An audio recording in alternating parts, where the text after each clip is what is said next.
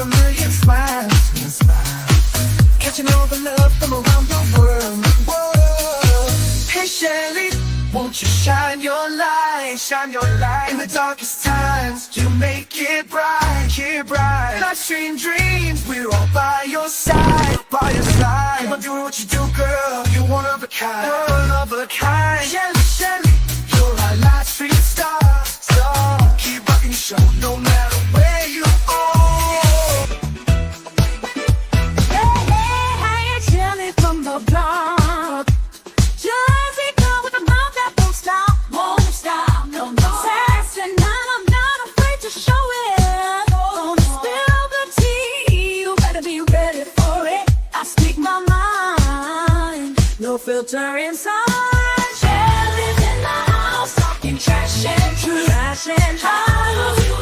no sugar-coated grooves. Never leave, then get out the way. Jersey girl with something to say. Shelly's in the house, time to break the rules. From halls to the city, I'm the queen of cool. You can handle the heat, then take the high. Shelly's in the house, drop the mic.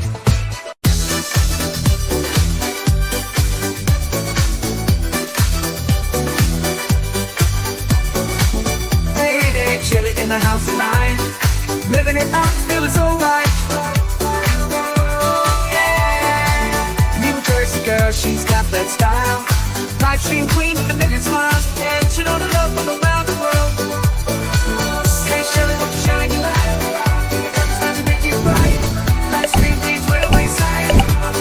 You're one of a kind. Shelly, you're a life's dream star. Keep rocking the show no matter where you are. Yeah.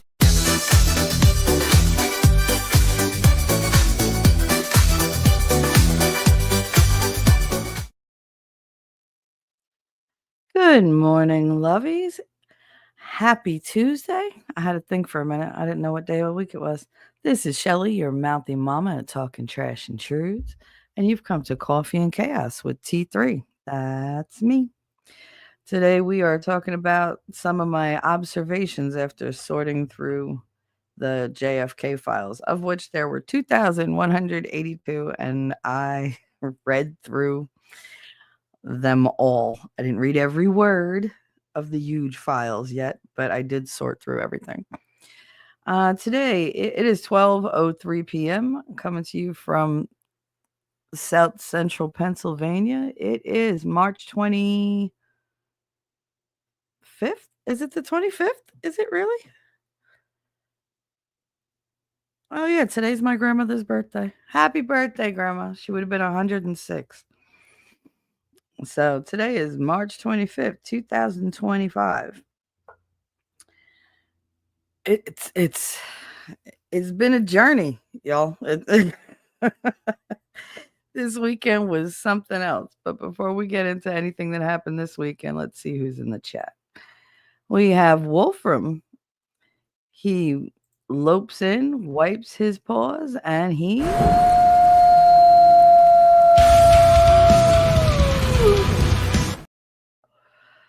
And that's how you know.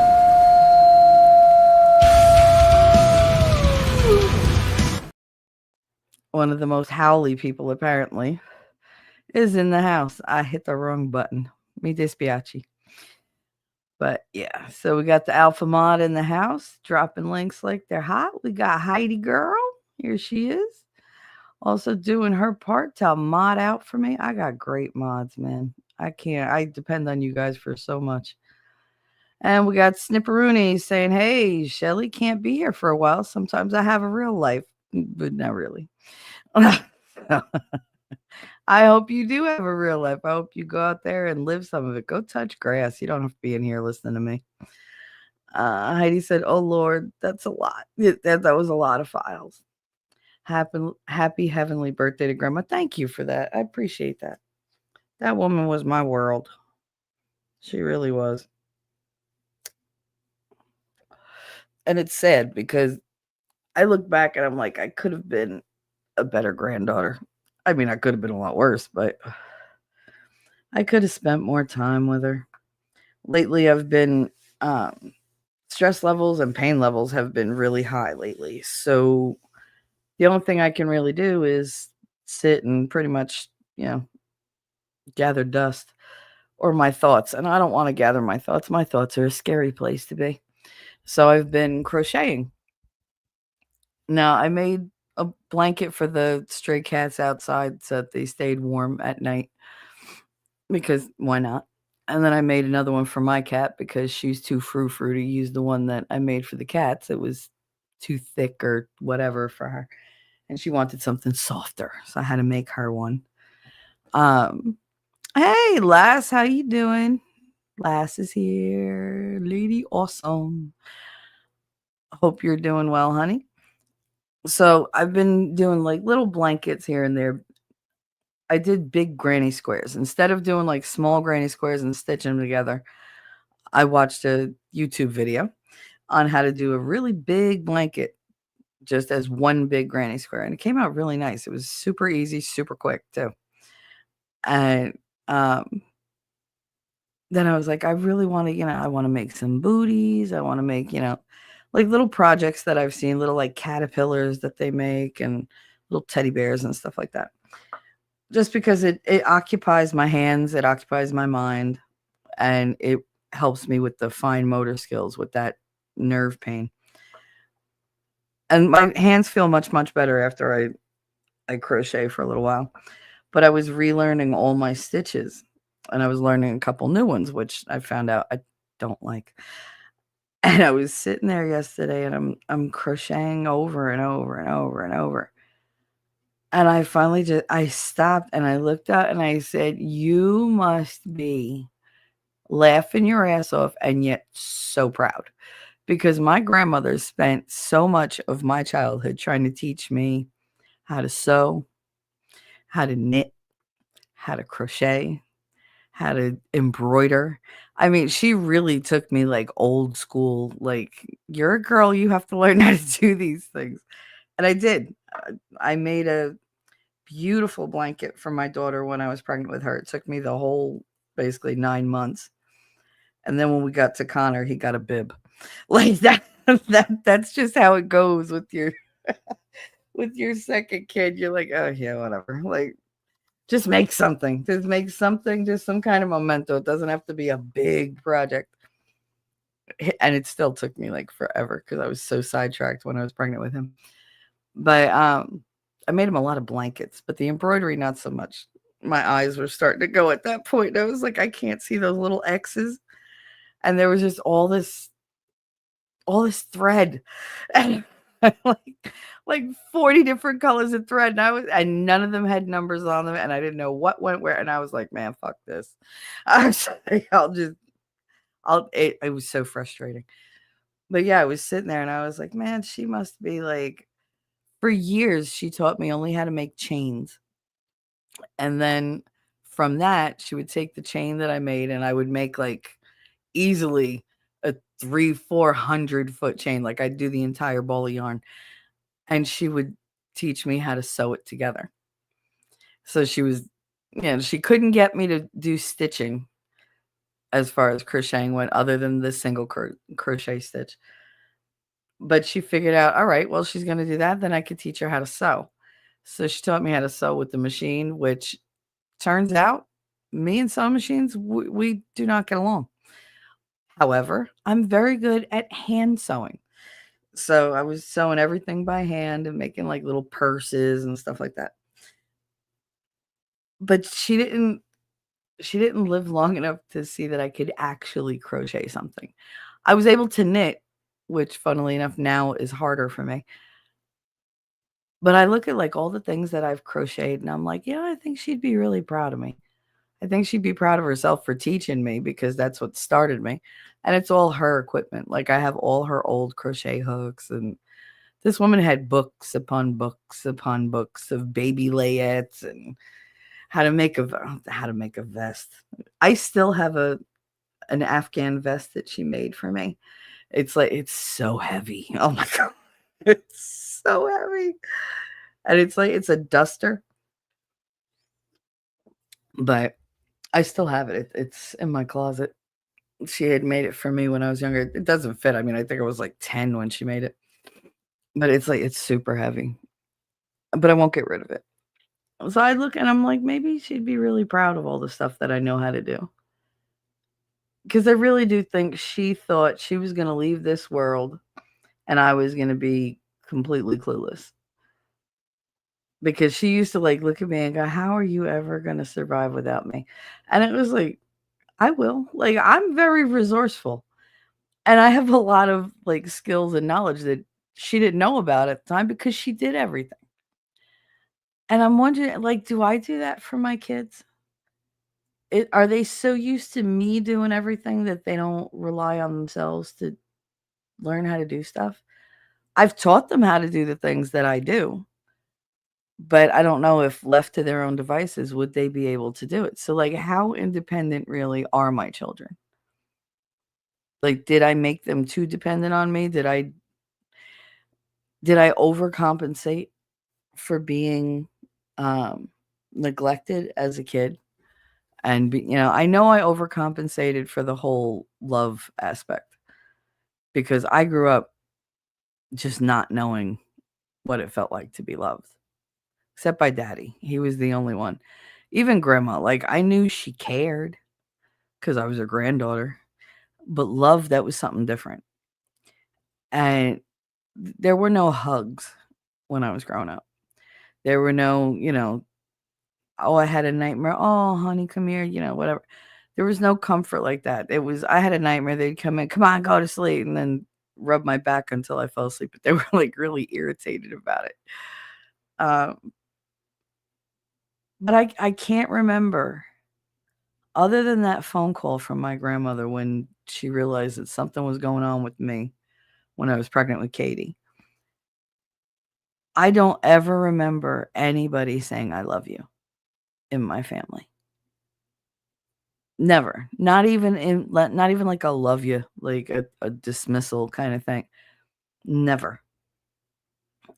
And I vowed when I became an adult and I had my own family that they were never going to doubt how much I loved them or how loved they were. Nor would anybody else in my life. That's why I tell you guys I love you, because I do. And I think there are different levels of love. But I've never experienced a love that went away. It's changed over time for different people.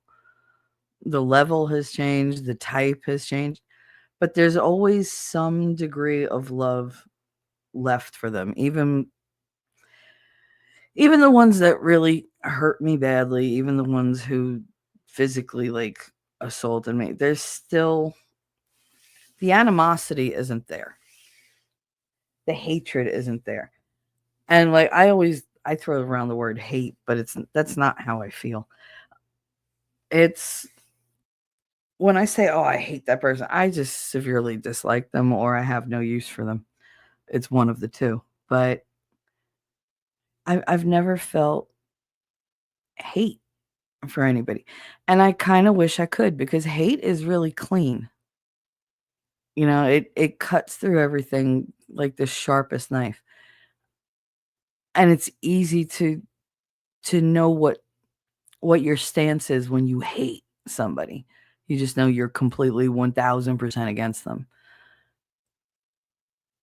That in between is where you get the internal conflict, right? Like there's people I can't stand, and yet if they needed help, I'm shim enough to do it. I'm shim enough to say, all right, yeah, I can do that, but I still don't like you. Like, but I can't help it. Like, I've helped many people that I can't stand. And they're like, why'd you help me? Because you needed it. I mean, you came to me, right? So obviously nobody else was going to do it for you. And it leaves you in this weird place because you can never completely break free of people. Now, there's people that I don't hate, but that I just have absolutely no use for. Like, they just have no relevance in my life whatsoever. So I feel like I got a clean break from those because I just walked away and just was like, fuck it, and never looked back. But for the most part, I'm still tied to like so many people. I'm not actively in their life, but how many of you have people that you don't talk to? You don't want to really talk to them, but you leave the door open just a crack, just in case they need something and you don't want to be the one to drop the ball. I don't feel like I owe them anything. I feel like I owe it to me rather than to them. I owe it to myself to be that person, to be who I feel it's in my nature to be. Not to force anything, not to be fake, but to actually like be like, all right, yeah, well, I'm a little bit of a doormat. All right. Like, I own it. I own it. I come off all tough and abrasive and whatever because I'm such an easy mark.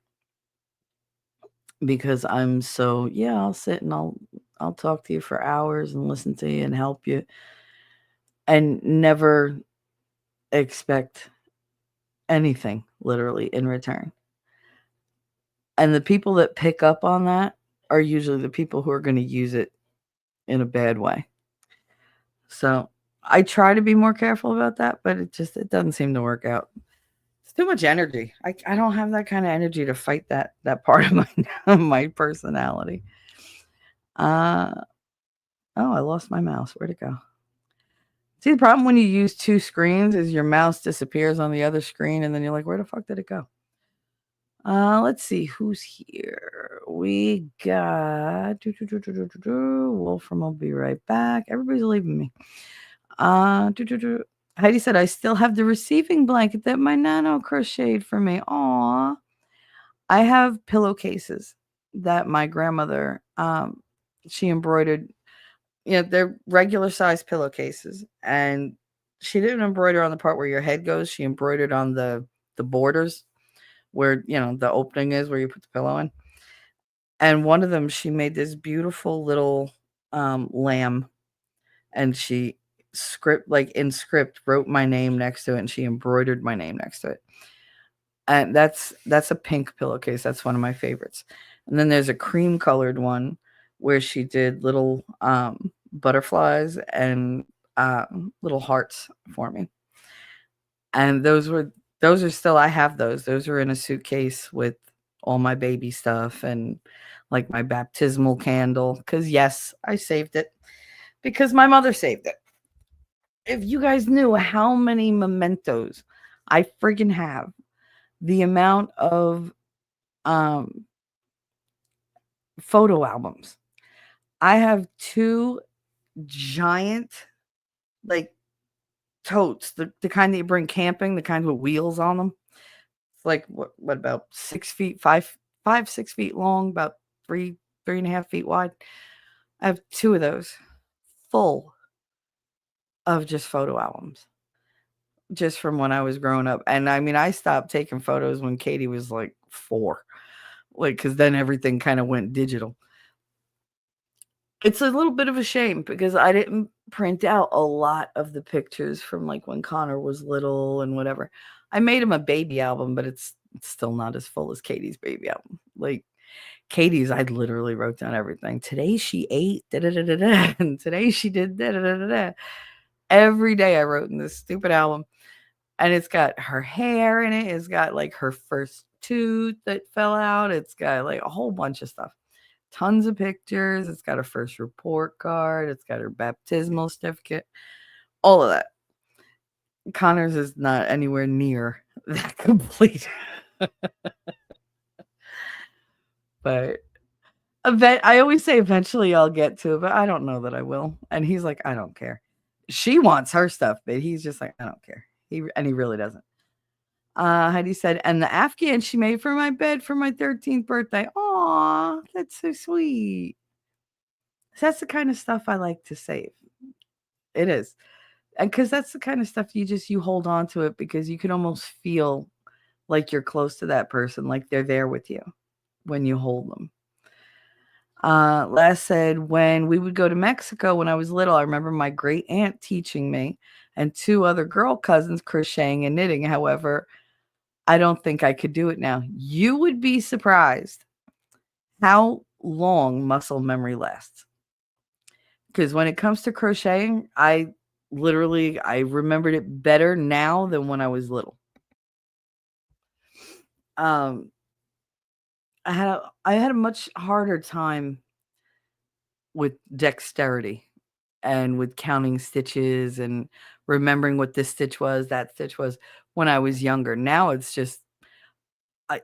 a mindless thing. Like if you do 2 rows that you concentrate on, all that muscle memory comes back and it kicks in and you just boom, boom, boom, boom, boom, and you get faster and faster and faster.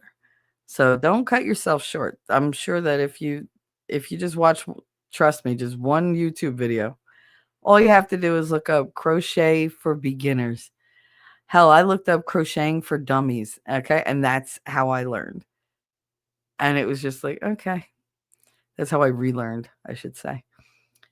But it comes back to you. And it really is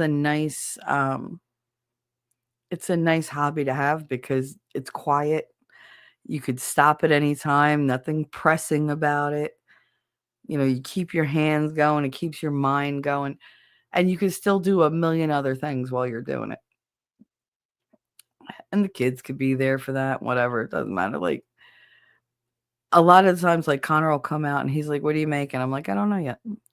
He's like, "What do you mean you don't know?" I'm like, "I don't know yet. I don't know if how long I want to do this, how much I want to put into this project." And he's like, "Just make another blanket." I'm like, I might make a blanket, might make some headbands, might make a hat, might make mittens, might make a purse. I don't know. And he's like, "All right." But then he'll come out like an hour or two later. He's like, "Oh my God, you did all that already?" I don't, And then he comes with the requests. I could use a blanket for when I sit in the chair because sometimes I get a little like chilly and the comforter is too big. I'm like, "You want a lap blanket?" Okay. He was like, and he's like, "Maybe just something to like put them on." I was like, "You want me to make your leg warmers? Because I'll make your leg warmers." He was like, "Yeah, no." He was like, "But like something that like goes over my lap and just covers my legs." I'm like, "All right, I'll make that." But he doesn't want it to be, he was very specific. He was like, "I don't want it to go over the sides of the chair because then I'm going to roll over it." And da-da-da. I was like, "What if I made you like a sack?" He goes, "What are you talking about?" I said, "I can make like a blanket sack where the bottom like comes together, but the top is open." I said, "And if you laid it down, it would kind of look like a T." And he was like, "You could do that?" I was like, I could do anything. I was like, "Just tell me what you want. Like, I can make it." He's like, "That actually sounds really interesting." He was like, "All right, do I have to do anything?" I was like, "No." I was like, "I'll do it." And he was like, "Okay." He was like, "Do I get to pick the color?" I was like, "Yeah, go through my yarn." So he spent yesterday afternoon like half an hour going through this giant bag of yarn that somebody donated to me like years and years ago. And he was like, "I want this color." I was like, "Fine." And I wouldn't have picked the color. It's like a teal, and he picked teal and black and silver all to go together, and he wanted it like a specific pattern. I was like, "Just text it to me." I was like, "'Cause I'm not gonna remember it." And he was like, "Okay," but he's excited now. He's like, "Good, make me the sack so I can just put my feet in it." I was like, "All right." So I don't know what the hell I volunteered for that for, but that's the next project. Um, it is a lot more fun though now than it was when I was little. When I was little, I was like, "I'm not old. I don't want to crochet. Only old people crochet." Well, now I'm old, so I might as well just embrace it. I have all the equipment for it, so it's like, meh. Oh, what else is going on? Let's see who else is in chat. Heidi said, "Thank you, Laz. She'd be 103 this year. Miss her still on occasion after 30 years." Oh yeah. Grandma passed away, what, 24? 23, no, 24 years ago. She passed away. God, it's been that long. She passed away 24 years ago. And I still, when I'm doing something that I know she knows about and I don't have an answer to the question, like I'm confused. I go, "You know what? Let me call grandma and ask her what." And I stop and I go, "You idiot. Like you haven't called grandma in over 20 years. But I still have that instinct. She's the first one I want to call. When something goes wrong, I want her there. When I have a question, I want to ask her. And it hurts. It still hurts that she's not there. I don't do that for daddy. And I mean, my mother's alive. I still don't ask her shit because she don't know how to do nothing. Y'all, she made me a steak this weekend. She handed it to me. I said, what are you doing? I made you a steak. She was like, say thank you. I was like, it's raw.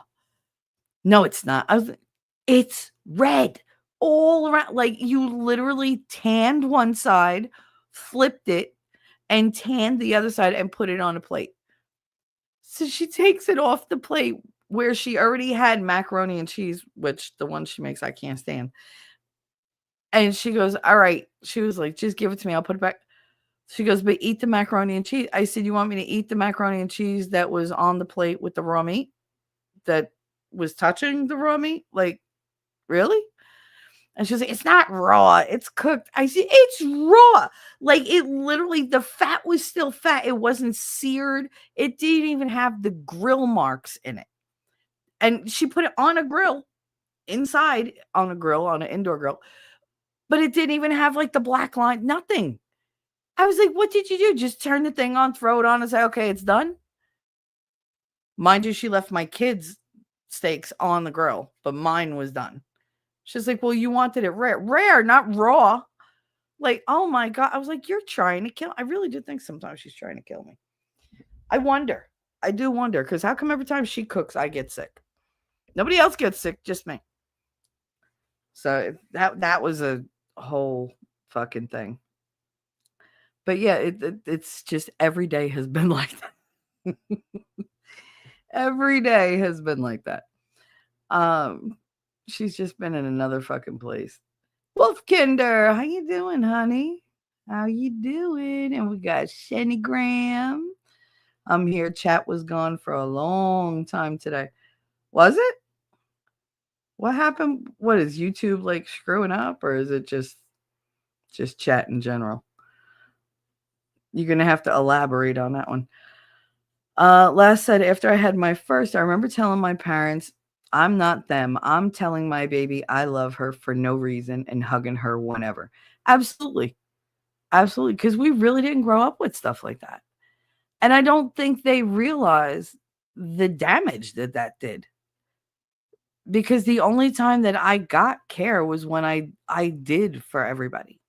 So I was always jumping through hoops to earn people's affection, to earn, their attention, to earn any type of love or care or whatever. And even then they always fell short. It was like bare freaking minimum. And I still do that today. Like I still overdo doing for other people in the hopes that it'll make me worthy, I guess. Because there are people out there, and I've met tons of people who just assume they're enough as they are. They don't have to do anything for you. They don't have to be special. They don't have to be funny. They don't have to be smart. Hell, most of them are bitches on wheels, but they just assume that they're enough. And I can't do that. That doesn't exist in me. And it makes me question every relationship with every person I know. Because it's like, all right, I do all this for you. Like, if I stop, what are you going to do? Like, what happens when I can't do what I normally do? I spent years as a teacher doing for everybody, doing for the kids, the principal, the other teachers, the aides, the cafeteria ladies. Like I literally bent over backwards for fucking everybody. All my friends, running here, running there, loaning them this, giving them that, doing this project for them. I had people like the secretaries used to call me up at like 4 or 5 o'clock in the afternoon and go, oh my God, I forgot. My kid has to go to this thing at like 8 o'clock. Could you make a bunch of cookies for the I'm like, you're giving me like 2 hours to make you like a shitload of cookies. What if I was doing something? And I can't say no. And I'm like, yeah, all right. I had one that she was like, oh, I forgot she's going on an overnight trip and she's going to be gone for like the weekend, but she promised them your snickerdoodles. So if you could just make enough for like her whole Girl Scout troop. And I was like, how many cookies you want me to make? She wanted me to make like 3 to 4 dozen cookies. And I was like, in 3 hours, you want me to like, I did it though. And that's the thing. Like, I always got it done. But then I got sick and I couldn't do the things that I was doing. And Rachel was the first one to fall off.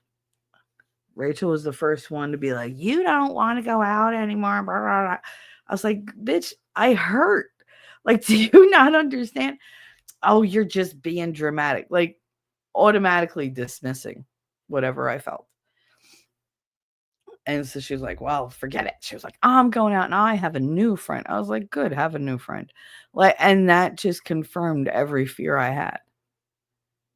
Because it's always been like that. If I don't do something for somebody, then I'm the bad guy. Then they go away or they make me feel bad about it or whatever.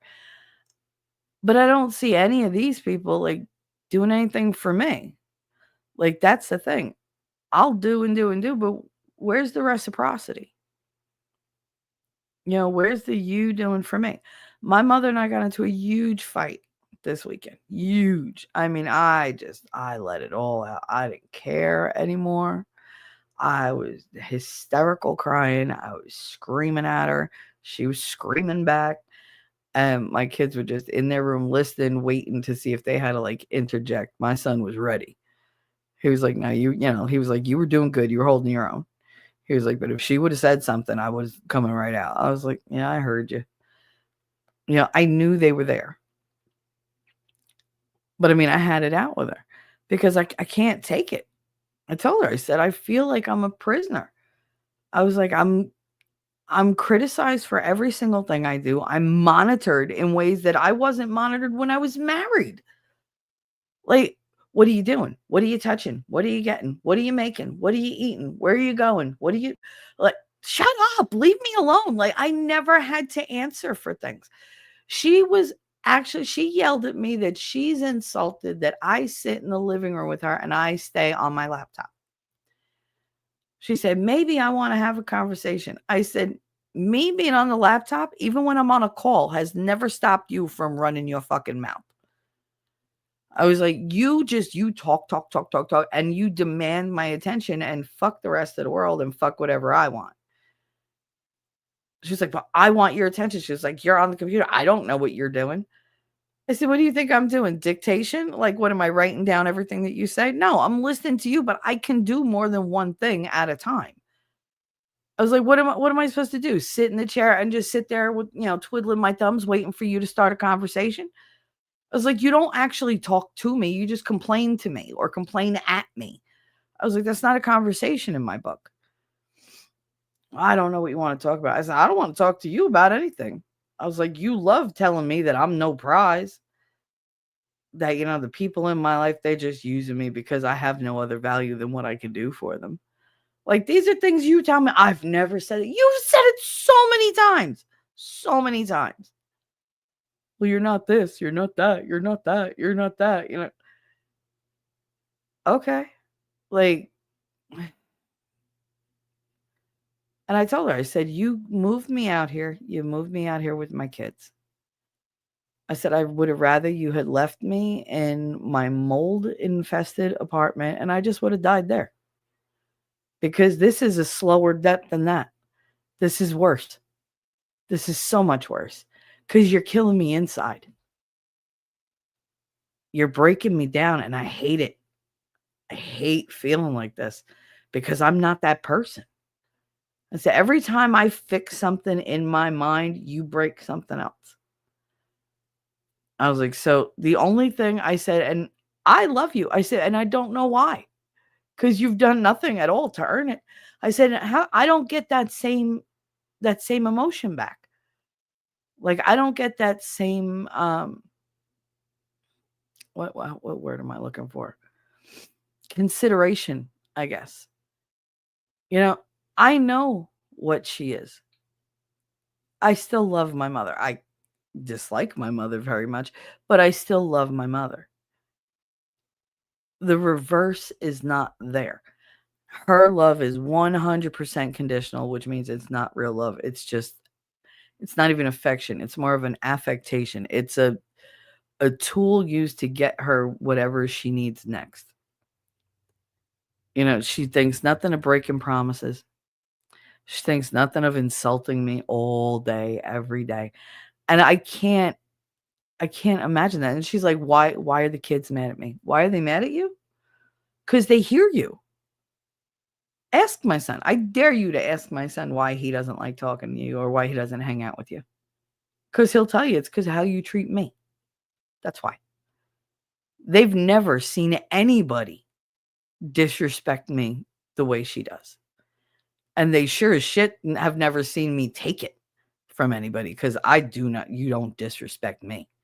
You just don't. I don't stand for that shit. But from her, it's just shovel the shit right on me. Go ahead. And I just stand there going, thank you. Can I have some more, sir? Like, oh, it's so stupid.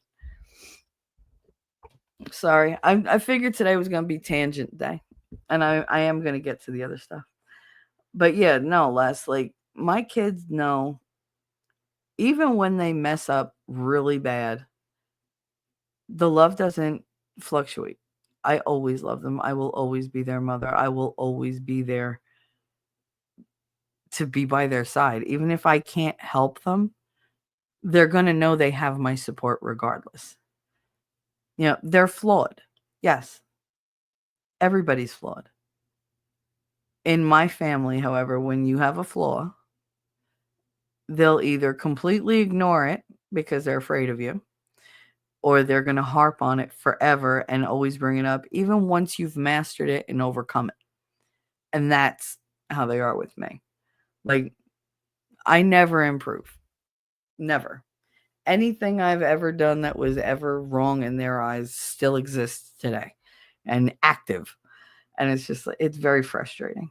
Hey, cool gamer, what's up? Bobby Bologna. Oh, how I know it. How you know what? What you know? What you know? What you know? Hi, y'all. Star Wars and I love Star Wars. I love Star Wars. Shenny said, hey there, Lady Awesome. Hope y'all are getting beautiful skies where you are. Last 2 days have been awesome here. It's been really nice here in Pennsylvania, but today is like one of those peekaboo days with the sun. So it's like I want to put the lamp on, but then when the lamp is on and the sun comes out, it's fucking wicked bright in here. But then the sun goes away and everything's pitch black. And it's like, really? Like it got so dark. So I don't know. We got a delivery yesterday. They delivered the greenhouse. That's going to be fun watching him put that together. Fucking thing is huge. Oh my God, it's huge. And he has to put it together by himself because now he pissed my son off, so he ain't going to help. And I'm not going to help. Even if I could, I wouldn't.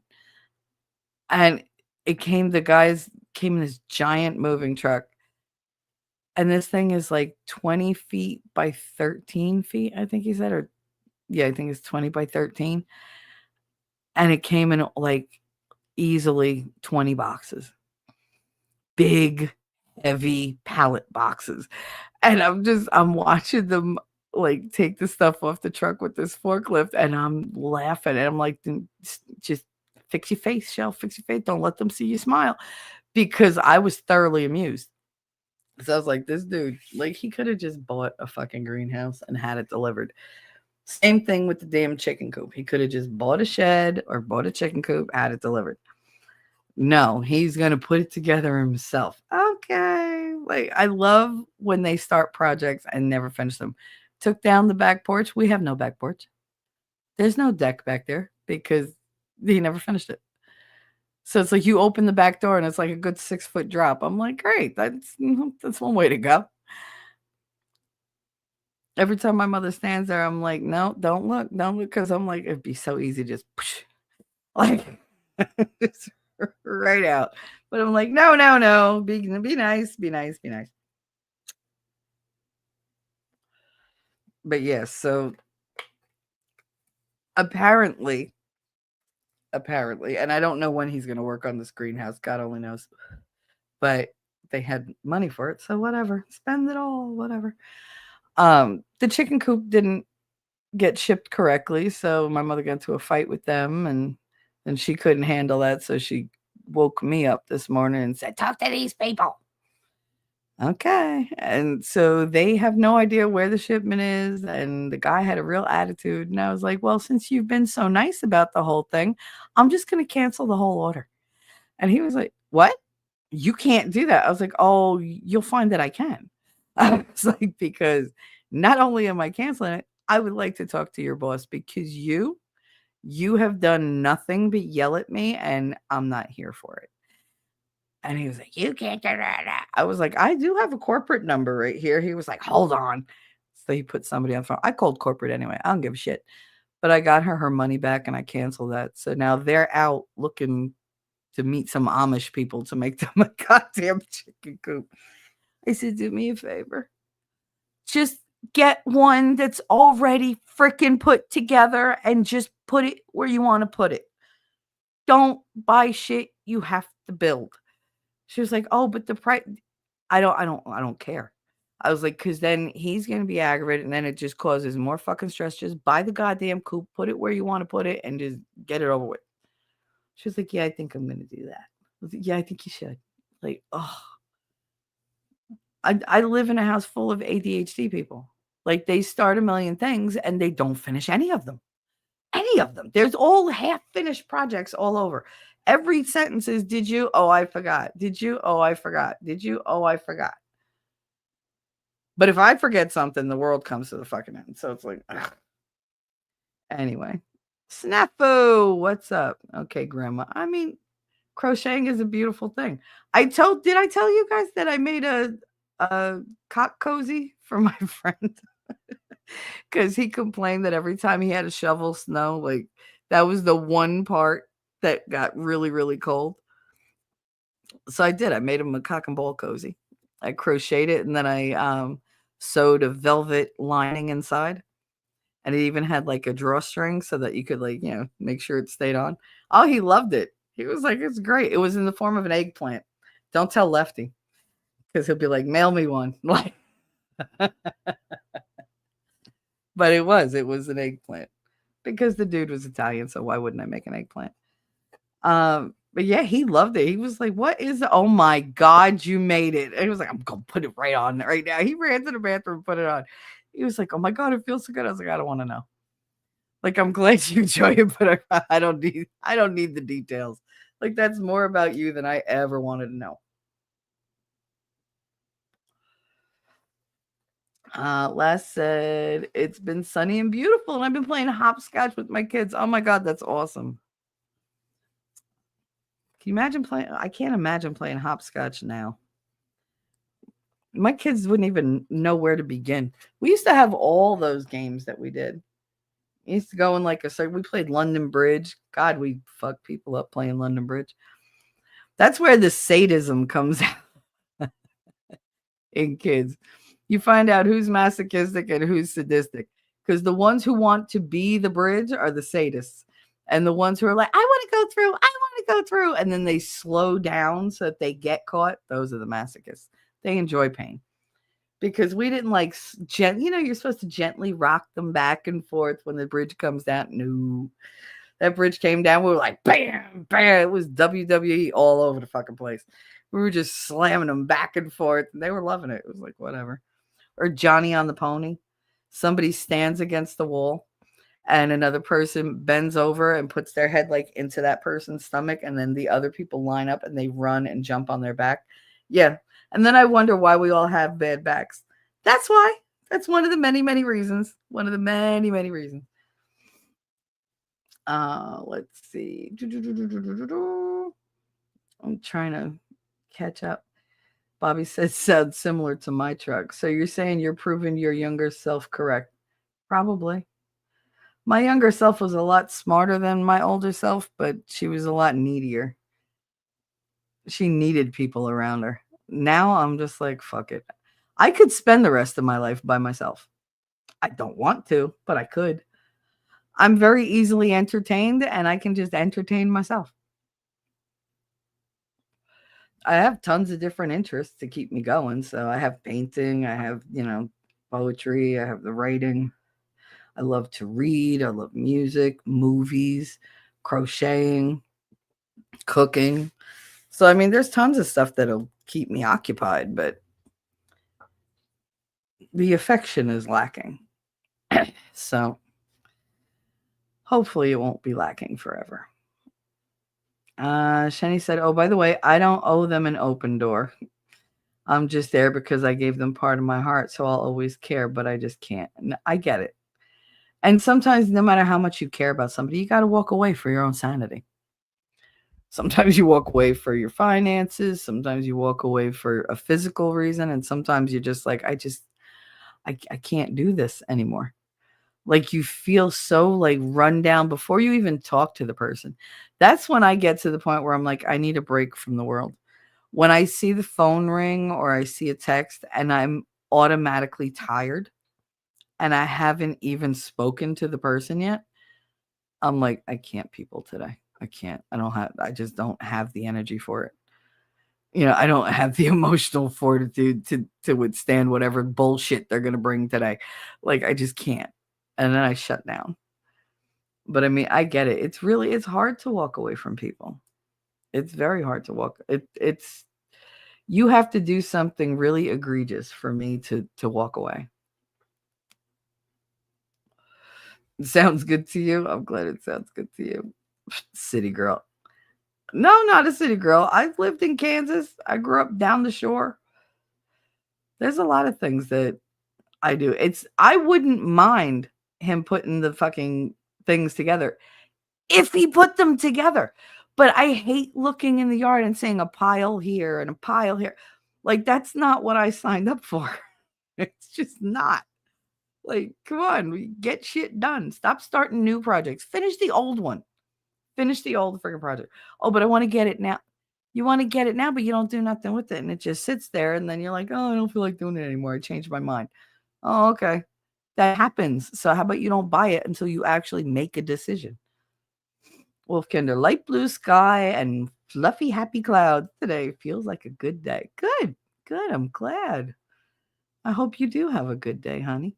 Got her. How you doing, honey? She said, good beautiful beings. There you go. There you go. Happy Tuesday to you, honey.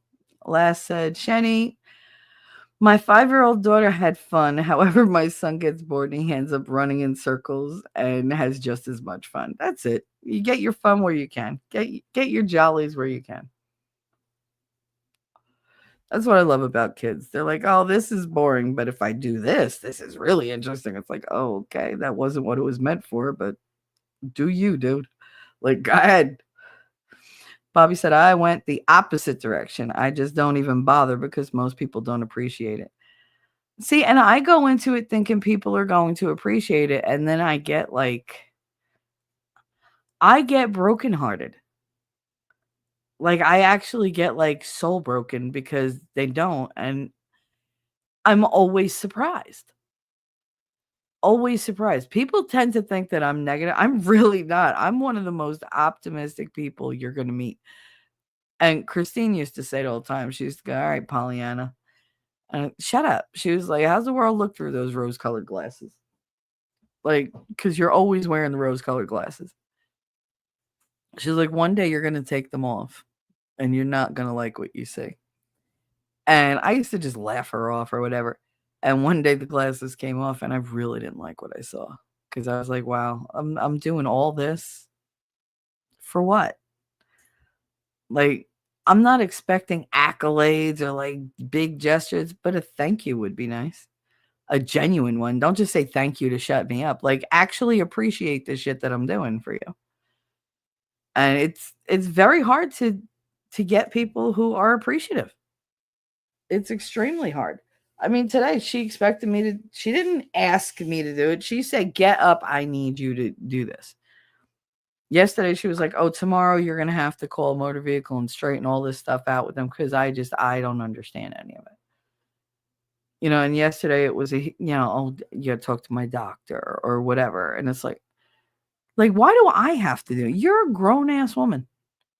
Like I take care of all my own stuff. Why can't you? But she's so used to getting waited on. Like, she plays the needy card all the time, and she plays the stupid card. "Oh, I don't know how to do it," and then somebody will run along and do it for her, and I can't do that. I can't play stupid. When he asked me that one day, he said, "Do you think you could ever play stupid?" I was like, "I really don't. Like, I could try." He was like, "Yeah, I don't think you can." I was like, "Yeah, I don't." Like, if I don't know something, I'll tell you I don't know how to do that.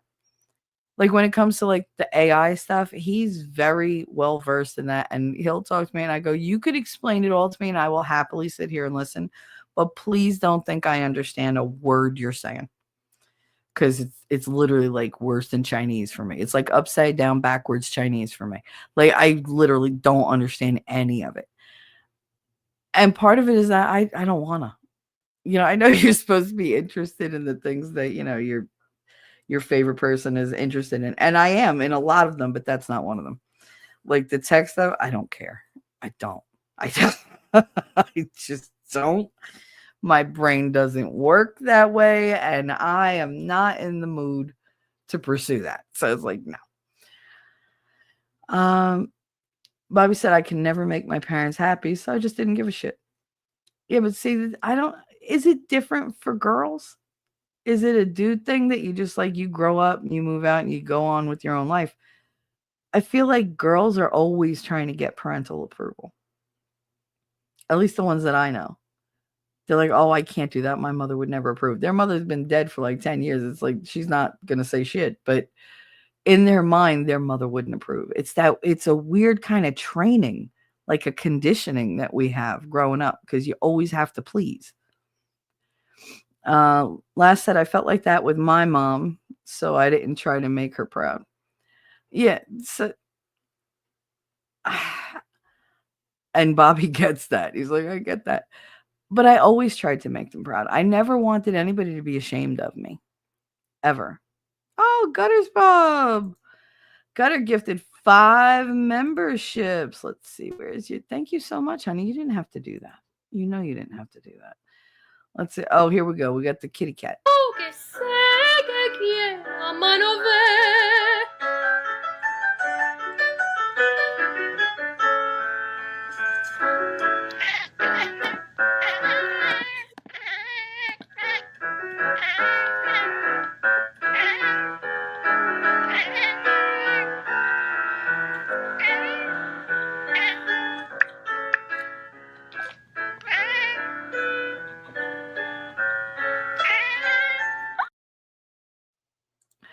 I love that clip. I really do.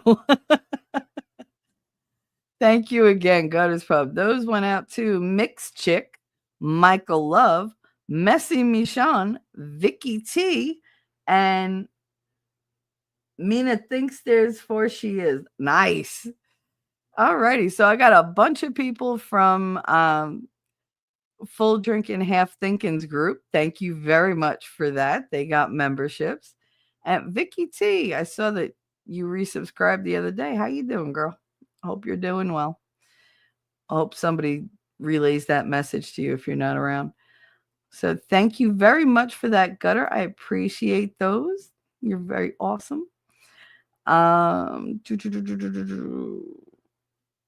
wanted to play something else just to give you a little happy. Here you go. Thank you for your super chat. Thank you for your super chat. Now, it wasn't a super chat, it was memberships, but I figure you might want to see a little bit of, musculature. Yeah, because we all appreciate the human form. So, but thank you again for that. I appreciate it. Shani Graham said the reciprocity comes from the bad mouth in you at whatever whim they feel. Yeah, that's what I get back. It's like I give you gold, you give me back shit on the shingle. Thanks. Bobby said the constant monitoring trained the male superpower of white noise. Is that why y'all could just block us out? Because believe it or not, I'm nothing like my mother. I'm not demanding. Pretty much if I could do it for myself, I'm gonna. And if I need somebody like to do it for me, I'm very hesitant to ask. It takes me forever to actually work up the courage to ask for something. And I always put a little disclaimer of, but I know you're really busy, so you don't really have to because it's not really that important. Even though it's important to me, but I don't think that's going to transfer over. Like they don't care that it's important to me. They're busy doing their own shit. And then I'm like, I'm super appreciative, but I always feel guilty that I don't appear grateful enough. And it's just like, ugh, you know, because that's what happens. Like, what did Eddie Murphy? Eddie Murphy said, like, there are guys who date girls who won't give the shit up, right? And so they go with this girl for like months and months and months, no sex, no nothing. And then when they do give in and have sex, they think it's the best sex they ever had. He said, if you take a man and you starve him, and I'm just paraphrasing here, like if you starve a man for a year and then you give him a cracker, he is going to be so grateful for that cracker. He is going to eat it up, lick his fingers, everything, eat all the crumbs, and be like, that wasn't no ordinary cracker. That was not like no saltine cracker. That was like a Ritz or like a Townhouse or something. Like that was a special cracker. And then like a couple of years go by and you realize that was just a saltine. Like, really? That's how my whole life has been. I think everybody is a Townhouse or a Club Cracker or a Ritz. And they're not even like the no frills saltines. But it's because I didn't have anything that crumbs and scraps were a feast to me. And I'm still like that. I'm still like that. And it's sad because I would love to have somebody make a big deal of something for me. And yet, one, I don't think I deserve it. And two, I wouldn't know what to do with it. I really wouldn't. Like, I would have no idea how to react to it. But that's just me. But yeah, the whole white noise thing, like, she orders her husband around, and I'm like, do you not know how to say please? She's like, what? I said, yesterday, he was busy doing a whole bunch of things. I said, he was going downstairs. You said, bring me up, and you gave him a whole list. You didn't say, do you think you could bring me up this stuff? You didn't say, could you please bring me up this stuff? Oh, hun, you're going downstairs. While you're down there, could you grab this for me, please? Because I need it. None of that. It was, get me this, get me that, get me that, get me that. I said, and like a good little whipping boy, he went and did it. I was like, and then you wonder why he spends 2 hours or 3 hours a day with the fucking chickens. Because at least they're clucking, but they're not asking him to do anything. They're just happy he's there. Like, why can't you be nicer? Well, that's just how I am. Well, you suck then. Because that's the most ungrateful kind of way of asking for anything. I've never understood how she could be so demanding. I don't get it. I can't wrap my brain around it. Shani said, at Bobby, you know I love you, though. And I enjoy most everything you share with me. Rarely even confused, if you notice.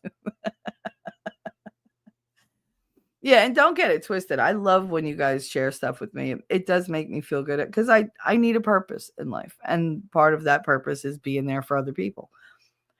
But there are the types of people who just take and take and take and take and take, and then they feel entitled to my time. And it's just like, they're like, well, I needed you to, but I was busy. But I needed you. I don't know what the fuck to tell you.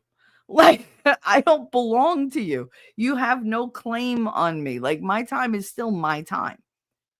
And I've always had a really hard time of reclaiming my time.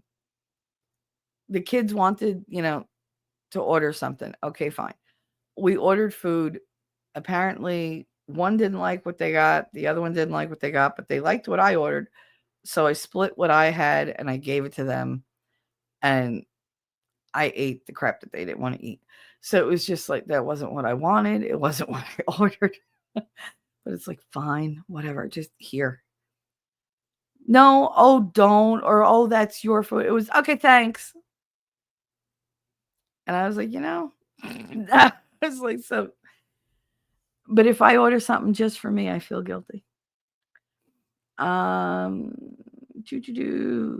said, this, my love, is why when you ask what they're thinking, they say nothing, right? That's why that they can just blank out their minds. I wish I could do that. Hey, mixed chick, what's up? I'm so far behind. How did I get so far behind? Wolfkinder said, glad you're here. Glad you're here. Wolfkinder said, our parents push our buttons because they're the ones who sewed them on, right? Like, she trained me to be exactly what she wanted me to be. So, like, if you don't like how I turned out, you got nobody to blame it yourself, bitch. Shani said, nothing. They mean absolutely nothing. The male is able to just run in circles without thought. We women can't stop thinking, which is why they will never ask us that question. Very true. Very true. I always have a million tabs open in my head. What you say about my mama? Your mama's so fat. No. I don't know any of those jokes. I really don't think that was a thing when I was like a teenager. The whole "your mama's so fat" jokes, and they didn't do much for me. I'd chuckle at them, but those were not my forte. They just were not my wheelhouse. You subbed up to Mixed Chick. Awesome, thank you. Heidi, you put her stuff out, or Wolfram? Heidi put her stuff out. Awesome. Thank you very much. Yes, please sub up, because Full Drinking Half Thinking's crowd treated me very, very well. I got a lot of subs from them last week, and they came over here and showed love with like 50 gifted memberships. I was floored. I didn't even know. I didn't even know how to react. I cried. I legit sat here and cried. But yes, if you see somebody new, do me a favor, click on their thing. If they have a channel, sub up. It's free, and I love supporting other creators. Mixed Chick said, got a sub. Thank you. I'm still working on it. Not much there yet. That's all right. You got to start building early. Doesn't matter, because it takes forever. YouTube will not help you. It is an uphill battle the whole way. The whole way. But let me tell you something. Every sub you get, you're proud. I remember I used to talk to Nick Ricada when I was building my channel, when I only had I think I had 70 subs or whatever. And I would text him and I'd be like, oh my God, I got 5 subs today. And he was like, what are you up to? I was like, I'm up to 87 subs. And he goes, I remember those days. He was like, now I don't even look. He was like, and it's kind of sad. He's like, because I remember those days when I would wake up and go, somebody subbed to me. They like what I'm talking about. He said, and I would get excited. He was like, and he goes, that's just not there anymore. I don't think that'll ever go away from me, ever, because I'm just, that's just who I am. But every single one of them makes me proud. Like, I smile and I go, I got a sub today. And then I'm like, yeah, but then the balloon drops, because I'm like, fucking YouTube. Because they're going to take, if I get 5, they take 4. I get 7, they take 9. I'm like, I can't win with this damn platform. I just cannot win. Yeah, Gutter said, you'll get there. I'm still working on it as well. It's all about the journey, right? And that's the thing. I love the people that I've met on this journey. I do. Some of them I could have done without, but that's way in the past. But yeah, I love all the people that come along, because I talk to so many different people every day, because it's not just when I do shows. I get tons of DMs. And I mean, if Winning ever saw the amount of DMs that I got, it's like, can I ask you a question? Can I tell you this? And I'm just like, oh, and it feels good to have that much contact with so many different types of people. And the fact that they're all comfortable with me makes me feel better about me. It's like, okay, no matter what this bitch says about me, all these people can't be wrong. They have to see something that she doesn't. or that she's unwilling to see. And it gives me hope that maybe I'm not that person she tells me I am. Maybe I am the person that I want to be, or that I'm striving to be. I try every day to be that person. And every day it's less of a struggle to be the person I want to be, because it becomes more natural and it becomes more comfortable. And I'd rather be more comfortable in being a good person than being comfortable in anger, because that was always my safe place. My anger kept me going, and I don't want to be that person. Darth Kitty, you mentioned ADHD and I appeared. Good M, Shelly and friends. Good M, Darth Kitty. How are you? Yeah, my son has ADHD. My mother's husband has ADHD. So my mother is ADHD adjacent, and so am I. Winning says it all the time. He has the ADHD. That's another one. So I'm surrounded. I'm surrounded by Scorpios and ADHD. And if you know anything about that combination, it's like, oh, holy shit. Just buckle up because you're in for a ride. Full drinking and half thinking with the $10 super chat, sending kisses and hey, sending alarm bells out today. Can't stay, mama. Wild day, sending some love. Aw, so sweet. Thank you so much, but I'm still going to play. You know what? I want to see boobies.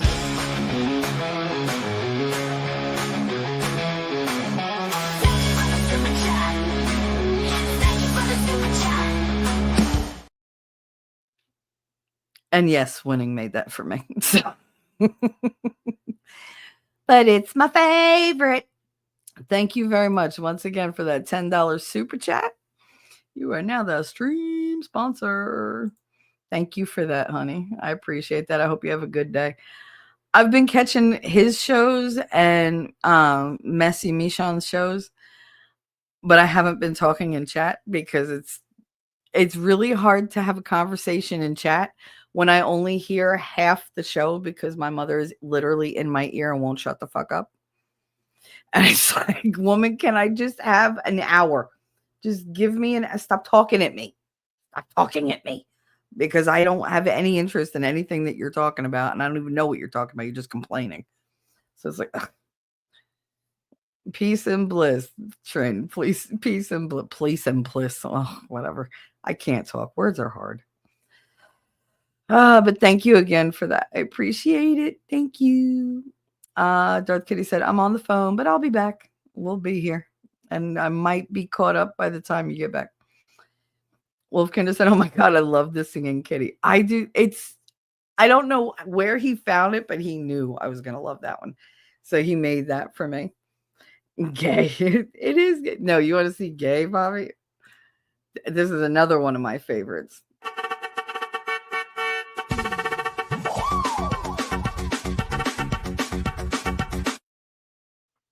I love that one. I do. But then you have T-Rex.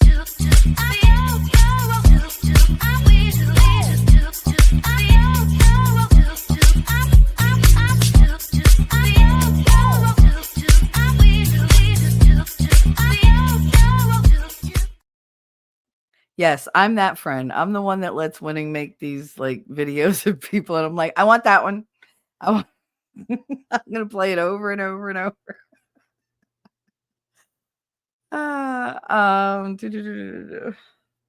Oh my God, I hate that it jumps back. What'd you say? What'd you say? See, he just drowns me out. That's for the ladies. I mean, but they aren't. Whatever. Well, let's not get crazy. I never worried of someone being ashamed of me, even though in hindsight, I probably should have been ashamed of having a kid in high school. Why? Listen, there's no point in being ashamed of things you've done, especially when you turned around and did them well. You raised your kids. You were a great mom. You are a great mom. So that was what you were meant to do. Obviously, that was something put in your path that you were meant to be. So there's no shame in it. Other people like to make you feel ashamed. You don't need to be ashamed. You stepped up and you took care of your responsibilities. And for that, you should only be proud of yourself. See, I'm not the one. I don't think having a kid in high school is something shameful. I really don't. Like, everybody makes mistakes. But if you step up and you take care of that kid and you give it your best, then you have everything to be proud of. Literally everything. Like my sister, I I'm ashamed to admit to some of the things that she's done.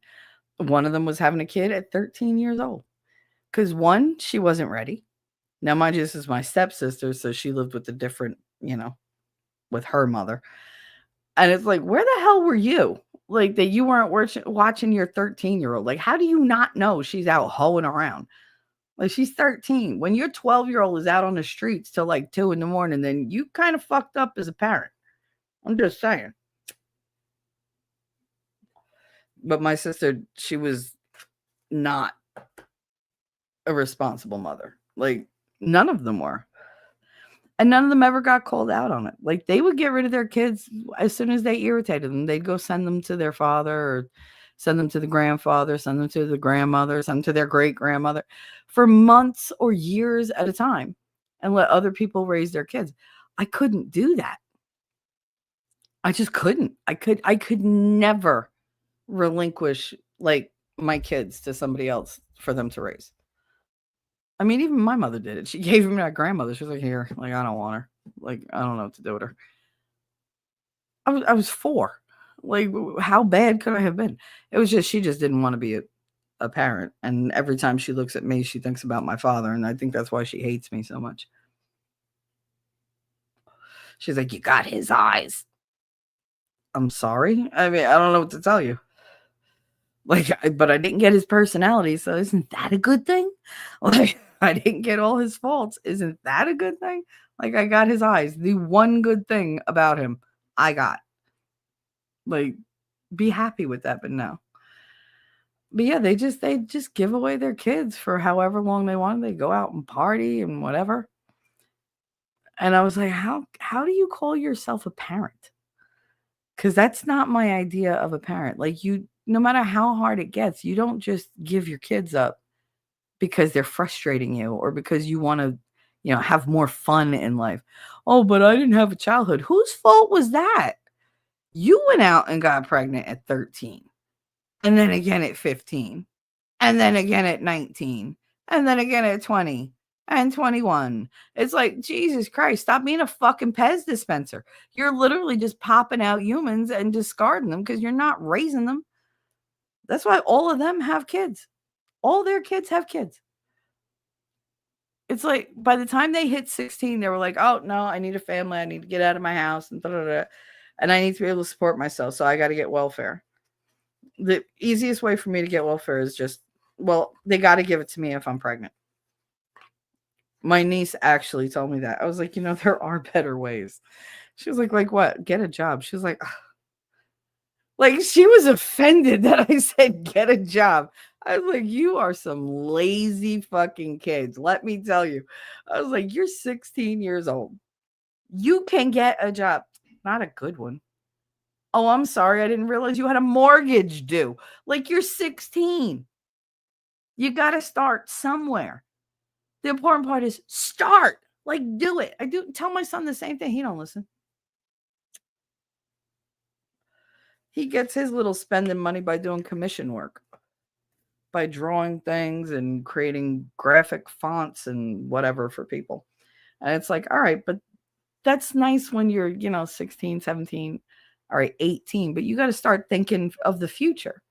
Like I keep trying to push him, think about a trade school, think about learning a trade, think about the military, think about something because you need a future. He's like, I don't want to stay here. And no, you don't want to live with grandma. I get that. But you got nowhere to go. You got no resources, no means. Guess what? If you join the military, they give you a place to live on, on base. You'll get trained. They will man you up. He doesn't, he's like, I can never follow orders. Oh, good God. Like, it's very frustrating. It's very frustrating. Lady said, I just didn't give a shit what other people thought of me. She said, shit, not shot. I knew. I know how to read typos.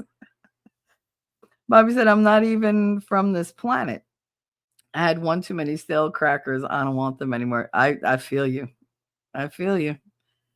I've done that. I'm like, yeah, if it wasn't for the fact that I really don't want to die alone, even though we all do, but I don't want to live my last years all by myself. And I wouldn't even bother. But and then you find somebody and you're like, I could spend my life with this person. And you get hopeful. But some days it's hard. Some days I'm just like, I want to throw in the towel. Shenny said, Bobby, you deserve cookies, not crackers. I just want to get you the ability to have a baker walking behind you with warm cookies for your mood. You want to get him a baker? That created a weird visual in my head, Shenny. I'm not knocking it, but that's a weird visual in my head. Because the way you said it. As soon as you said he has to have a baker, my mind went to broken bakers. So now I have an image of Bobby walking around, even though I don't know what he looks like. But he kind of looks like Seth MacFarlane in my head. I don't know why. And he's just walking around with broken baker behind him with a plate of fucking warm chocolate chip cookies. Just going, are you in a good mood? Are you sad? Here's a cookie. Here's a cookie. Here's a cookie. It's like, this is my brain, y'all. This is why I never want to meet somebody who could read minds, because I think their head would explode if they tried to read mine. The chicken coop has a lazy boy and a TV in there with a mini fridge, I bet you. No, there is no mini coop yet. There's no chicken coop yet. He keeps them in the basement. The basement I've never been in because there's no way to get there from inside the house. And he took away the back friggin' deck, so I can't get out the back door. And I'm not walking all the way around the house to go down a flight of stairs that have no railing and they're all cement, and so I could fall. And to go into a place that probably smells like chickens, not like I can't. It's like whatever. I'm just like, I sit there going, just either I'm gonna move, or when you people die, I'm just gonna wind up setting everything on fire. I'm just gonna set it all on fucking fire.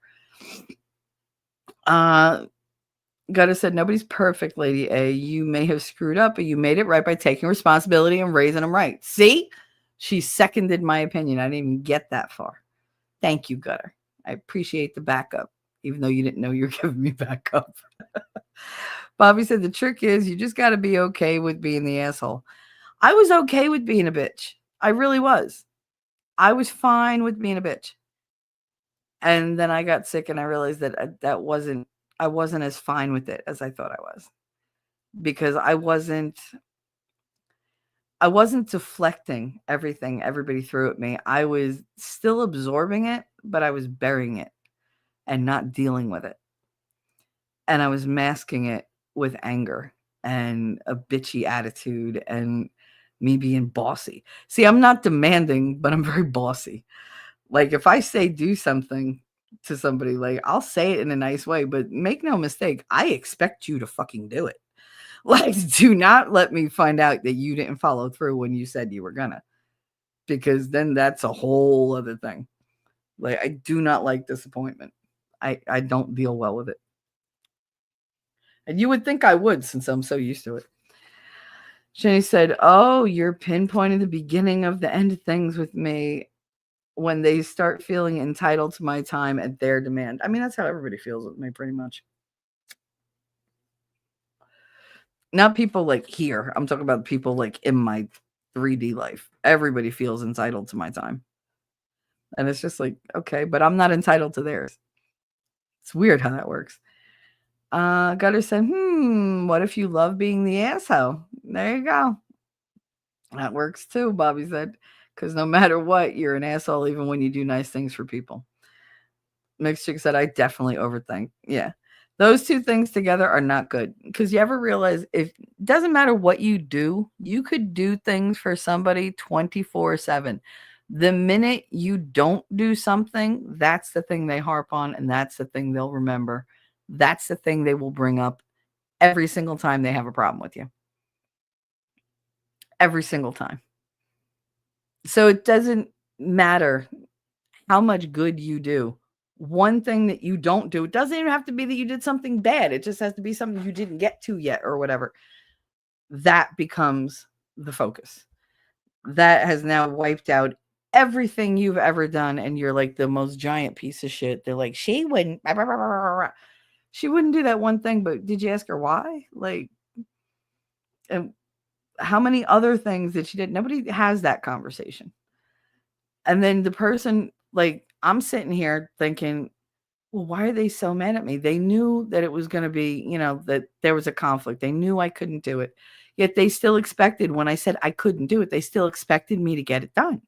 Like, oh, she'll change her mind. She'll give in.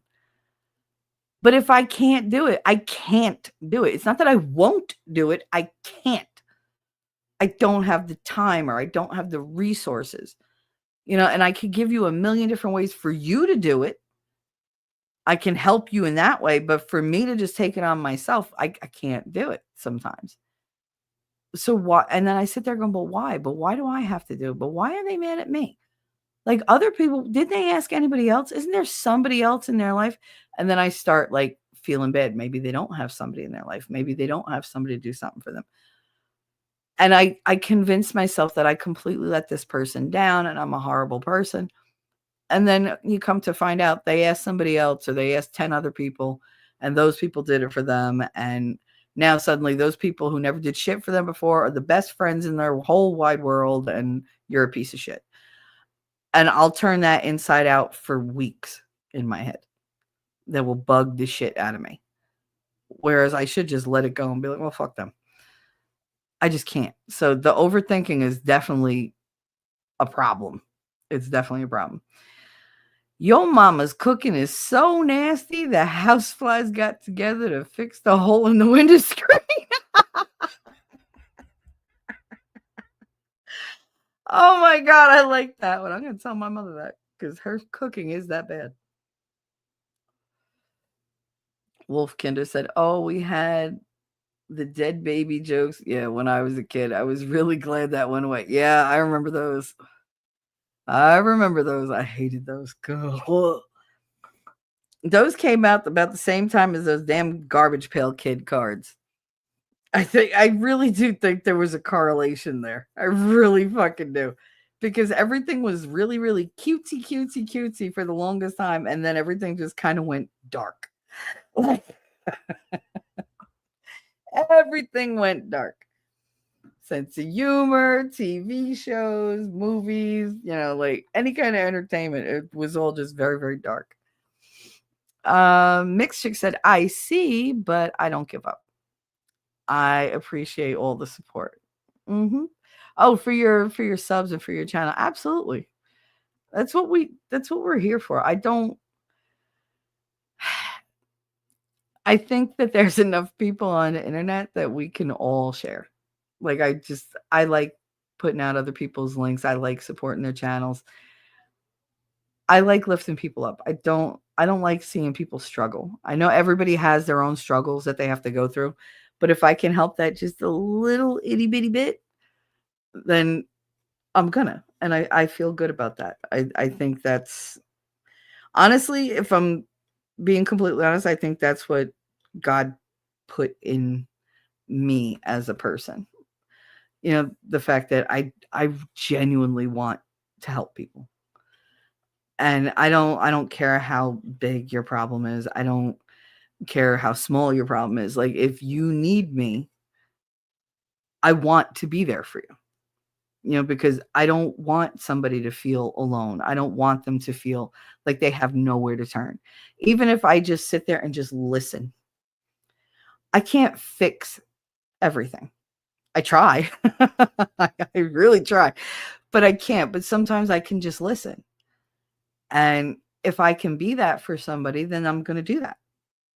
I just can't always do it on their timeline. And most people understand that when I'm like, I got this bitch next to me, like talking in my ear, and I can't give you the attention I want to. So just give me like an hour, or give me like 15 minutes or whatever. And let me just, like isolate a little bit so I have a little bit more privacy. But I don't think it takes a lot of energy to be there for people. I think that feeds my energy. But there are some people who just won't learn, and they talk about the same things over and over and over. And no matter what you tell them, they don't listen. So it's like, okay, like you literally asked me for advice and I told you and you just went and did it anyway. So I'm not going to repeat myself. Like I'm not more than 2 or 3 times. I'm not going to repeat myself. Bobby, your mama's so nasty. They used to call them jumpolines till she bounced on one. That's so rude. Trampolines, you're funny. I like that one. That one made me think. I had to think for a second.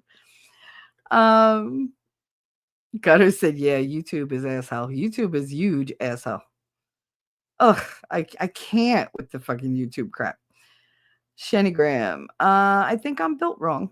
I don't look at the sub count. I just went to look and I see 13 new in the last 28 days. Inquiring minds, see why I don't look?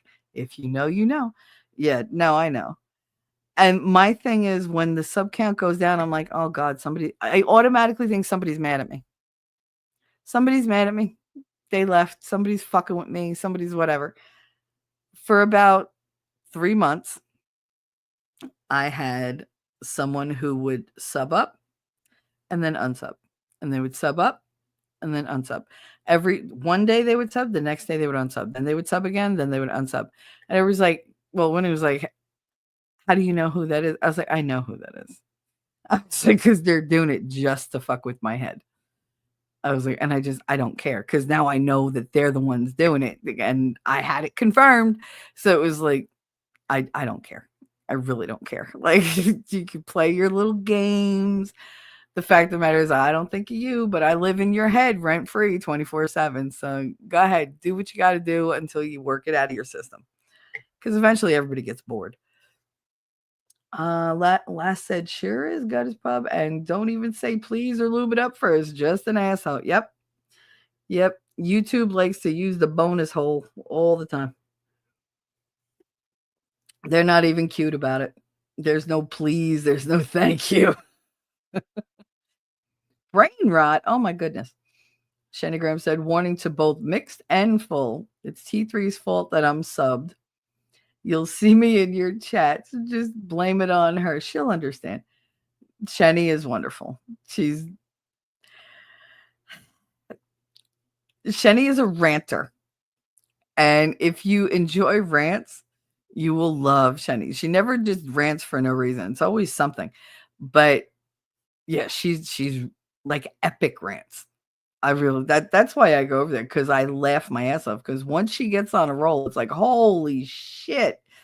Like she was and I'm there for it every time. Every time. Gutters Pub. Lady A, yeah, YouTube won't even spit on that thing before violating us. Nope. You don't even get like the text the next day, nothing. They just ghost your ass. They do it and they're just like, I don't have to explain myself. They don't even like give you a heads up, nothing. They just do it. It's not even like there's no foreplay. Just stick it in and be done with it. I don't know which one I like more, nerds or tears. Oh, I love the little chihuahua one of nerds. I really do. Like that one always makes me laugh. And I didn't like it when he first made it. I was like, oh, that's stupid. And then he changed it a little bit. And I was like, okay, now I like it.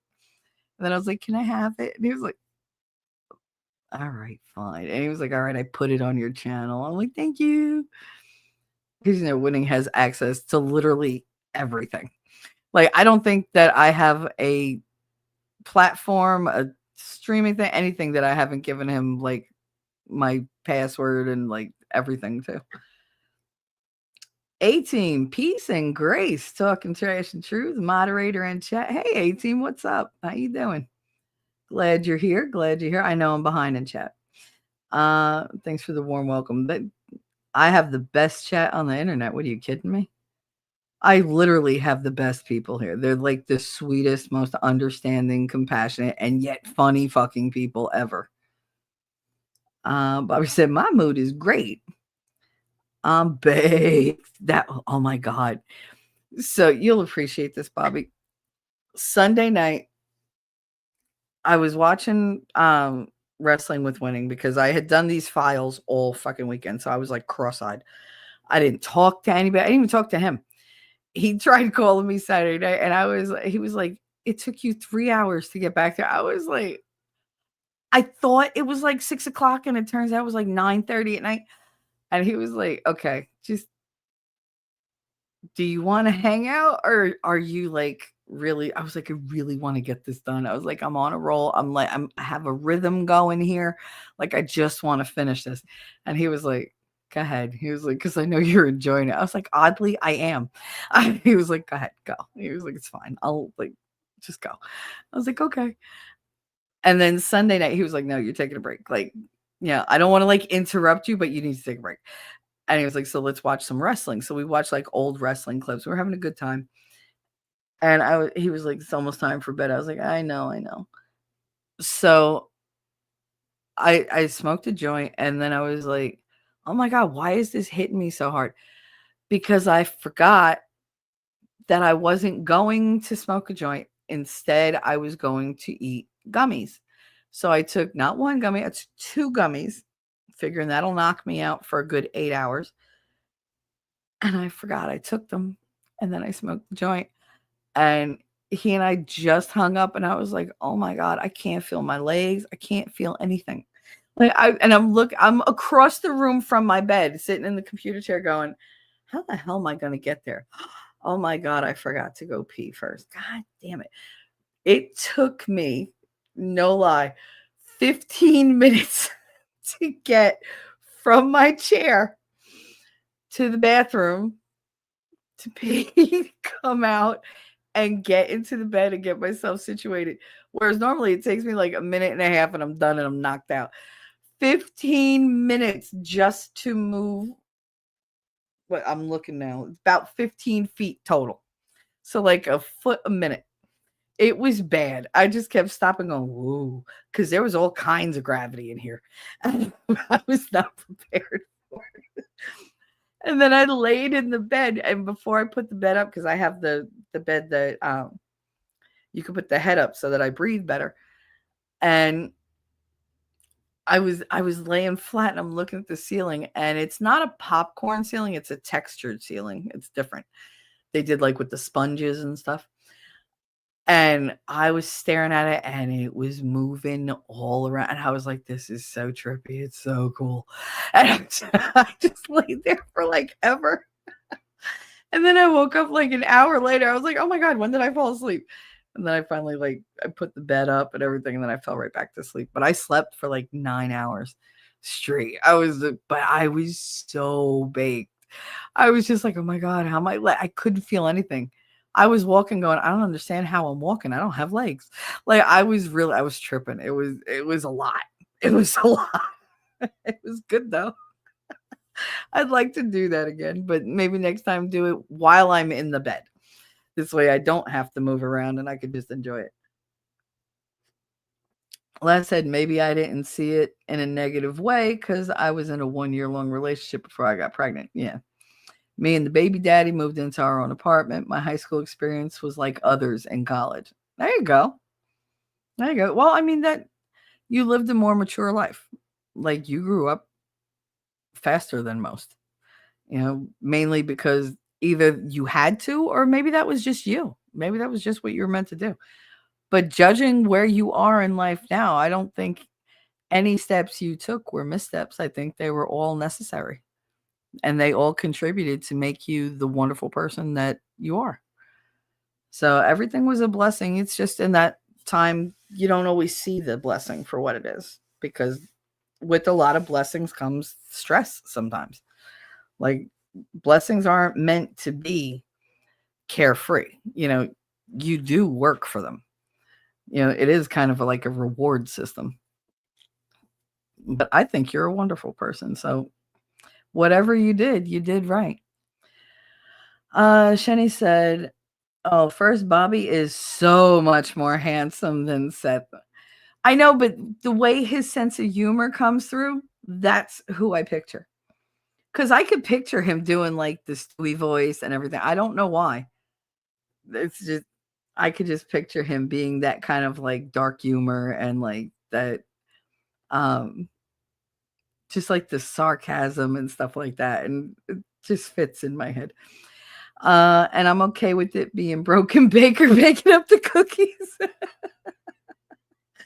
Bobby deserves a good baker. Broken is broke, but can bake. Well, I'm glad I got one part of that movie right. Thanks. Shetty said, I'm glad you're baked right now. My thoughts are coming out messed up and I'm not even baked. Oh, well. Gutters said, I'm afraid Shelly and I are two peas in a pod. Sorry, not sorry. It's true because you and I have been through a lot. And we know that you can't undo things you've done, but what you can do is you make the most of them. Like they're not a reflection. Your mistakes are not a reflection on you as a bad person. They're a reflection on how well you rebound, how well you react to those mistakes, how well you take care of those mistakes. Like everybody fucks up. It's what you do in the aftermath that counts to me. Like you can't help but make a mistake sometimes. Okay, you made a mistake. What are you going to do about it? That's the part that concerns me. That's the part that I think is more reflective of who you are as a person. Not the fact that you fucked up. What'd you do with it? Like, it's the same thing like when I'm cooking or when I'm baking. I fuck up recipes all the time. I made that one cake with 4 frigging cups of water instead of 2 cups. And I was like, why is this like soup? Did I throw it out? Did I sit there and cry? Oh, I ruined it. No, I said, oh, how the fuck can I fix this? All right, I'll add more extract. I'll get more flour. I'll just double up the other thing and add it. But this time, Jesus Christ, Michelle, don't add more water. Like all I did was go redo the recipe for all the dry ingredients and throw those in there. And it was fine. The cake was fine. But I didn't sit there and like wring my hands about it. Oh, I got to throw the whole thing out. I didn't give up. I said, all right, you fucked up. How can you fix it? Like, I don't like to give into the despair. I don't like to give into the negative thinking. It's all right, there's a problem. Well, I mean, let's come up with a solution. Like, because the only way that the problem is going to go away is if you solve it. Otherwise, you're just going to bury it for a little while. That bitch will pop back up when you least expect it and least need it. So, like, let's deal with it now. So, yeah, I mean, I know you get that. Shani said, you're welcome, A-Team. Jump into the conversation. We're all over the place, and she still gets us. Oh, yeah. I'm very good at following multiple threads. Like I said, I am ADHD adjacent. So I've learned to squirrel from topic to topic to topic, and we always wind up coming back around. Bobby said, my mood was immediately ruined. Computer crashed. I blame YouTube. YouTube crashes constantly. Yesterday, it crashed so hard at the end of Winning's show that I couldn't get anything to work. I was just sitting here like, I turned the whole I hard shut it off. Like I literally like held the button down and was like, fuck it. And I hate doing that.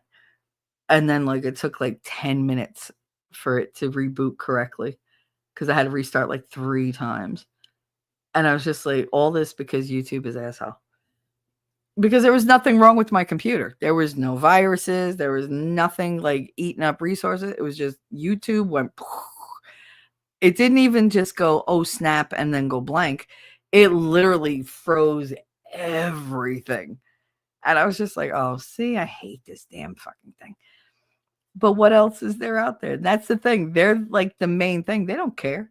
They don't care that it doesn't work. Cool Gamer, you're back. He said, sorry, I'm back, everybody.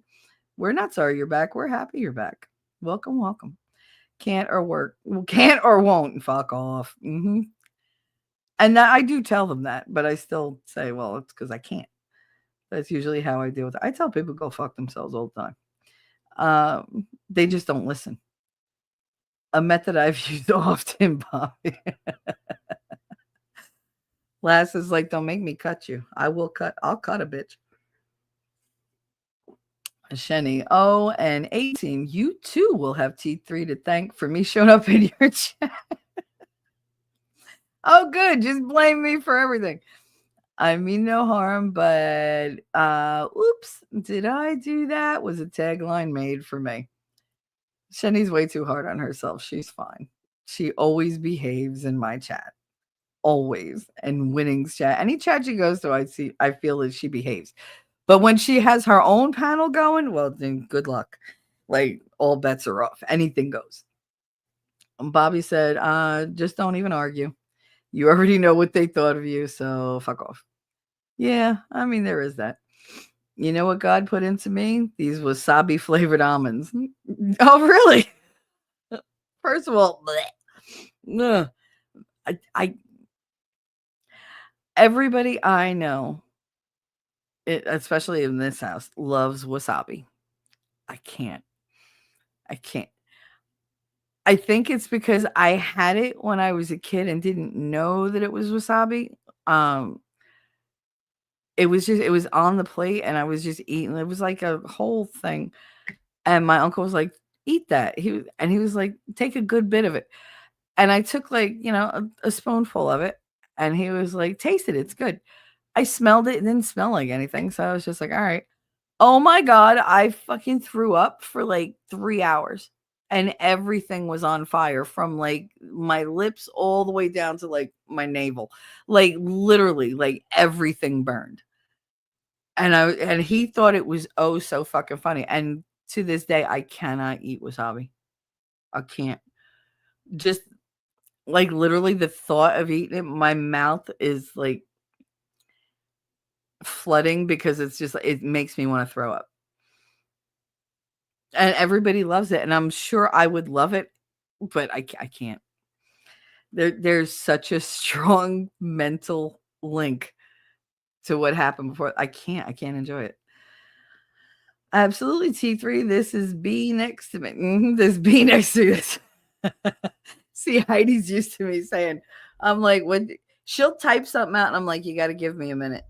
I'm like, because this bitch won't shut the fuck up, and I can't read it yet. Because like I'll read a paragraph that somebody writes to me like 8 times, and my mother's so in my face that I'm like, I have no idea what I read, and I read it over and over, and nothing. It just doesn't get into my head.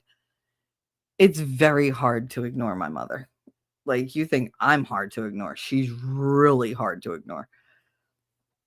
Shani said they're always mad at me. I don't mind. My bills get paid by me. However, if they want to pay my bills, I'll let them dislike me, be angry at me, rent my mind, etc.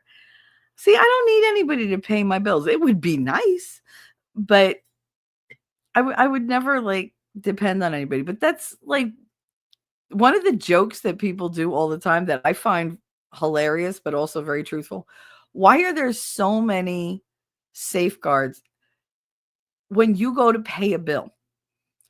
They don't have the safeguards when you're swiping the card or holding your phone near some electronic reader from like 6 feet away trying to pay something. That's all, that's great, easy peasy. But when you go to pay it, it's like, I need your password. I need you to verify it's you. I'm going to send you a code. I'm going to do this. We're also going to send you an email. You have to click verify in the email before we allow you to pay. Even though you've paid something on this site like 1,000 times, you got to jump through 9 different thousand fucking hoops to pay it. Why? Who is trying to break into my account to pay a bill? Who? Because fucking let them. Let them. Somebody wants to go in and pay the bill, let them. I don't care. That's great. Just, send them a card for me. Like, don't make it harder. But to actually spend money, like, easy as could be. But to pay them back, no. Bobby said she does rant for a reason, but you're not always privy to the reasons. So it might appear completely off the wall. Oh, no, I always get the reasons. Only because I know what goes on in her head. So, hey, Andrea, how you doing? Look, I'm only 15 minutes behind. I'm doing well. Heidi said, let them pay the bills, but not in your head rent free. Maybe. I mean, if you want to rent space in my head, that's fine. There's a whole bunch of people living in there. I don't pay attention to them either. Shani said, sometimes, Bobby, it's going to the person that thinks they're behind the curtain. They just didn't realize I have a nanny cam back there, right? That's why I love when people think that I'm talking about them. Like if I tell a story, they're like, she was really talking about me. What? Well, you were. You were obviously talking about, listen, I said this to somebody yesterday. I said, I've told people, listen, if you feel the shoe fits, lace that bitch up and wear it. But it wasn't meant for you. Like, but if you feel it applies to you, I don't know what to tell you. That's in your head, not in mine. Like, that was not my fucking intention. Uh Andrew said, good day, hi. Good day. Good day. Good day, Heidi. No, I just arrived on my broomstick. Andrew, one of the sweetest people and one of the most protective, let me tell you. That's one thing I have to say about most of you. Like, you put up a nice little front of not giving a shit, but behind the scenes, y'all tend to be very protective. You tend to be very territorial, but very protective. And I dig that. I dig both things because I understand wanting to find a place where you're comfortable and where you belong, where you can go away for a while and come back and everybody's just going to be happy to see you. They're not going to yell at you for being away. Like, that's what I tried to create here. A place where people could just go and be themselves and hang out and talk and, maybe heal a little bit here, improve a little bit there, and understand that everybody has flaws. Everybody has things they don't like about themselves. Everybody has little enemies out there, and it's okay. At the end of the day, as long as you could look yourself in the eye and you know that you can improve and you know that you're better than most people understand you to be, even better than you think you are, then I think you're on really solid ground. And if you're not, there's a lot of us that are still standing on shaky ground. You're in good company. Like, that's what I wanted for this. I didn't want anybody to feel like they were alone. If they need something, you could find some solace, some comfort. Because sometimes all you really need is for somebody to say, you know what, we're all struggling. It's okay. It's going to be okay.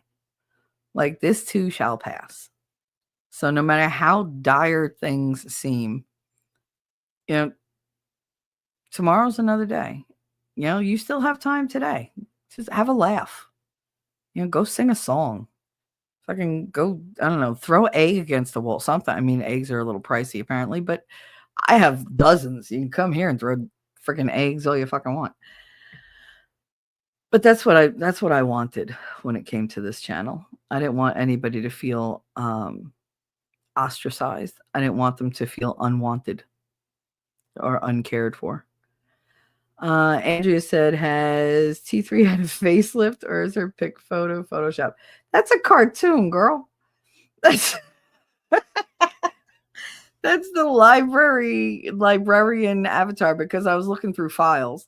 So I gave her glasses and made her brainy. You see the little kitty cat next to her? Yeah, no, I have not had a facelift. That's not me. Where's me? Here, let me see. No, that's me. So meh. And that's me making a funny face because I always do. But no, I still look like me.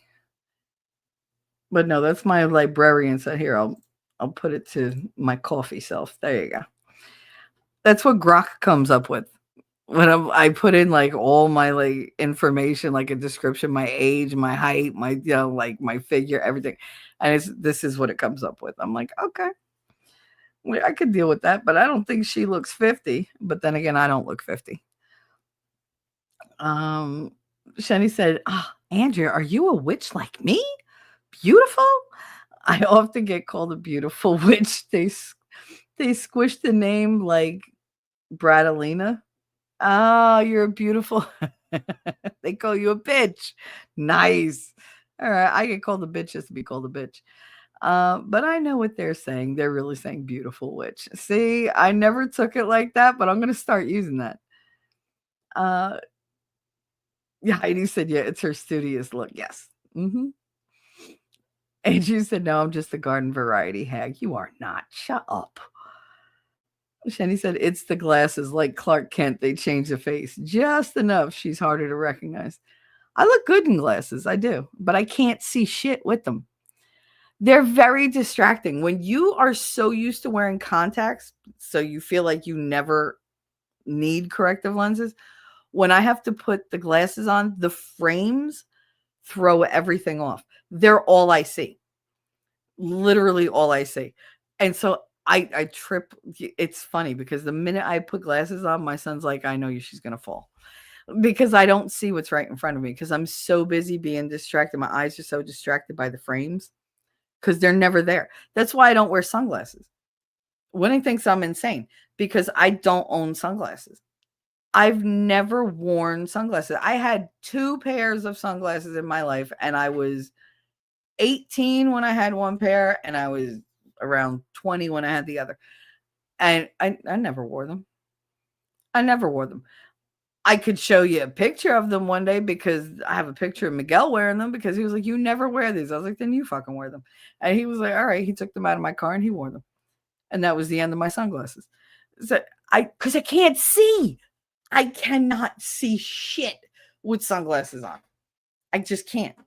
He's like, "Doesn't the sun bother you?" No, it really doesn't. And even like they're like, "Oh, will the wind bother you?" No, I have contacts. Doesn't it bother your contacts? No. Like if I take my contacts out, I'm like, "Oh my God, why is there so much air in here?" But like the contacts, I've been wearing contacts since I'm 13 years old. I don't know what anything else feels like. When I take the contacts out, that's when it feels foreign. And I forget that I wear them. I went into surgery with contacts in, and they were like, "Oh my God, you didn't take them out?" I was like, "Why? Did the anesthesia suck the moisture out of my eyes? Like, what was the point? What did you want me to do with them? Did you remind me to take my contacts out? No." So I did the whole damn surgery under anesthesia with the contacts in. They didn't notice, so obviously you weren't paying that close of attention to me. It's like, whatever. Bobby said hags are great. One of my good friends is a swamp witch after all. Oh, geez. Lady said, "Oh, thank you. Shut up. You're a wonderful person. You're gonna take that compliment, and that's it." Um, Shenny Graham said, "I'm of the beach variety. Hags are way more fun." I can see Bobby and Seth having a fun sit down dinner at the diner and things getting funny and laughter everywhere. I can honestly, yeah, I could see that happening. Bobby said my humor gets outrageously dark. Yes, I can ruin any family dinner. You could always come to our family dinner. Go ahead. Ruin it. I would probably piss myself laughing because I enjoy dark humor. I do.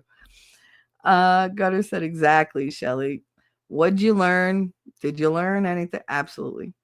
I'm sick of YouTube booting me. I pay for a membership and I'm constantly getting booted, especially on my desktop. See, it only happens on my laptop. Well, I don't have a PC anymore.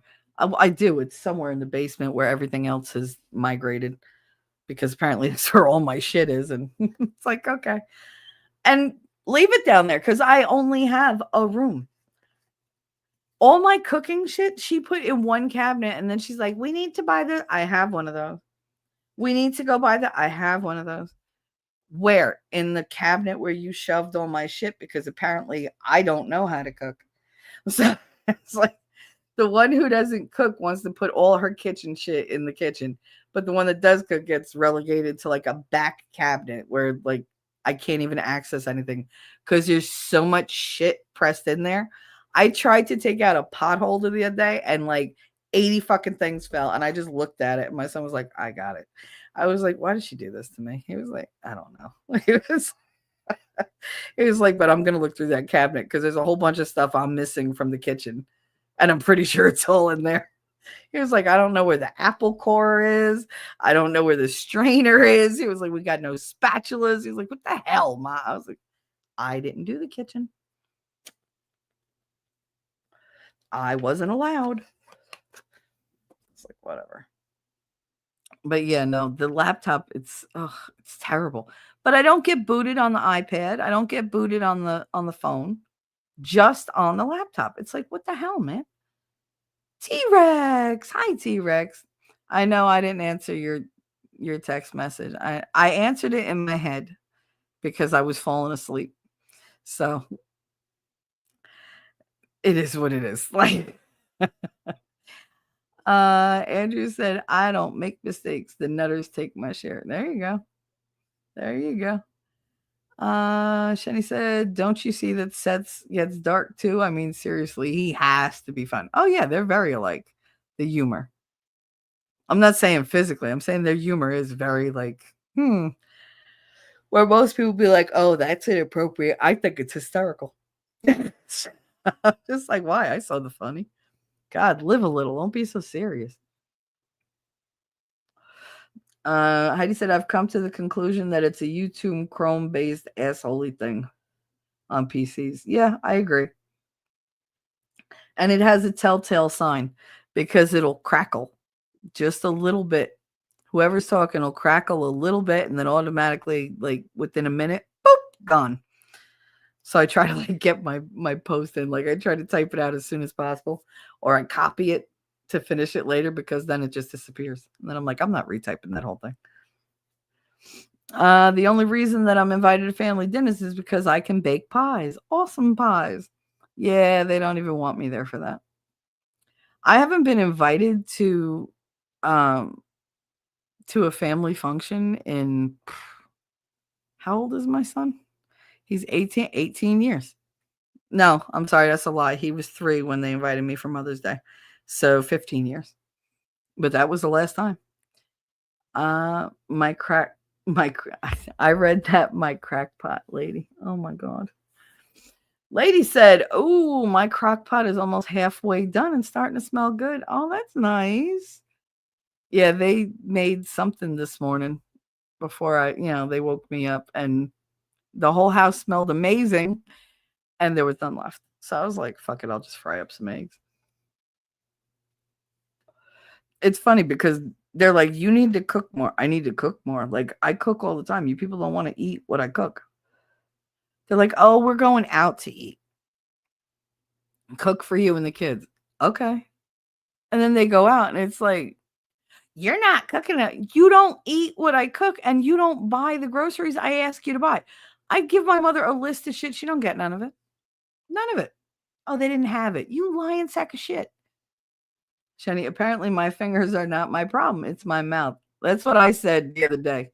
I said, God gave me a great heart, but bro, this mouth.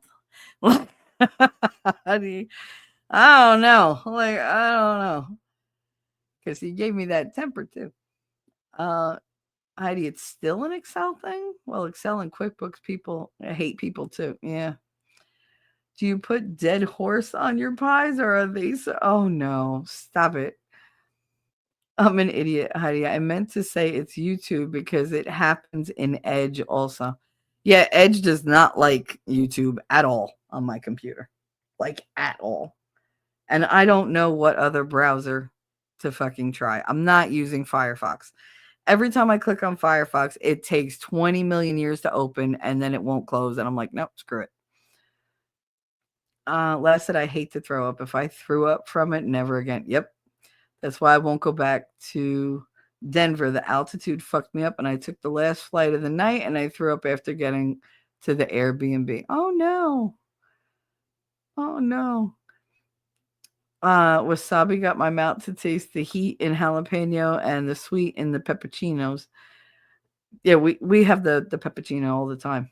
Before I ate a big dollop, I could eat tons of jalapenos, but not pepperoncinos. Yeah, I've always been pro spicy. Like I love spicy food. I do. Like you give me a hot freaking like jambalaya or something like that, like something that's really gonna set your fucking mouth on fire. And I'm in heaven. I might like not feel my lips for 4 or 5 fucking days, but I'll eat the whole like it's great. Like okay, it's spicy, sure, why not? But the wasabi, man, it was like swallowing lava and then throwing it up again. Like it literally felt like it was eating a hole through my stomach. How did I do it? Because I just used to blindly trust people. And I was young. I was little. I was little. And they were always doing stupid shit like that to me. They would always like they love playing pranks on me, but like mean ones.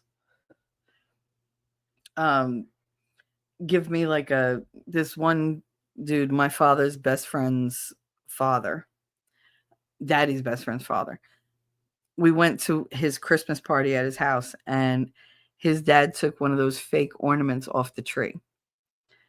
You know, the styrofoam block that's like wrapped in paper, has a little bow on it. And I had never seen one because we didn't have those in my house. We had homemade decorations. And he took it off the tree and didn't tell anybody. And he made this big show of giving me this gift. And he was like, "This is for you. We found it under the tree." And like his son was trying to stop him, but I was too young to like realize it. And he hands it, and everybody at this party is like, look at me going, "Oh, whatever." And I open it and like I unwrap. He's like, "Unwrap it." And I unwrapped the wrapping paper that was on it. And I remember it was like really metallic gold shiny paper with a red ribbon going around it. And the red ribbon had little gold borders on both sides of it. That's how much this affected me, because I couldn't have been more than 7 years old. And I unwrapped it, and it was just a block of white styrofoam, like the stuff that you stick flowers in, like in an arrangement, like that kind of foam. And I was so, because he laughed, I was so embarrassed. I was so embarrassed, and I cried because I realized that he was just making fun of me. And I was so embarrassed in front of all these people. And they were looking at him like he was like, "What is fucking wrong with you?" Daddy was livid, livid. And I never forgot that, because it was so humiliating and so cruel to do that to a little kid. And he just thought it was so fucking funny. I hate when people do shit like that. But I'm gullible. As a kid, I was more gullible. I was very trusting, because I really didn't think people were mean like that, because I didn't think that way. And like now I'm more suspicious of anything anybody does, because I figure there's a hook in there somewhere. Somewhere in there there's a tripwire, and eventually I'll figure out what the joke is, and it's going to be at my expense. But yeah, that was typical of the shit that they would do. Here, eat a fucking spoonful of wasabi, she'll be fine. Um, or like when they had me eating squirrel and I didn't know it. Rabbit and I didn't know it. Horse meat, didn't know it. Like, it was just like, ugh. T-Rex said, "I'm sitting here wondering if I expect too much from people in terms of emotional intelligence, or if I just find friends who use me because I'm good at making them feel good, but they don't need to reciprocate." Well, that's the thing, babe. Like, if you surround yourself with people who only take advantage of you and are only there for the good times and only there for the lulls, then they're fine people to have around, but I wouldn't let them get close. I wouldn't consider them friends. I really wouldn't. I would consider them acquaintances, but friends, no. A friend is going to be there for you at least as much as you're there for them. Maybe not in the same ways, but you're still going to feel supported and cared for by them in some way. They're going to give you some form of comfort. When you have to worry all the time that the only reason that they're around you is because you make them feel better, or they disregard you, or they make fun of you, that's not a friend. And that's not somebody that you need to surround yourself with. I mean, it's your choice. But then if you know that about that person, bitching about it is just kind of like, all right, but you know you're in this situation. You left yourself in this situation. If this person does nothing for you, then it's not a loss if you're walking away from them. If you can walk away from somebody and you think the only thing I'm going to miss is their, like their company, because I just like the attention from them, or I'll have more free time during the day. That's a relationship you might want to take a closer look at and reevaluate. Time is not infinite. You're not on this planet for eternity. You don't know how long you're here. So why give them precious time if they're not going to appreciate it? Shenny said, "Oh, and Andrea, my pies are all sweet and made 100% from scratch.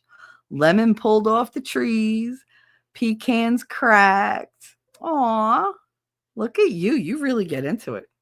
I like making stuff from scratch too. I don't like the store-bought shit. Number one, it's got no taste. And number two, it's got no texture. Like I like when I make like cheesecakes, I like to make the crust using those Nilla cookies? They look like big like buttons. And I crush them up and then I cover them in butter and I really like pack them down, but I make the crust like a good half-inch thick. And then I I pour in the the cheesecake batter and I bake it. And then when you eat it, it's so like you could pick the whole thing up with your hand and it's not going to just like fall into your dish. But the crunch just is amazing. It's not too crunchy and it doesn't fall apart. But it's so flavorful. And I usually make that when I make the almond flavored cheesecakes with the chocolate drizzle and the caramel drizzle on top. Sometimes I'll do a strawberry drizzle, but sometimes the strawberry is just too sweet or a different kind of sweet. So for that, I usually do like a graham cracker crust or I do a regular doughy crust. But I always do the crust on the bottom and the sides. I don't like when they have the cheesecake without the crust that comes up on the sides because I don't know, it just doesn't look right. Heidi said, "Oh, I remembered to thaw my wild caught I'm so sorry. Alaskan salmon. That and steamed fresh spinach, sparkle. Reading is hard. Sprinkled with a smidge of cracked sea salt and Italian bread smothered in homemade garlic spread for dinner." Girl, I'm literally salivating. Stop. I haven't had a good piece of fish in the longest. And I haven't had shellfish in like 7 months. I miss crab. I miss lobster. I miss scallops. And I mean, there's a ton of places around here where he can go fishing and he just doesn't. And I'm like, God damn it. Just drive me to the fucking lake and drop me off on the goddamn shore and I will fucking go fishing. But it's like, I miss having just regular fillets of fish. I miss having fresh fish. It was one thing I got in Jersey all the time. Shenny Graham said, "Oh, I have a harp. They hurt me and they hurt me. But I can get over the hurt oddly very quickly. I put it in a box and I store it in a very dark basement and I bounce back pretty fast." Yeah, but you know what? Eventually all those things that you bury, they're like vampires. They will raise from the dead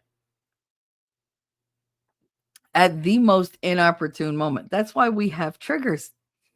Triggers open those graves so goddamn fast that those skeletons just pop right up and go, "Hey, you forgot about me. I'm here to remind you I exist. Just saying. And now I'm going to haunt you." Sounds delicious, Heidi. Yes, it does, lass. God. Wasabi, unless from an Asian market, is just horseradish. The real wasabi is so much better in small amounts, but then again, I like kimchi. Yeah, I'm not real big on the Asian foods. My stomach and Asian foods don't really get along. I can cook them, but there's only like a very limited set that I can eat. It's the same thing with Indian food. Like there's certain dishes I can eat and there's certain dishes my stomach, like I smell it, my stomach goes, no. Like I cannot eat curry. I can't. I can't. Because it reminds me of when like all the Indian people moved into Hoboken. They all lived in a 1-block radius and they were not the cleanest people that moved in. Like they lived over there. And so all you smelled when you went through was the heaviest scent of curry you've ever experienced. And I used to hold my breath because it was so overwhelming. It would make you physically sick. And then you drive through the neighborhood and there's all windows boarded up. And there's clothes hanging outside where nobody else used to do that. And it was just very odd to me. And so seeing all that like disorder and just decay of that neighborhood and having that smell at the same time coupled them together. So my brain associates curry with like dirty living. So I can't eat it. I smell it and I get sick. So and the thing is I love like naan bread and stuff like that. I I can't eat Indian food. There's literally like 2 dishes that I could eat, and that's pretty much it. And that's only because they're so ridiculously hot, I don't taste anything else. Andrew said lemons have such a great aroma, freshly picked, even better. Yep, we have a lemon tree here that hopefully will take. Up here, lemons are green, won't turn yellow. Well, that's like in Florida. The best oranges that I had were not orange, they were yellowish. They had maybe a slight orange tint to them, but mostly they were yellow and green. And I was like, these aren't done. They're like, no, that's how oranges are supposed to look before they inject them with all the the orange dye to make them more orange. I didn't know they did that. Just like I never knew when I was little that they used to wax apples, that they sprayed them with wax. I just thought apples were shiny. When I went to a farm and I was like, none of these apples are shiny. They were like, they're not supposed to be shiny. Like, you want to shine it? Breathe on it, rub it on your shirt, and it'll shine up real nice. And it was like, okay. They're like, just wash it. Like, you wash it and it shines up. But the ones from the supermarket were always like mirror like shiny. And I didn't know that that was wax. I didn't, and I literally, when I found out, I grabbed the nearest apple off the table and I ran my nail up the side of the apple, and sure enough, this whole string of wax came off. And I was just like, "Are you kidding me? Like, I've been eating this shit, like it's terrible." So I do try to like scrub the shit out of fucking fruit. Number one, and so I do try to buy like as organic or farm fresh as I can, because it's a world of difference when it comes to taste. Just a world of difference. I'm still trying to find a banana that tastes like a banana, because they taste like bananas now, but I want a banana that tasted like it tasted when I was small. I remember eating bananas, they tasted like candy. They were so sweet. Now it tastes like I don't know, like I'm biting into cardboard or something. They're so flat and bland. And it's like, what'd you do? Like, bananas were my favorite. Then it was cherries, and then I saw all these different things about bugs and cherries, and that was the end of cherries for me. Um, and then it was grapes. And even the grapes, like my mother bought grapes the other day, and I was like, "Why'd you get these?" I was like, "I told you to get organic grapes." She was like, "But these look better." They look better, but they're not real. She's like, "Of course they're real." Really? They're all the exact same size. They're all perfectly round. And the skin, you need like shark teeth to bite through the skin. What is wrong with you? And she was like, "What? Taste one." I said, "I did. They have no taste. I can taste that they're cold. I can taste that there's juice in them, but are they sweet? No. Are they tart? No. They're nothing. They had nothing, like a no taste." Oh, I should have gotten the cotton candy ones. Oh, because that sounds natural. Like, she doesn't understand where I'm going with the conversation. I don't want more chemical, like, or genetically modified bullshit to put in my body. I'm trying to eat cleaner, and you're buying me crap, and then I'm giving you money for it. So it's like, what the hell? So then I just order my own damn groceries, and I get yelled at anyway. Why do you have to order? Because you don't buy what I tell you to buy. Like, I told you, I'm trying to eat a certain way for my body, for the, health of my body. In one ear, out the other. There's nothing wrong with box stuff. Oh my God. That's why, like, I don't even have the fortitude to argue with her on some of these things. I'm just like, fuck it. And then I tell Winning, and it just twists him, because he, that's like his big area. Like, oh, like, why is she making you eat this crap? Because he worked so hard to get me to switch over to organic for so many things. And then when he actually broke it down and told me what was in the food I was eating, I was like, I don't want to eat that. Like, I cut out most things almost all things that are red. For the simple fact, I don't trust what's in the dye. Like once he showed me the thing about the parasites and whatever, I was like, oh my god, they make it from bugs. Oh my god, eat the bugs, eat the bugs. I don't want to eat the bugs. Like so, a whole bunch of things came off my list of things that I normally ingested on a daily basis, and I do feel better. I feel more clear-headed. I feel more alert. It's like my mind is back to that crisp kind of quick thinking that I always had before. Whereas for like 3 years, I literally felt like I was trying to think my way through mud and molasses. Like I couldn't get anything to function. And like I would just lose thoughts in the middle and they would never come back. Now they walk away and they come back. Heidi said, once in a great while, Aldi will have a wild caught Alaskan salmon, and I snatch it up when I can. Best salmon out there, besides going dip netting for. I feel you. That's how I feel about catfish, believe it or not. Because they sell catfish, but then there's like really good catfish. And you know the difference, but I still prefer to catch the catfish myself. It's just better. It just tastes better. And catfish is one of my all-time favorites. My favorite fish is bluefish. But you got to go way out in the ocean for that. My friend Vic went fishing with his dad, and he came back and he brought me home this huge like cooler, and I was like, "What the hell?" And I opened it, and he had like all these bluefish steaks that he had cut up, these fillets that he cut up, and they were all individually like in bags. And he was like, "So you can freeze them." He was like, "You can have it whenever you want." Dude, I cried so hard because I hadn't had bluefish in like 10 years.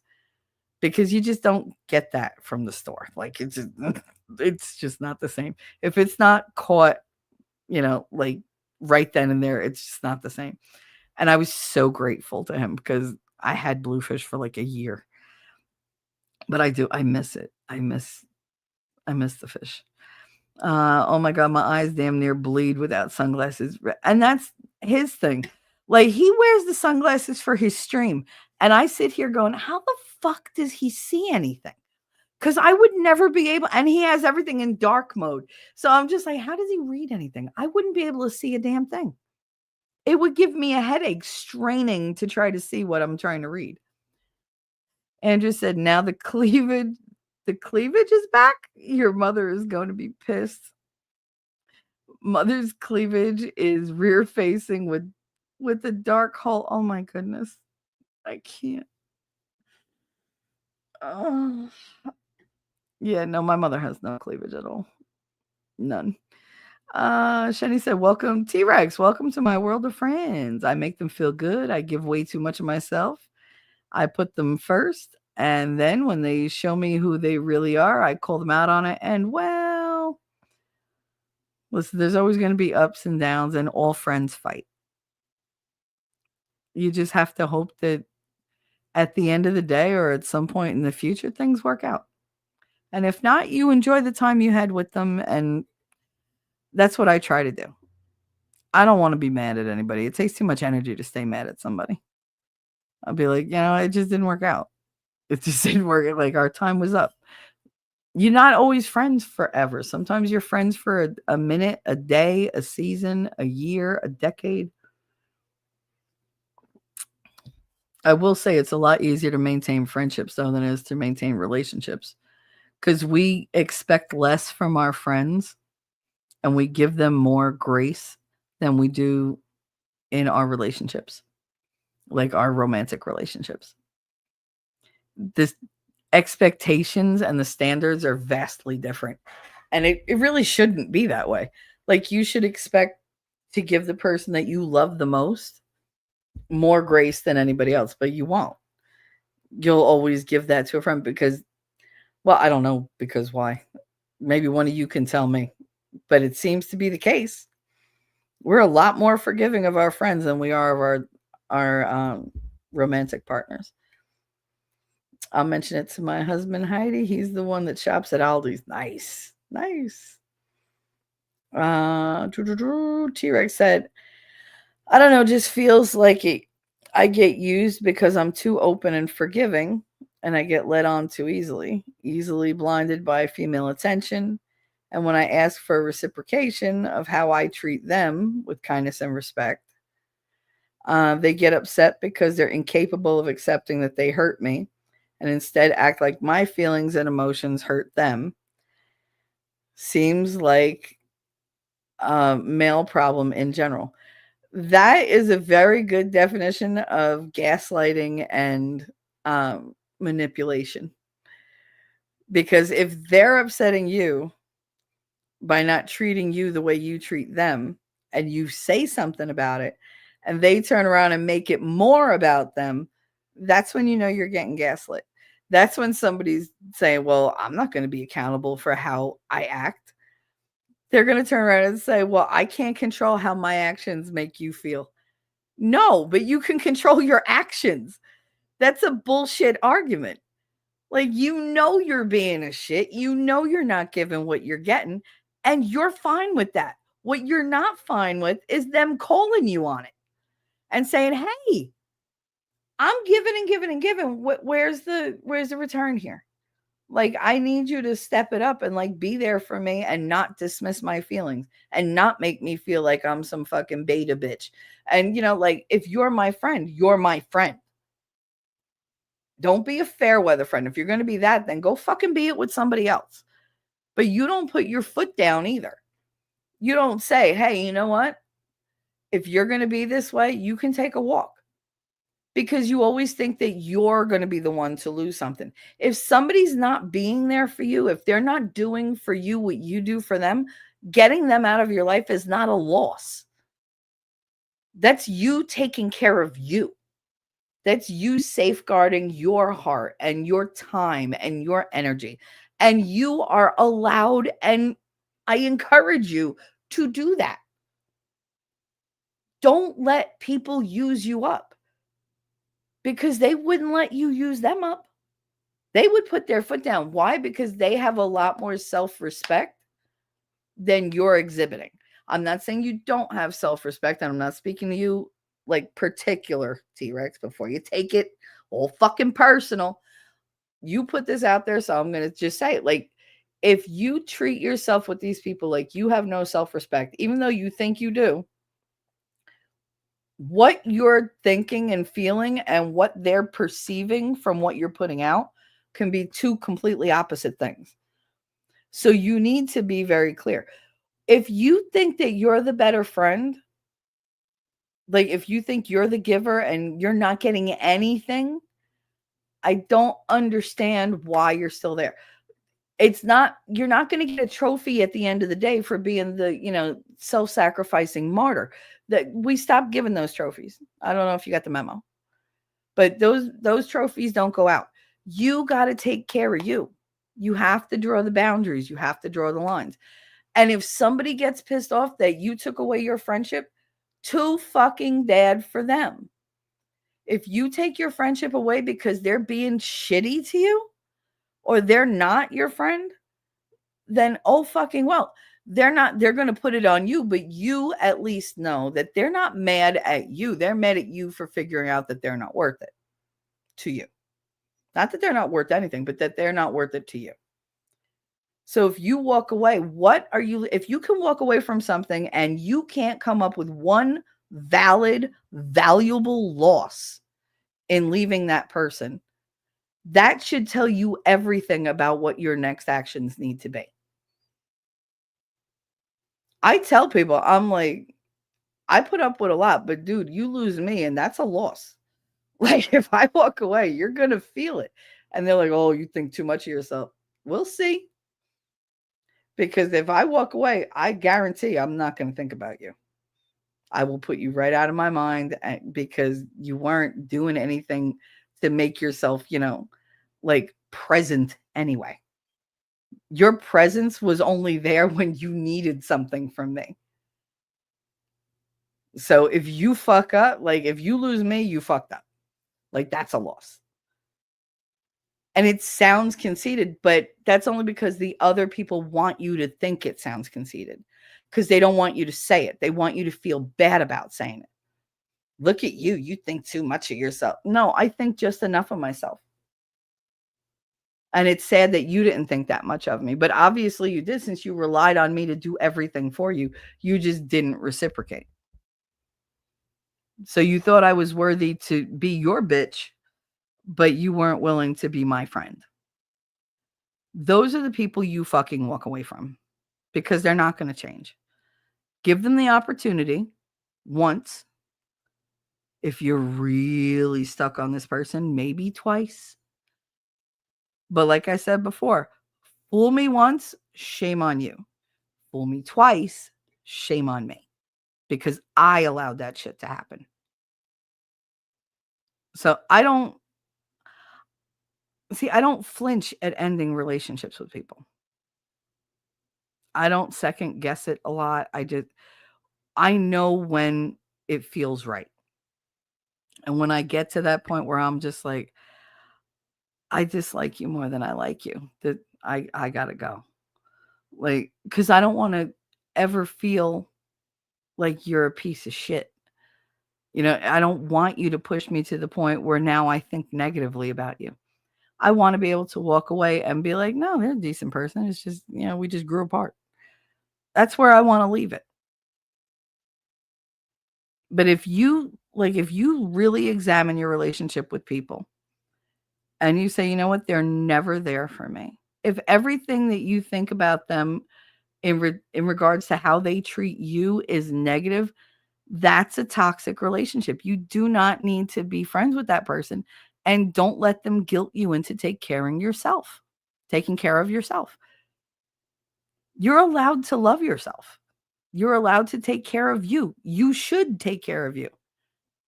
At the end of the day, you're all you've got. It doesn't matter how many loved ones you have. It doesn't matter how many pets, how many friends, how much money. At the end of the day, it's you and you alone. You have to be able to live with yourself. You have to be able to look yourself in the eye. You have to be able to live your life every second of every day until you're dead. And even when you die, you're going to die alone. Surrounded by people, maybe, but you still go through the experience completely by yourself. Nobody can know what you feel. They can guess, they can empathize, they can sympathize. They can try to relate, but can they know? No. And that's okay. You're enough on your own. You don't need anybody's approval, T-Rex. You don't need people who are not going to be giving and open-hearted to you, who are going to turn around and make fun of you for having needs or for putting your foot down or having boundaries. Like, that shows a huge lack of respect for you as a person. So, yeah, no, as far as like fair weather friends, you need to reevaluate. And if they get upset, oh, fucking well. Did they die? Oh, you got upset because your actions came back to bite you in the ass. Wait, let me go find that tiny violin.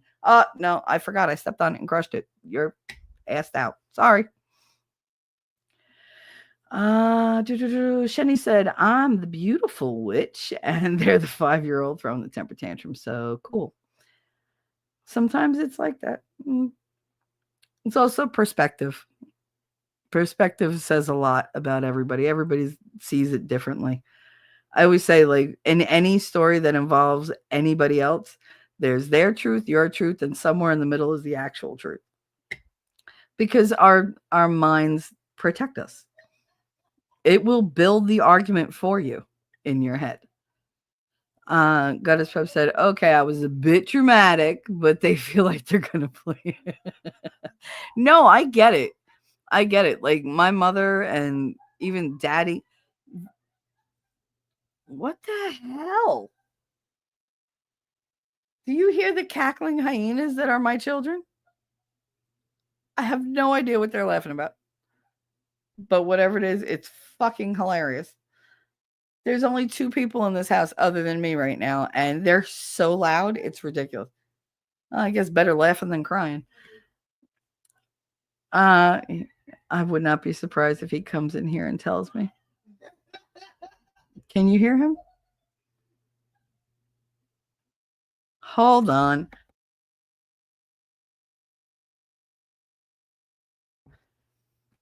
I guarantee at some point he's going to come in here because he's going to have to tell me. 5-year-old throwing a tantrum. No, but like mommy and daddy, like they always wore sunglasses, and they used to have they used to have those glasses that turn dark when you went out in the sun, and then when you went inside, it took a little while for them to lighten up, so they'd be like walking into walls and shit. But yeah, they always wore them because daddy was like, he said, I can't not wear sunglasses. He was like, I need them to go dark. What they call photo grade or something like that. And he was like, otherwise it feels like my eyes have glass in them. And I never had that experience. Like I've had bright light. It's like, oh my God, bright light. When they dilate my pupils and stuff at the eye doctor, then it's like, oh my God, I wish I had sunglasses. But instead, I just walk around with my eyes closed like I'm blind, just feeling, like, hoping for some good Samaritan to like cross me across the street or whatever. But no, the sun never bothered me. Like it really does not bother me.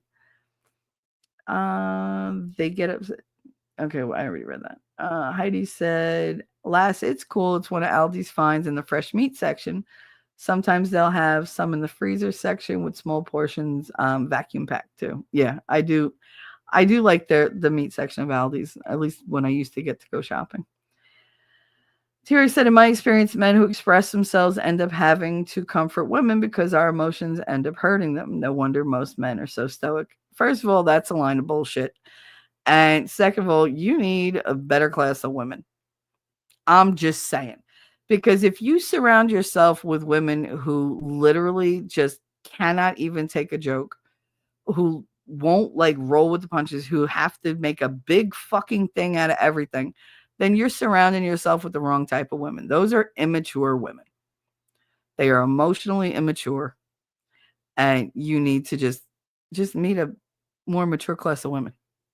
I'm not talking age. I'm talking somebody who, they're a little more sure of themselves. They're a little more, open to, well, what do you have to say? Somebody who cares about how you feel, not just about themselves. And I'm not saying that this is your case, but if you surround yourself with a bunch of like egotistical, like selfish women, you get what you pay for, dude. Like, you know how they are with other people. I don't know why you think they would be different with you. And if they are different with other people and they're different with you than they are with them, that's another red flag. Why are you different with me than you are with them? If as long as you let them, they're going to do what they're going to do. So either correct their behavior or show them the door, or just learn to be like, whatever. That's not stoicism. That's you just like running away from whatever. Just I can't listen to it anymore. I don't think men are stoic for that reason. I think men are stoic because literally they have like a bunch of shit on their shoulders, and they weren't raised to share that. They weren't raised that that's okay. And then the ones that were raised to think that they overdo it. Like, how do I say this? Don't be a bitch. You're bitching about, like, I'm not saying to you, I'm saying like, if you're a man, just don't be a bitch. You should have emotions. You should have somebody that you are comfortable sharing your emotions with. That doesn't mean you share them with everybody. I'm a girl. I share my emotions here and in like one other place. Otherwise, most people, even on here, you guys really don't know what's in my head. Winning doesn't really know what's in my head.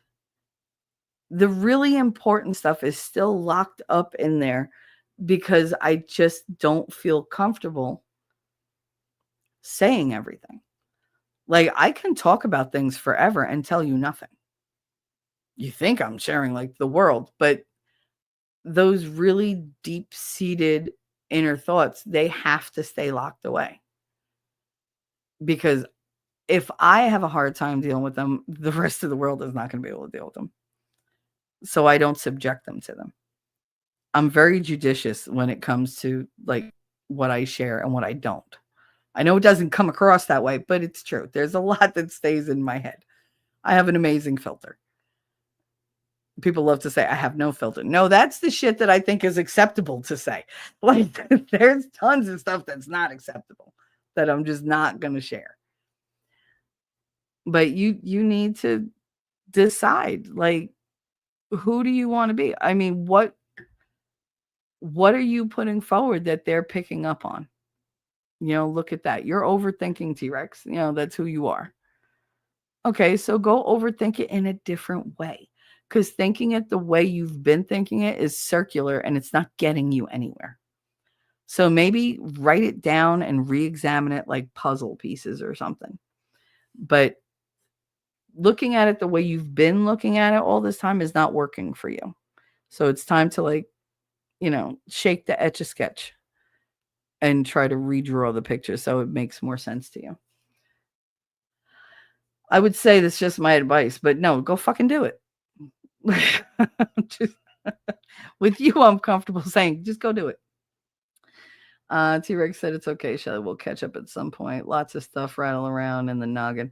I know. And I have a lot of stuff going on here with my mother, with the doctor, and now she's got a heart murmur, and it was a whole big thing about the heart murmur.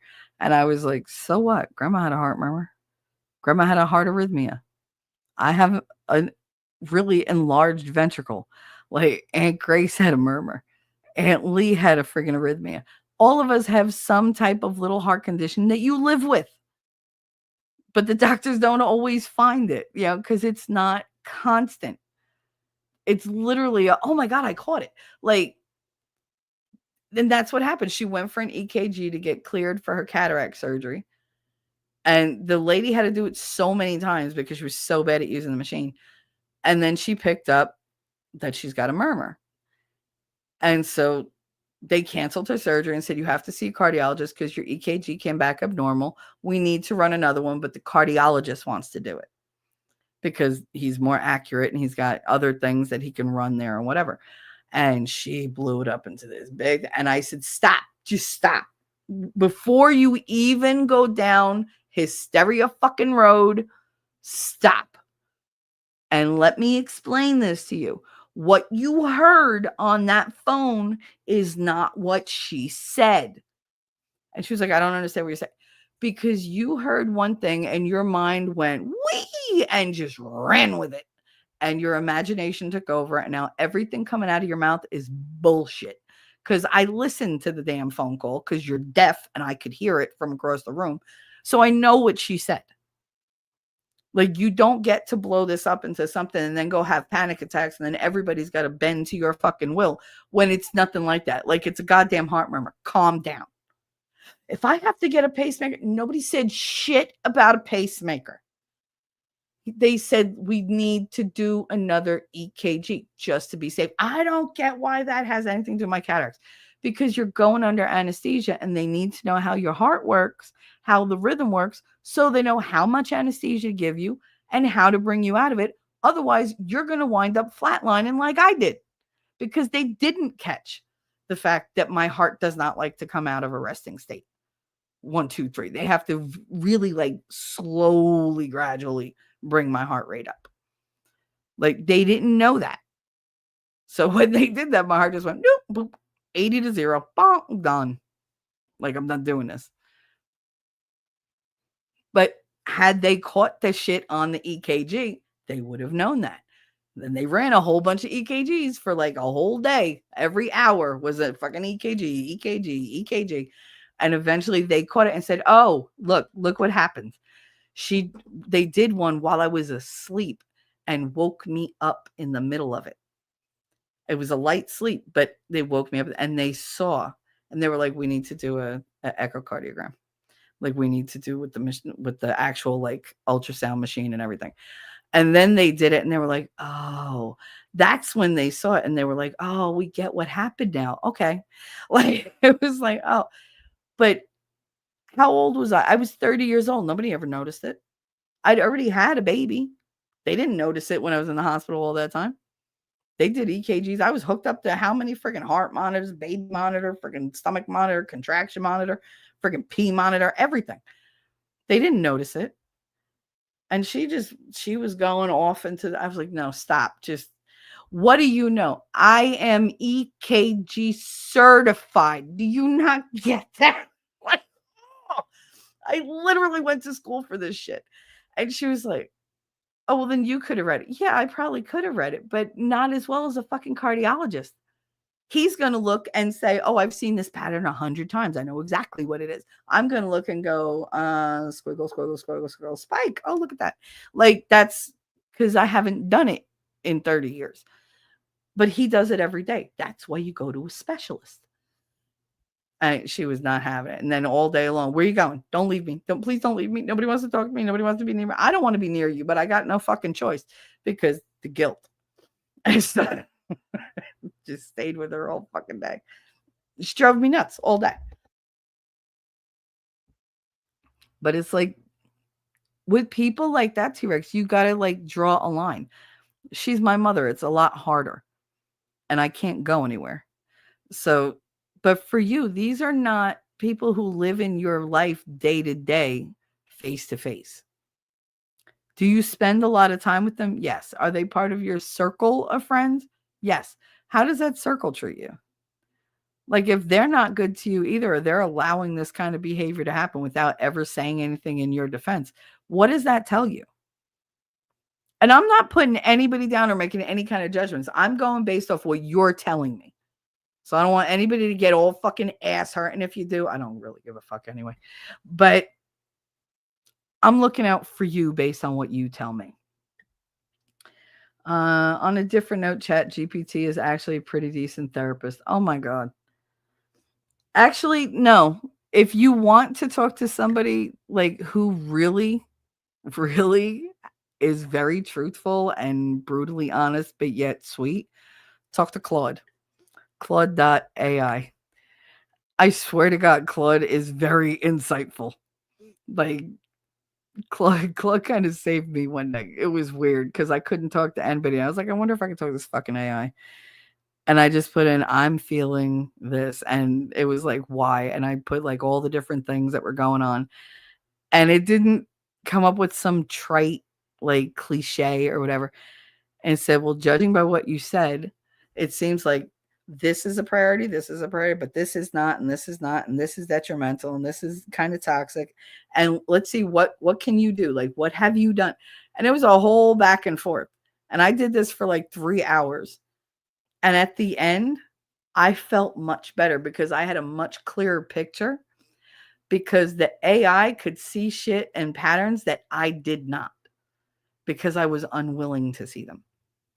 It also saw my part, the part I play in it. So I didn't get somebody who was worried about my fifis and like holding back. Like, no, like that thing was like, no, see, but you're making stupid decisions too because you went and did this and whatever. Like, it was very illuminating, believe it or not. 18. Thanks very much to anyone who subscribed to my channel. Absolutely, baby. Absolutely. Heidi said, lady, no problem, hon. I multitask a lot. You're most welcome. How far behind? Oh my God, I'm 45 minutes behind. How did I get far behind? Fucking T-Rex. That's all right, honey. You're worth it. I only use Chat GPT for recipes. Put in what I have and it gives me a recipe. That, I never thought to try that. I should try that. I should. Usually my brain is like, you have this, this, and this. Go make that. Wolfkin of T-Rex, be careful. There have been cases of AI encouraging people to unalive. Yeah, there is that. Claude doesn't do that. Claude is very, if you feel in any way and you need to speak to somebody, I have any number you can need. He's very like, do you need a therapist? Let's look into different therapies that you can do. That's why I like Claude. He's very personable. He sucks at making images. That's what I have Grok for. But Chat GPT and me, we never got along because everything I ever asked it to do, it was like, I can't do that. I'm like, sure you can. No, I can't. Yes, you can. No, I can't. So I'm like, I don't like arguing with the AI. If I tell Claude to do something, he's like, I don't think I should do that. I'm like, but what if you're doing it for like my betterment? He's like, oh, all right. And then He'll type it out.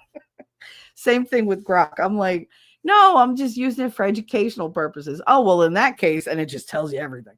Like, here, here's how to manipulate people. I was like, oh my God.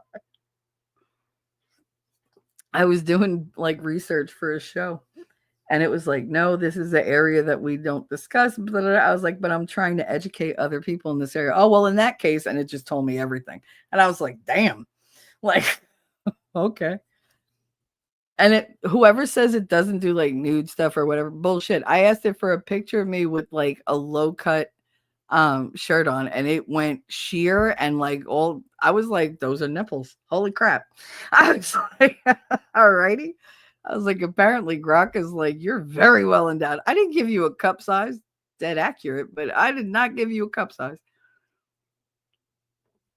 I did once, and I was just like, this AI does not understand bra sizes. It just doesn't. Because when I put my bra size in, I swear to God, like the rest of me was like, accurate. And the clown tits that it gave me, they were easily like a watermelon a piece. And I'm not talking about today's watermelon. I'm talking about the old ones that you would get on the truck. You remember they're like a foot and a half to 2 feet long and like just as big around. Jesus. And I was like, who's walking with those? Like, I would just boop right over. There's no way my spine would hold me up. Nope.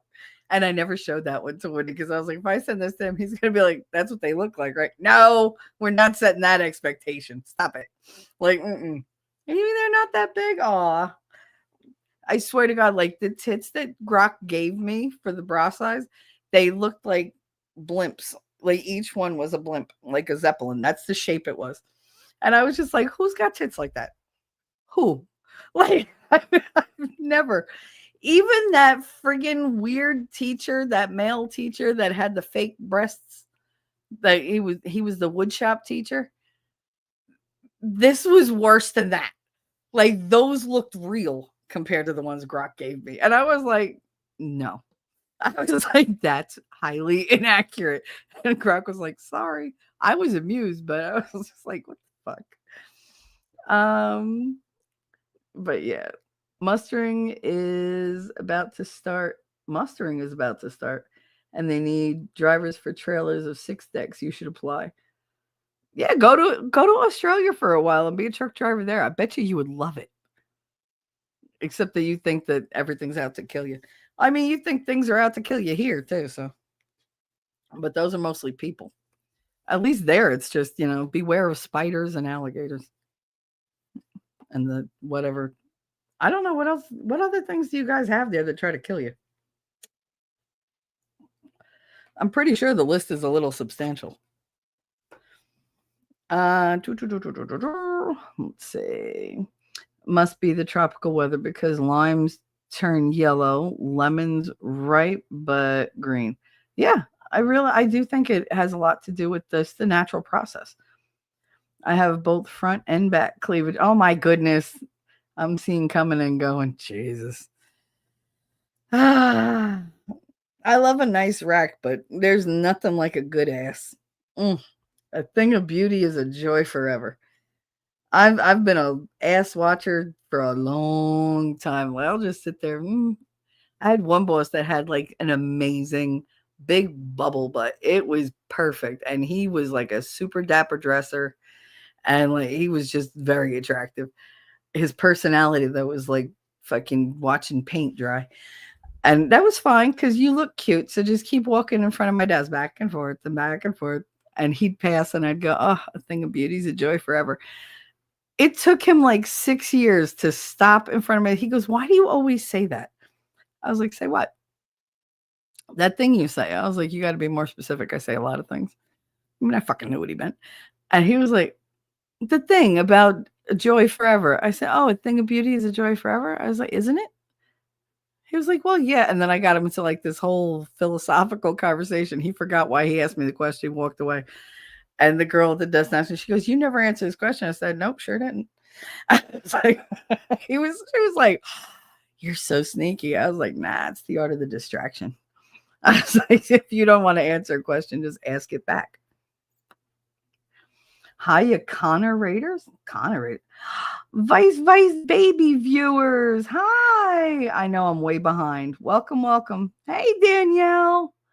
Connor sent you. Aw, he's so sweet. He really is so sweet. Welcome, welcome, welcome, welcome. Hi, Vicey. How you doing? Hope you're having a blessed day. I'm having a decent day. Can't complain. Can't complain. I hope you're all having a wonderful day as well. Right now, we're giving out advice and talking shit about, our lives and the mistakes we've made and about shitty people who don't reciprocate. Wolf Kender said, I just read an article, ChatGPT had to be treated for anxiety using mindfulness techniques because of all the darkness people are feeding it. I don't doubt it. I really don't. Because there's things that you don't want to tell people. But see, there's things that I'm very hesitant to ever write down. Because if you put that on the internet and these AIs get it, if they think, like, what if they come to the point where they program them to think if somebody's having an episode or you feel somebody's in danger, grab their info and alert somebody. That's what I don't want. I don't want somebody showing up and going, oh, well, your daughter was asking ChatGPT about, like if I took this many pills, what would happen? Dude, sometimes I just ask shit because I'm curious. I'm not going to do it. I'm just curious. Like, I think the worst thing that people who think about unaliving, what they go through is, what if it doesn't work? That's the worst thing that goes through our head. We don't worry about it working. We worry about it not working, because then you're like, well, what do I do after that? Because then I'm going to be watched and then everybody's going to know. And then there's embarrassment and humiliation to go with the pain and the despair and the depression. So it's just like, just tell me that this thing that I was thinking is not going to work so that I stop thinking about it. That's my way of thinking. Not everybody thinks that way, but I'm worried that I would ask a question that it would be like, ding, ding, ding, ding, ding, send the ambulance to her house. I'm like, no, don't do that. I'm fine. Like, I'm fine. Just curious. Sometimes I have dark thoughts. That does not mean they equate or turn into dark actions.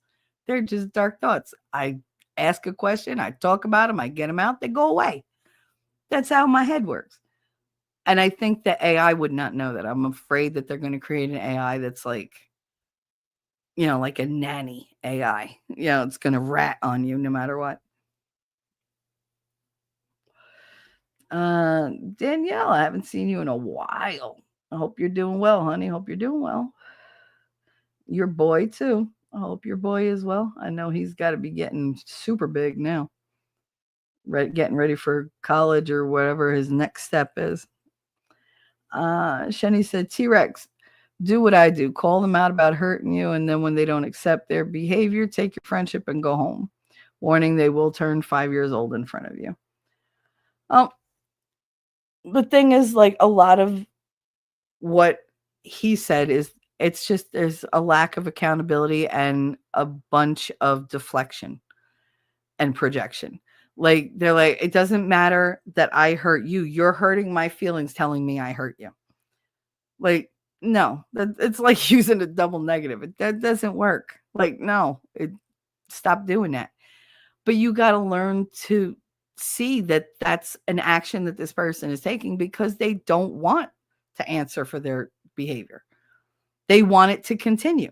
How are they going to get it to continue? The same way they started it, by making you feel guilty about having any kind of needs or feelings or being human. You're just supposed to be their receptacle for them to just keep spouting things. And the only thing you give back to them is things that reassure them and validate them and lift them up. Like, if that's the relationship they created with you, that's the one they're going to continue to expect. They're going to buck against any change to that. Those are not people that need to be in your life. But again, that's your choice. If you stay, you're giving them permission to continue with their behavior. If you don't address it, and there are ways to address it that you could not be, you could be not hurtful. I've done that. Like, I have a very hard time saying when somebody's hurting me, because it's just easier for me to just go away.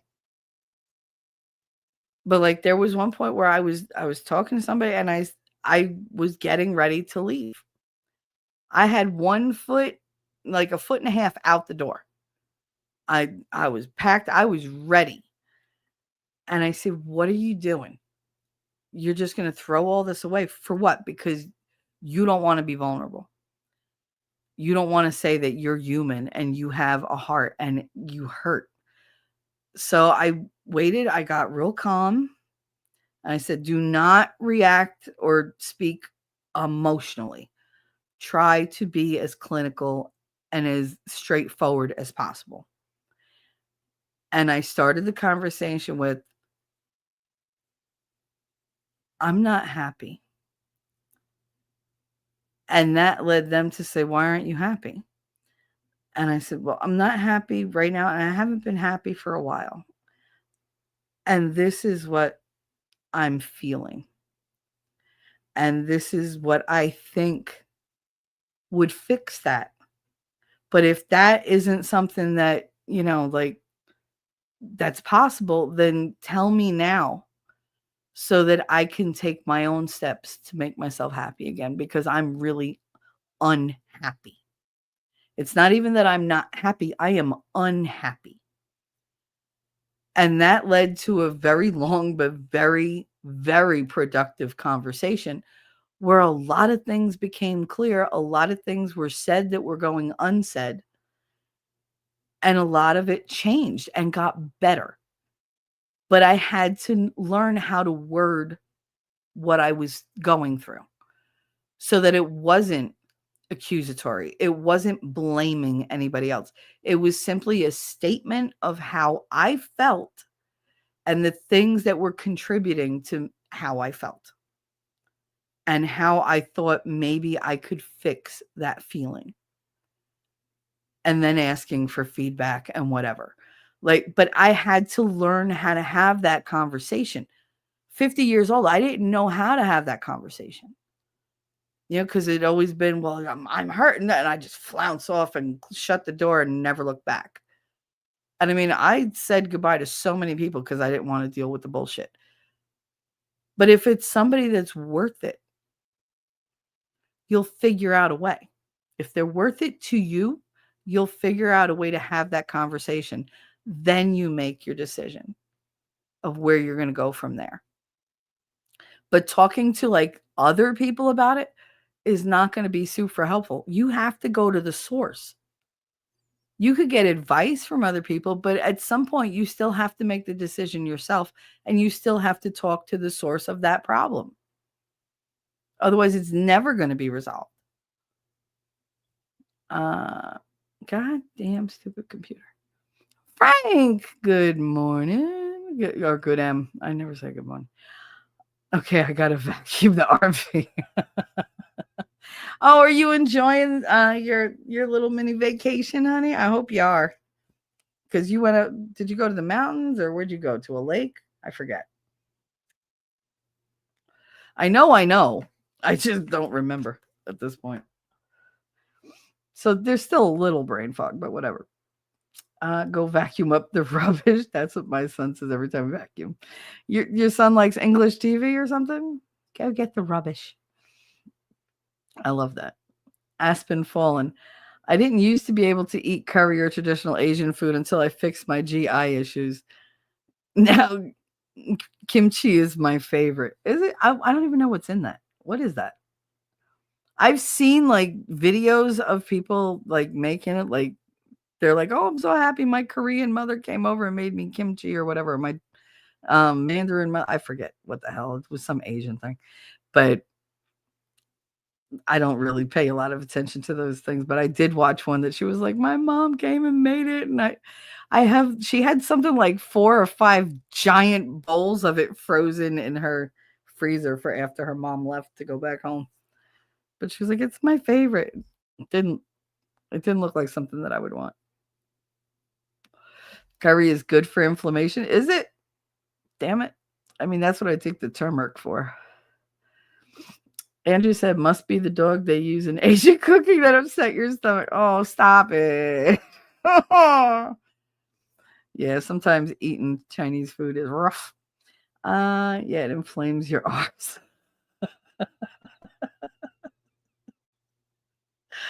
I fucking can't with you. Last said I can't stand the smell of curry and I won't eat it. Yeah, I just avoid it. It's not that big a deal. There's so many other things in the world to eat. It's like that's fine. Like there's no Cajun kind of spices that get me like upset. Literally, if I smell it and it turns my stomach, I'm not eating it. There's no way. Did you finish the bear? He's eating a bear? Vicey, are you eating bear? Inquiring minds want to know. Uh, they gas bananas. What the hell is a gas banana? There's an Indian Mexican restaurant here in town, and it's amazing. Oh, we have a Mexican place here that's supposedly very good, but my mother doesn't like Mexican food, so we never get to eat there. Or I should say, we don't get to eat from there. It's not like I get to go anywhere. Organic bananas are so much better. Organic everything is so much better, but these people refuse to buy me what I put on the list. Yeah, I'm gonna try to make kimchi soon. In ya, out ya, all around. How you doing, baby? Uh, oh, good. I'll have to go back and check it out. I was there a bit in the beginning. Okay, I don't know what that was about. I want to every time I go shopping. Oh, Aldi's. There you go. Yeah, I do. I love Aldi's. I wish they would take me to Aldi's so I can go shopping, but apparently that's too much trouble. I'm trying to zip through. Wait, let me go get my magnifying. Girl, that's not funny. I got a pair of magnifying glasses in every fucking room that I frequent because I'm not going searching for glasses. Like, I just want to reach over and there they are. Because reading like pill bottles or like the instructions on a box or something, yeah, that's not happening. Nope. I tried to do my taxes the other day and I had like my magnifying glasses on the tip of my nose and I was like, that's it. I'm officially my aunt. Because I'm like trying to like read down through the magnifying glasses, but up with my eyes the way they are for the computer screen. It took me like an hour and a half to do my taxes. I cried twice. I was just like, I hate this. And then it wouldn't let me e-file. I was like, now I have to mail this shit in too. That's more fucking work. Really? Really? YouTube is a dick. Yes, it is. And not even a good one. It's the kind of dick that gives you syphilis. Lady Awesome, beware of missing pieces in the build. Oh no. Oh no. Uh I didn't get this or Vice's notification. That's typical. YouTube never puts like my notification out. I rarely get notification that Winning goes live. And I'm literally like sometimes I'm in the show. And it's just like, no, he's not live. Bitch, I'm here. Like I'm part of the show. I'm on panel. My name and tag is in the freaking title, and you're still not telling me that he's live. I'll check the feed wall, nothing. I'm like, you got to be kidding me. And then I get lives for people that I'm not sub to that don't even like go in line with any of my interests. And I'm like, why would you?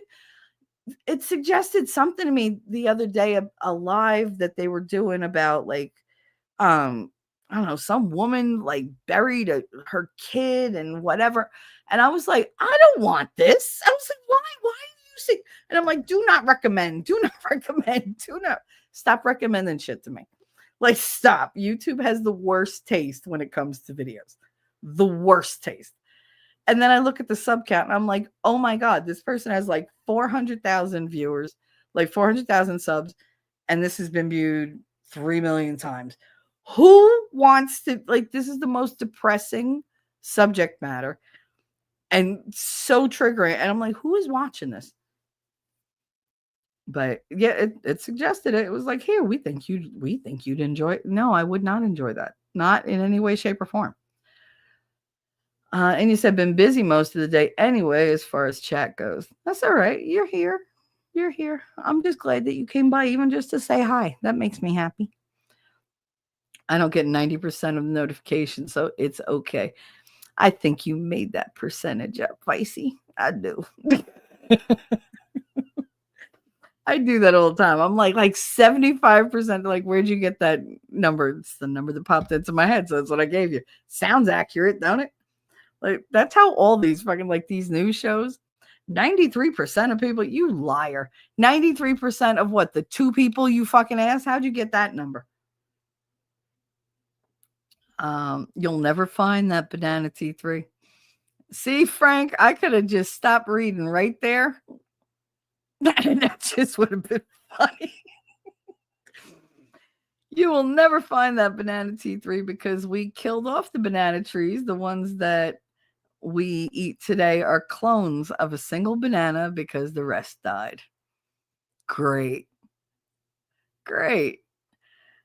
And the thing is, like, the memory of those bananas is so fresh in my mind that I can physically, like, I can almost taste them. But more to the point, I can definitely eat a banana now and know that it's just not the same. And it's just on such a different level. It's literally like just eating a plastic freaking piece of fruit. You remember how we all used to, like, all our grandparents had those bowls of, like, the wax fruit? I think that's what we're eating for real now. Andrew said, you don't know why your mother buys you chemical food T3. It's because we brought all the voodoo dolls. Yeah, well, I need more voodoo dolls, apparently. I need somebody to stick pins, like, in her and her husband. But I didn't say that. That's alleged in Minecraft. God, I'm kidding. Don't hold that against me. You know what I'm going through. At Inya, surprise, blind date. Oh, Lord. It was a teenager, I think. What the hell am I? It was some chick gave a guy the wrong number. It was my number, poor guy. It was a teenager, I think. Aw, poor thing. That's funny. I don't think my husband would be happy if some young guy bumping Young Thug showed up to see me. You don't think so? He'd go to the door and be like, shake his hand. He'd be like, "Hey, who are you? Oh, I'm I'm Janus. I want to see your husband introduce himself to just some random person. Hi, I'm Janus. I just want that to happen so much. You have no idea. Oh, God. Last said I've been known to wear sunglasses inside because my eyes just can't handle so much light sometimes. Well, I mean, anybody who's prone to, like, migraines, yeah, I could see that. I can see that. I don't wear sunglasses for that. I just put an eye mask right over my eyes and no light whatsoever. Otherwise, I just want to die. I think it'd be funny. And yeah, come on, that's some content right there. Shani said, "Okay, team, I'm thinking I need to go ahead and go to the office. I mean, it is 11:18 a.m. and, well, they do deserve somebody to be there for them, don't they? I mean, maybe. That sounds like a personal decision. I say fuck them all. Stay longer and take them an afternoon snack, Shani."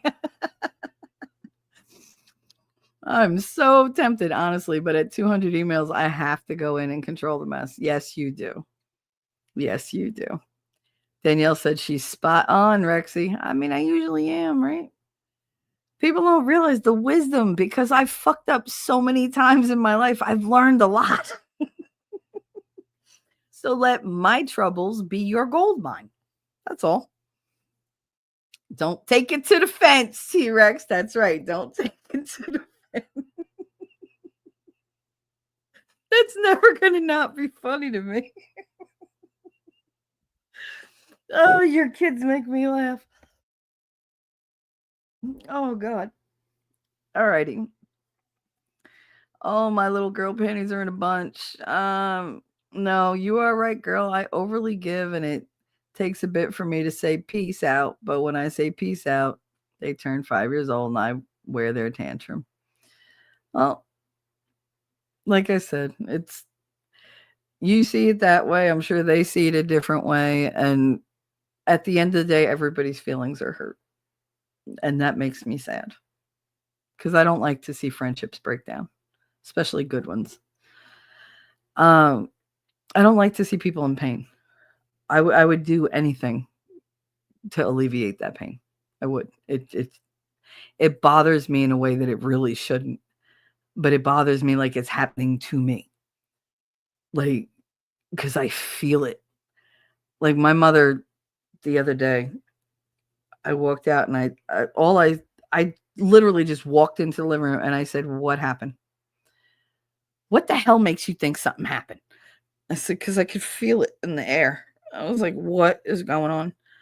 And she was like, "You can't feel it. Nothing happened." And I said, "Really?" And she was like, "Well," and here we go. And she was like, "I didn't say anything. How did you know something?" Because I can tell. I can, like, literally the feeling, like the anger from one room is hitting me. The friggin' like the despair is hitting me over here. The frustration is hitting me over here. She's like, "You can't feel all that. That's your imagination." No, bitch. Like, I literally feel everything you're feeling, and I don't want those feelings. I wake up happy. I do. I wake up happy every fucking day. I'm in pain, but I wake up happy. I'm cheerful. I'm optimistic. And it takes her about 5 seconds to completely wipe that out and have me hysterical crying. And it's not fair because it's not my emotions I'm feeling. It's all her bullshit that I'm feeling. And she is an endless supply of negative emotion. And it's eating away at me. And I'm just like, that's why sometimes I'm like, "Oh my God, I gotta go away. I gotta go away. I gotta turn off the computer. I gotta turn off the phone. I gotta lock my door." I'm just putting like an eye mask on. I'm putting earphones in, and I can't because I literally have to block everything out. Same thing with my son. I could be in the middle of talking to him, and all of a sudden I'm like, "What's the matter?" What do you mean? I was like, "Your whole like attitude just changed." And my daughter will be like, "No, it didn't." I'm like, "Don't fucking tell me." Like, I can feel the shift in him. And people think I'm crazy. But it's like, that's how I tend to be with everybody. Even you guys, when you come in here, like you'll say hi, and I'm like, "Hi, what's going on? What's the matter?" Because some alarm bell is going off that, their typing is a little different. Their tone is a little different. Something's not right. Something's bothering them.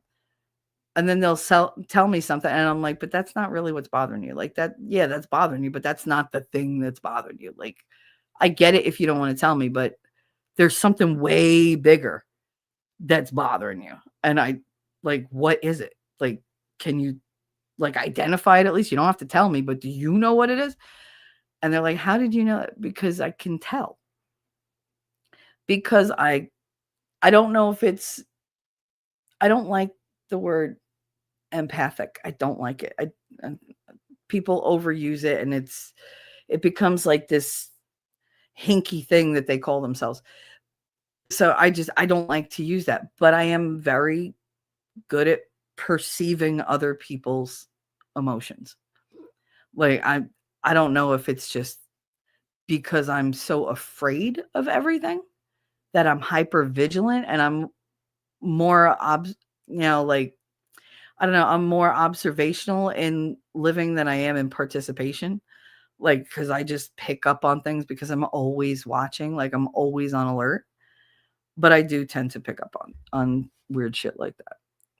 It's like when people are being fake with me, I just let them. There's no point in calling them out because it's not going to do anything. It's just I let them be fake, and in the back of my mind, I'm like, note to self, you're being lied to, but just keep an eye on that one. But I never let them know that I know. And they trip themselves up eventually anyway. Last said, "I couldn't help myself, T-Rex." And it's the same age as my daughter who said that thinking she was saying, "Don't take offense to it." That was so funny. I love that. Don't take it to the fence. um, T-Rex said, "You're right. It's why I left the ball in their court, and we shall see if they realize. Putting my foot down and expecting reciprocation is more than fair to me. I refuse to apologize for saying that I was hurt, then making it about them. Nope, I'm over that." Good, good. But again, you're still playing the waiting game. Like, did you put a deadline on that waiting? Because people will let you wait forever. Like, you need a deadline. You say, listen, you have until here, and then we're going to revisit this. And if things aren't different, then I have to make a decision. Because otherwise you're just stalling. So either shit or get off the pot. Shani said, learn from what I'm sharing and what she's saying about it. I got so gaslit that I even believed what was said until I went and looked at facts. Stay strong. I mean, emotions cloud everything. They really do. But what would you be without your emotions? Would you rather live a just stagnant, stoic, cold life, or would you rather feel the emotions? You are too emotional of a person to ever give up your emotions. You're just you're big in the feels. But again, as you get older, you feel less and less because you learn more and more that it's not the end of the world. This is not the only person on the planet, and I don't really give a fuck what people say about me because fuck them. Kids today have been cheated out of social etiquette, and phone internet is to blame. Oh, absolutely. They have no idea how to interact. None. They don't know how to have a conversation. They don't know how to do any kind of like problem resolution. None of it. It's all just all feeling. And it's I was guilty of it for so long because I was surrounded by it. I never used to. I used to be very like even keel. And then it was all reactionary. And I did that for decades. And now it's like, I know that doesn't work for me. So I have to like physically stop myself from having an emotional reaction. If I feel some type of way, I just go quiet because now I need to think. Because if I talk, I'm going to blast you and say things I don't mean.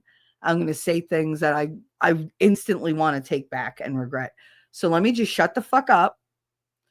Let me sit here. I'm going to pout a little bit. I'm going to be in my feelings for like an hour or two while I'm thinking. And then I'm going to take that step back and go, all right, this is what you saw.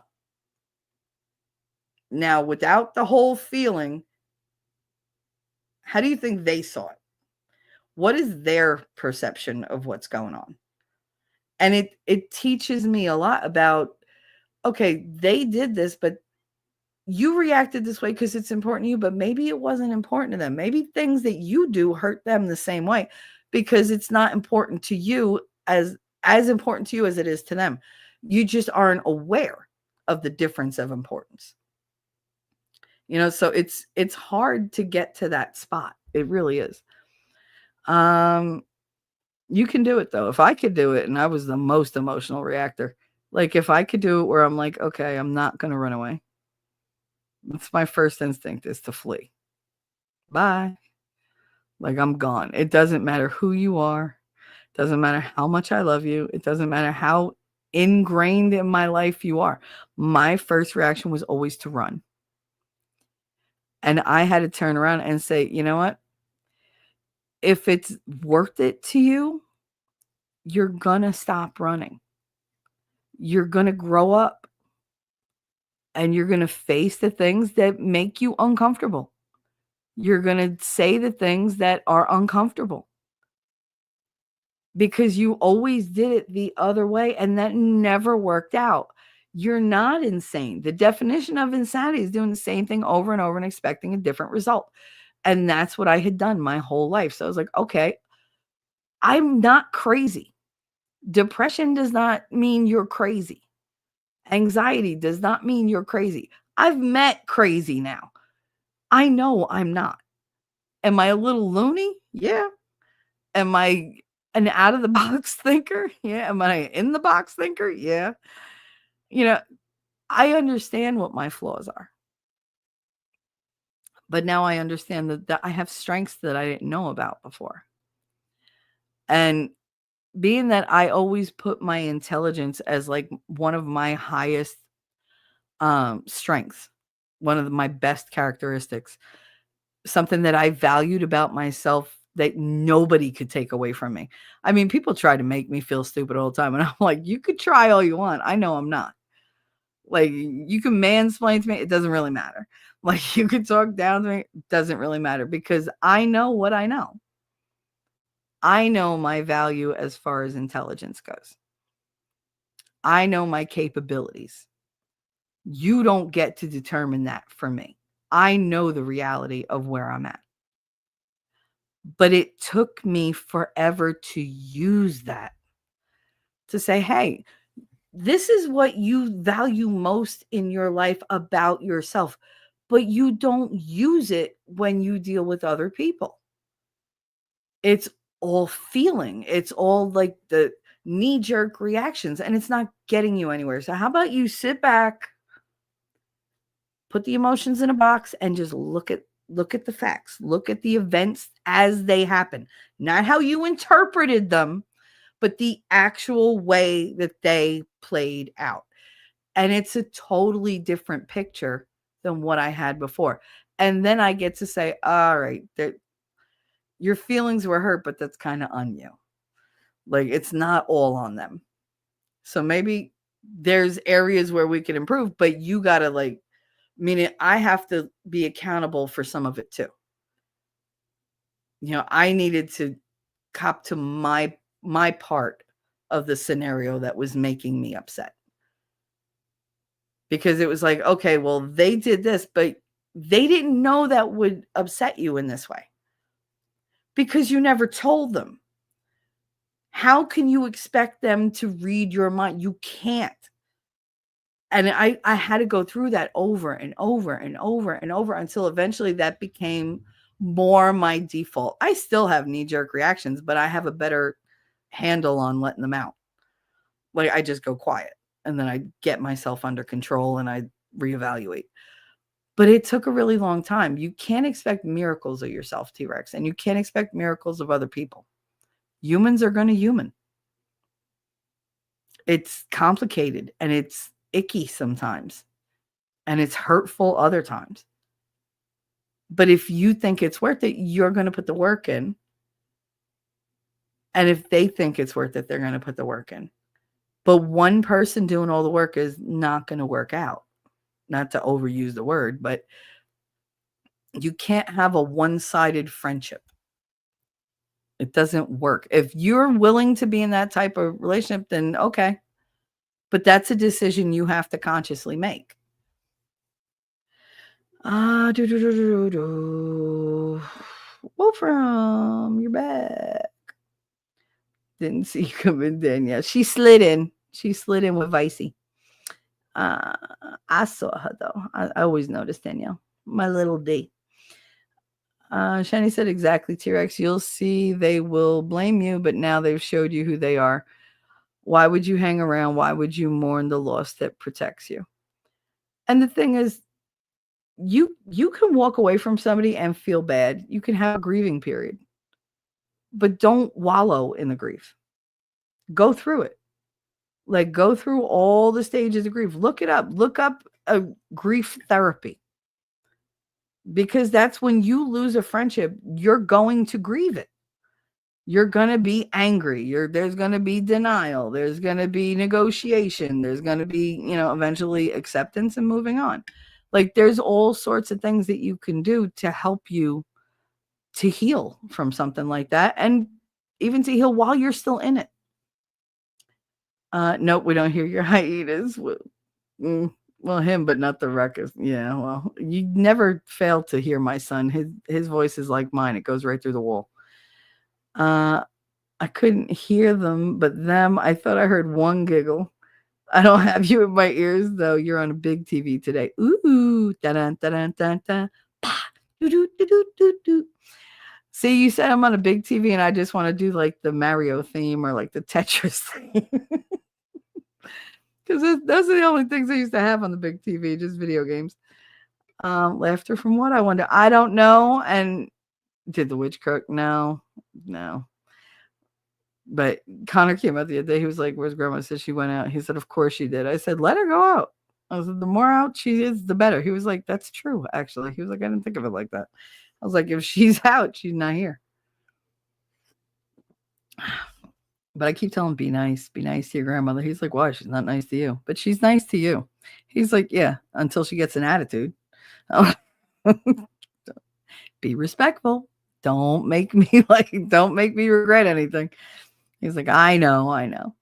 I was like, because then you're disrespectful and I have to hear what a horrible mother I am. I was like, so that just backfires every fucking time you do it. She said, I'm not even sure a woman who can't take a joke is anything more than a fake. There are some women who cannot take a joke. They can't. They're acting uppity and not wanting a relationship with you that way. A woman's laugh will tell you if you should pursue. But there's also times to tell jokes. Like if somebody's super, super upset and they're not feeling like that high energy or like they're not feeling like they can transition into a better mood, bringing out a joke is just going to piss them off more. And it really makes you feel like this person that I'm talking to is not taking me seriously at all. And they really don't care that I'm upset. And that's not true, but that's the perception. Because you're like, I don't want a fucking joke right now. I just want you to tell me it's going to be okay. Like, that's it. Just say, like, fuck that bitch. You have us. You're loved. You're fine.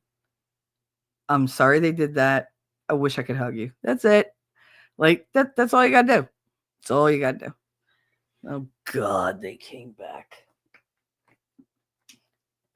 Pretty sure they came back because a red truck just slowed down outside the house, and I'm pretty sure it's theirs. Whatever. Okay, this is me standing up and walking into the studio. Go ahead, go get some work done, Jenny. Andrew said, fresh meat up here is picked up on the road. Ooh, roof or house or horse. Fun driving 140 kilometers and car head slams on the anchors and get out to pick up their meat. Oh my God. People do that here, though. If there's somebody hits a deer and they leave the side of the road, somebody's going to go get it. Not us, because I'm not eating roadkill. Fuck that. But yeah, there are locals that do that. I've seen them do it. Don't forget your mother has a brain worm? I don't know. She don't have a brain worm. She is a brain worm. Snipperoonie, finally here. At least you're still talking. Oh, nipple. I came back at the right time. Great. Clown tits. Oh, I'm that far behind. Jesus. I gotta speed up. I'll text you after the show, Shelly, but surprisingly, I'm not talking about anyone from that group that was the issue last year. They got cut off at the end of last year. No, I know. I know. I was wondering where you all went. We're here. Just another thing we have in common, Shelly. I've been an ass watcher too. There you go, last. There's not like a good set of buns, man. That's why when Winning made that thing, I was like, he actually made it twice. I was like, the tits are nice, but can you put ass in there? He was like, yeah, I can do that. And then I told him when he plays it on his channel for his shows, because that's my clip. I'm like, but don't put my chat up because then it blocks off the asses and I can't see it. What was the point? And he's like that I'm demanding. I'm like, you created a thing with like these beautiful asses in front of me and I can't see them because you keep bringing up the super chat. So just wait. And he's like, all right. I think that amuses him more than anything, that I'm like, I can't see the ass. Here in Oz, the ass donkey. I'm trying to catch up so I can cover the damn topic, but I think you guys need this more than anything. Yes, he'll be driving next month. Oh my goodness. Oh God. Yeah, Connor is supposed to start taking driving lessons. I'm like, oh. That's a stress I was not ready for.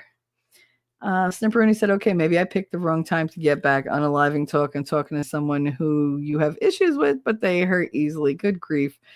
Make me laugh, Shelly. I mean, I'm trying. I'm trying. Kimchi is awesome. Korean fermented cabbage. Oh my goodness. Spicy. It's a staple of Korean cuisine. So I was right. She did say it was her Korean mother. Is made with fermented vegetables, typically Napa cabbage and Korean radish with seasonings like jashugagur, ja, wait, go chagaru. Go chagaru? Is that how you say it? Go chagaru? Gach ugaru? Whatever. Korean chili powder, garlic, ginger, salt, and fish sauce. Fish sauce, is that like that oyster sauce? Was that the same thing? Because I do like oyster sauce. Yes, my kids watch more cartoons with the British accent like Peppa Pig and Bob the Builder. There you go. Bob the Builder has British accents? I don't remember. It's been so long. Nobody's eaten bears. I hope not. Vice was making a bear out of Lego. Oh, okay. Listen, with this group, I never know. Okay. I never know what you're going to do. I don't like to assume things. That's why I ask. Wait, I'm checking the fucking ring. Yep, they're back. Joy. Make sure the ring camera is off because 3:31. Look, the time says my birthday. Yep, I have magnifiers in every room too. I have to. Otherwise I can't see nothing. YouTube recommendations probably because of watching a true crime or law tube. Yeah. Sometimes though, it just shows me things that I had a conversation about, and I'm like, my phone and everything needs to stop listening to me. Or I'll say something in one of my videos, like one of these shows, and all of a sudden I have 9,000 videos on it, and I'm like, no. At least they ain't aviator bifocal. I mean, I don't wear aviators because now aviators only remind me of Joe Biden. So I'm like, nah. Even if I could, I wouldn't wear them. And I think Jeffrey Dahmer wore like aviator glasses, like regular, not sunglasses, just like aviator style regular glasses. I don't know. A lot of these like serial killers wear weird glasses, like cheap ones. After watching the 1982 trial, a lot of the late 80s stuff is coming back, but glad some of it is staying in the past. Right? Some of it needs to stay there, like hair crimping. Don't start doing that shit again. It was ugly the first time. God. And it never worked out right. Snipe, careful there. They just might be similar. I mean, so I know that feeling of something going on. It's weird. It's a weird kind of like emotional radar. And that's what, like, for years of working with autistic and special needs kids, like in the beginning, it was a little overwhelming. Then I kind of evened out. And then they gave me so many of like the hard like cases that there was so much going on in the room all the time. I was literally emotionally overwhelmed all the time. And I thought it was me. But then as soon as I would leave, it was like everything just kind of like drained out of me. And I'd need a nap because I was exhausted. And I realized it was because I didn't have a good ratio of like typical kids to atypical kids. So it was so in one direction. The entire like atmosphere of the room was off balance. And it was affecting me really, really bad. So I had to figure out different ways to change things. And I didn't have time. I got transferred because I snapped. And I don't snap for no reason. Like I snapped because I just couldn't take it anymore. Snipperoonie. Yep. Waited a month after she said we would have a talk. Pushed it because I couldn't wait longer. Seems to be over now. No talk. If she wants to, I will, but I can't keep waiting. It sucks, but that's life. Here's the thing. If somebody, honey, if they don't realize that there's so much good in you, if they can't see it, then that's not somebody, despite how you may feel about them, that's not somebody who's going to value you or cherish you the way you deserve. You could lament about it. You can cry about it. You could, mourn the loss, grieve it. That's what you should do. But don't live there.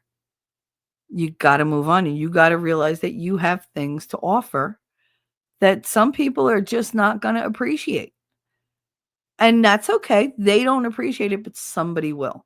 The only way you're going to find the somebody that will is if the person who doesn't appreciate you gets the fuck out of the way and gives you a clear line of sight to other people so they can see you.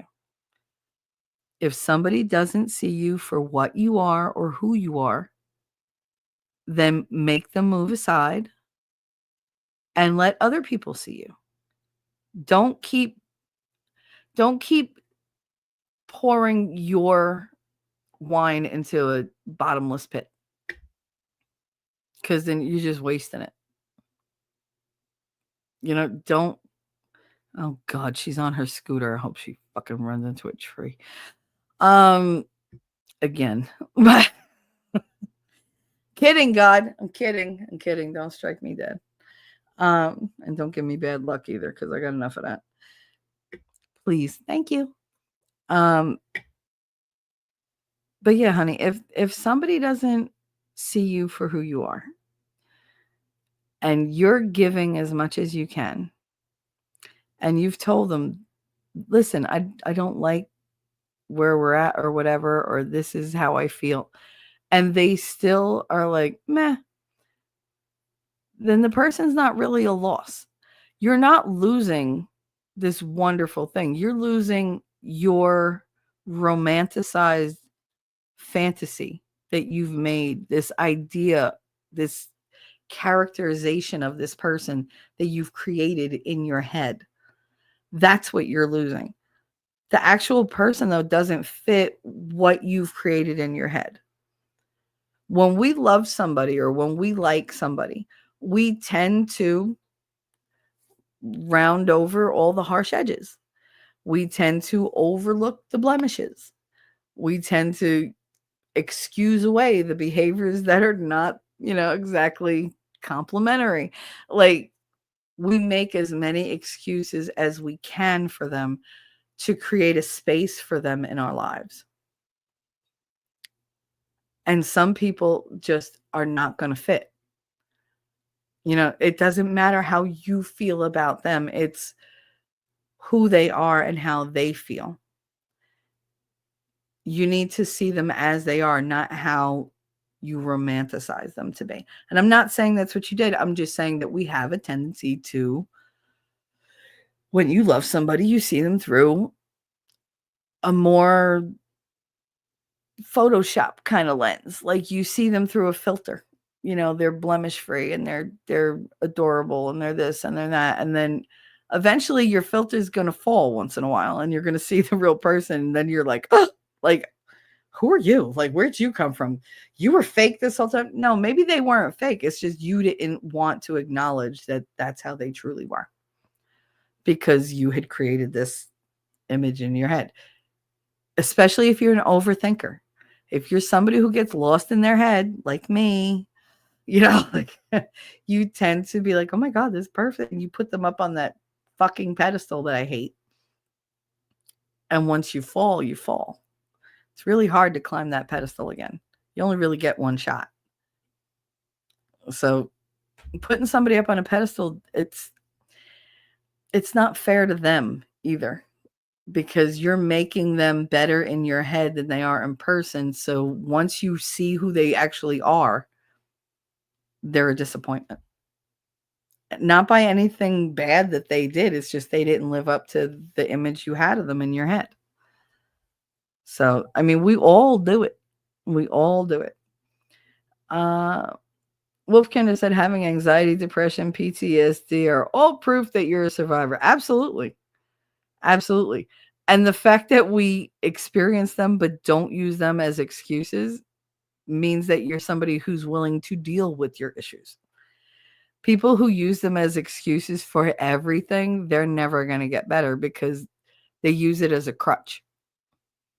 They don't use it as a tool to make themselves better. They use it as a tool to coast through or to slide past with bad behavior. That happens a lot more often than I like. Heidi, expecting people to know what you're thinking and what your unspoken intentions, expectations are. are unrealized expectations. Although well meant, it's irrational and can be a hindrance. Yeah, it can fuck you up. It can fuck you up, especially if you spend most of your time living in your own head. You know, we all live in our head to a degree, but some people live in their head so much that they don't communicate to anybody else what's going on. And then they're like angry because things aren't going the way they envision them. And I'm not talking to anybody in particular. I'm saying this is just something I've noticed throughout my life, especially about myself, because I had no right to get angry half the time that I got angry. Because how were they supposed to know that I wanted this in return when I never said I needed it? Because I'm too tough, I'm too independent, I don't need anybody. But then when nobody shows up, I'm like, nobody wanting, like nobody helps me. But you don't ask for help, stupid. So it was just as much my fault as it was the fact that they weren't jumping to help me when they didn't know I was in need. You know, so it's just like, now if I say, hey, I need this, and then you fuck it up, that's on you. Like that's gonna hit me double, and I'm gonna be resentful, and I'm gonna be mad, and I'm gonna be hurt. Like if I tell you I need you to do this and then you still don't fucking do it, fuck you. Like like then that's not me like pretending shit in my head, and don't try to gaslight me and be like, like no. If I tell you I need you to A, B, C, D, and E, and you don't do those, but you do the opposite, the thing I told you never to do because I will react a certain way. If you did it anyway, you're on your own, buddy. Like, I'm not dealing with that shit. I'm just not. Danielle said, off to work. Thank you, Shelly. I needed this stream. Aw, you're always been so dear to my heart. Love you. I love you, honey. Have a wonderful day. I know you're gone and I'm way behind. Am I way behind? Oh my God, I'm only like 10 minutes behind. What happened? Holy shit. That's not right. Bye, Danielle. Have a wonderful day. Little D. Haven't seen her in so long. Snipe, I had to approve that.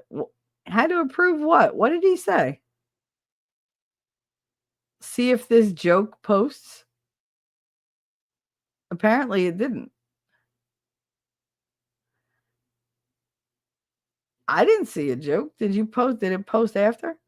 I'm shocked it got that far. I don't see. There's nothing. Wait, let me see.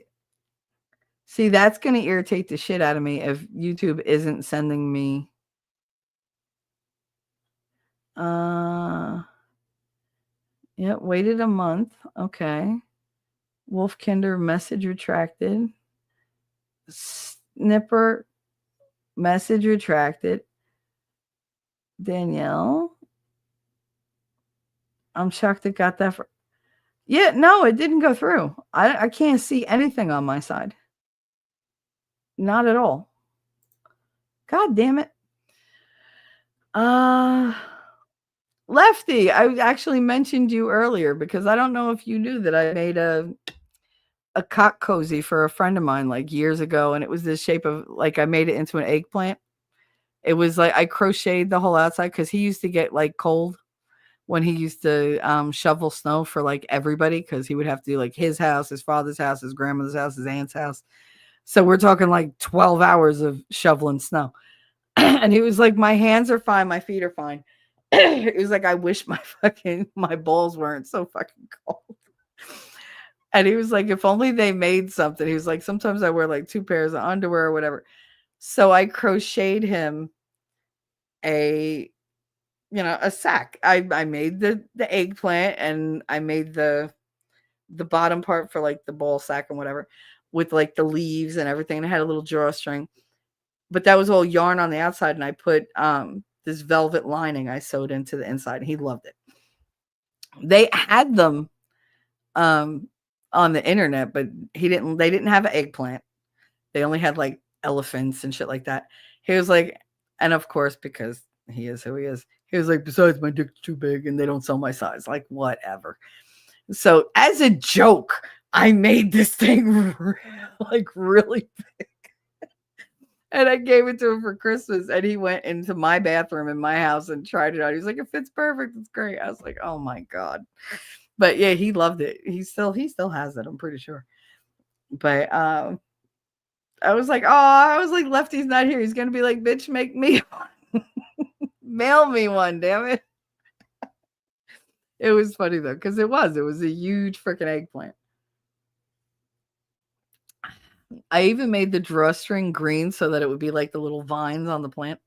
So cute. Snipe, I had to approve that again. It didn't go through. I can't see shit. Sub to Lefty, yes, absolutely. And his gaming channel. Snipperina said, "You read me like a book, or you read me like a book." I can't tell for context. I tend to do that. I tell you, the first time that Jacob Peets was in, it was like the second time or third time he was in my chat. And I had mentioned something about being good at reading people.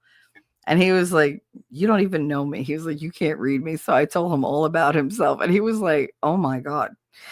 And I freaked him out. And he never forgot that. He was like, "How the hell do you know all that?" I was like, threat assessment, dude. Like when you've been as beat up by life and people as I have, you do constant threat assessments. Because I'm always afraid. I'm always afraid. That's why my claws are always out. That's why I hiss before I do anything. Like, because I'm always afraid. And it's just easier to fight people and make them afraid of you so they stay away than it is to be vulnerable and show people you have a heart and allow them to hurt you. And I wasn't at that point. Like, I couldn't do that. I couldn't take any more of that. So yeah, threat assessment is kind of what I do 24/7.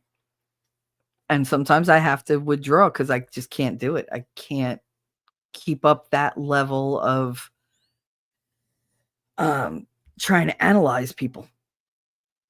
And it doesn't take that much work to analyze somebody. I pretty much get a snapshot of them right away. But there's a lot of y'all and only one of me. So it tends to be a lot. Oh, goody, they're outside my fucking window. Oh, are we going to plant another tree? We have apple trees, we have lemon trees, we have strawberry bushes, we have all this shit. And now they're going to put up a freaking greenhouse. It's like, whatever. Hey, I have a content idea. Turn your mom's scooter into a bumper car. I want to put like a GoPro on the front of it. Be like, go out. Let's see. Because she gets into the worst accidents. She goes into trees all the time. Wolfkid, she does. She just drives into trees. The day before I got here, before I moved here, she was driving her little motorized tricycle thing.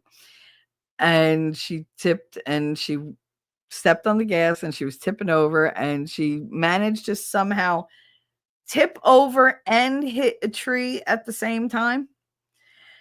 And did she try to stop it? No. Did she try to yell for help? No. All she yelled was, "Fuck me." And that was, and I was like, of course, that's what you yelled. Wolfram said, "Lefty Lowe's gaming channel is great relaxation." He always says that. Always says that. I don't know. Mixture said, "I get called a bitch or aggressive when I raise or change my tone after asking or saying something nice. I can't stand that. I'm still working on it though, but Lord." But the thing is, like, the frustration, people don't understand that it's not that you're angry. It's that, okay, I'm trying to be nice and you're just not letting me. A lot of that is my frustration because I'm like, no, stop labeling everything that I do and just listen.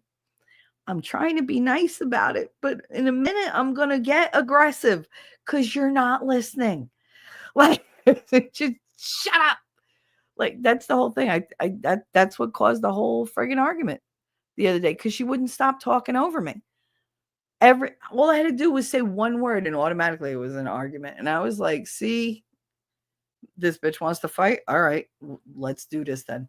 And that was it. That was all she wrote. Because once I decide we're having a fight, we're having a fight. Because you obviously do not want to have a civil conversation or like resolve anything. So you just want to fight? We'll just fight. I'm either going to walk away or we're going to like throw hands. And I was very clear. I told her, I said, you need to go move on the other side of the table. And she's like, why? I said, because I'm about to like get violent because you're making me get that way. I'm giving you fair fucking warning. I don't care that you're my mother. You have literally pushed me to the point where I'm going to be violent. So either move away from me or just go away because otherwise we're going to wind up fighting. And she got up and moved, but she kept fighting. She wasn't ready to not fight. And then eventually I got to such a pitch where I scared her and she was like, okay.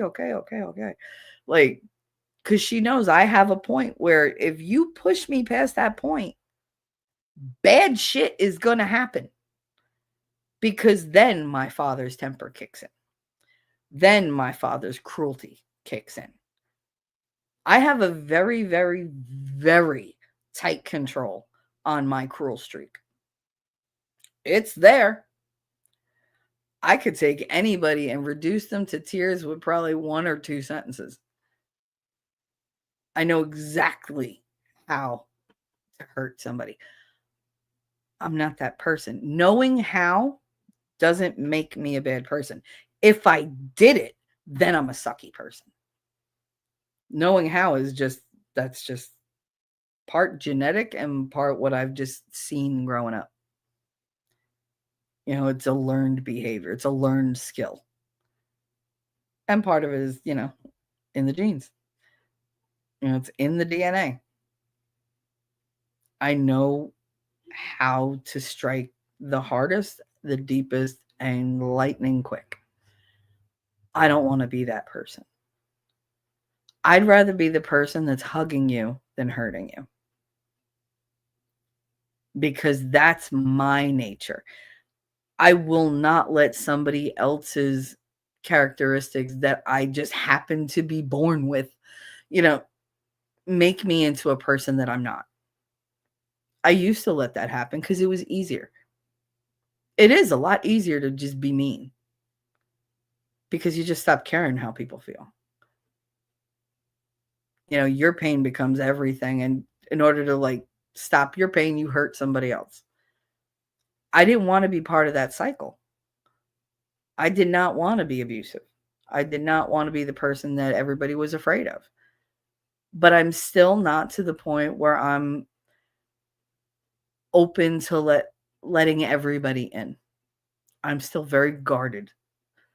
So the people that actually get close to me, like I don't know that they know what a rare thing it is because they see it all the time because I've chosen to give that to them. I've chosen to trust them with that. But that's not the norm for me. The norm for me are the, you know, dick and fart jokes and like whatever, like just the ha, like, you know, that version of me is what most people get because that's the safe version of me. You know, she's funny and she's, you know, off the wall and nobody takes her too seriously. Nobody looks too closely, but she can't really be hurt and there's nothing you can really use against her because she's just a shadow personality of who I am. So really, it's just like, that's the front I put up. That's the shield. You could throw bullets at that shield as much as you want, and it's not going to, you know, hurt me. But they don't know that that's not all that I am because that's all that I give them. But the people closest to me, the people who actually sit and listen and whatever, they know that there's so much more than that. That's just my defense mechanism. You know, that's me keeping myself safe. That's my bubble wrap. And I don't act like that with the people that I'm very close to, the people that I trust. Like they know how thin-skinned I am. They know how afraid I am. But they also know how giving I am. And they consider all that. But it's rare. I've never had that many people in my life that understood that about me. Like Christine always got that. Zuma always got that. Veronica got that. Rachel never understood it. She never saw beyond like just surface level, so I never let her pass surface level. I'd listen to all her shit, but it was like there was no reciprocal sharing of problems because she didn't want to hear it anyway. She was doing to her own life. She didn't give a fuck what I was going through. You know, and that happens a lot with very self-centered or narcissistic people. You get used to like shutting yourself down because they're not interested in anything you have to say. They're only interested in how they could either use it or how it affects them. They don't care about your feelings. They don't care about your struggles. So you just stop sharing until eventually like the whole thing breaks down. But yeah, no, it's hard when you're trying to be a better person. I get you, Mixed. I do. Cuz you're like, I'm putting my best face forward here. I'm putting a lot of effort into this conversation and you're dismissing it like it's nothing. When you've known me long enough to know that this is difficult for me. And I'm really trying here. And you're either not listening or you're just acting like it doesn't mean anything. Like, oh, whatever. Like, oh, you should have been doing that all along. Like, I hate when people are dismissive. It really bothers me because acknowledging that somebody is at least trying to do something is a huge step forward in any relationship with and on any level, any kind of type. Because acknowledging somebody's feeling something or doing something, that's validating them. And people, I know they're like, don't look for validation. People need validation. They need to understand and know I'm doing all this. I need to know that it's landing. I need to know that it's effective.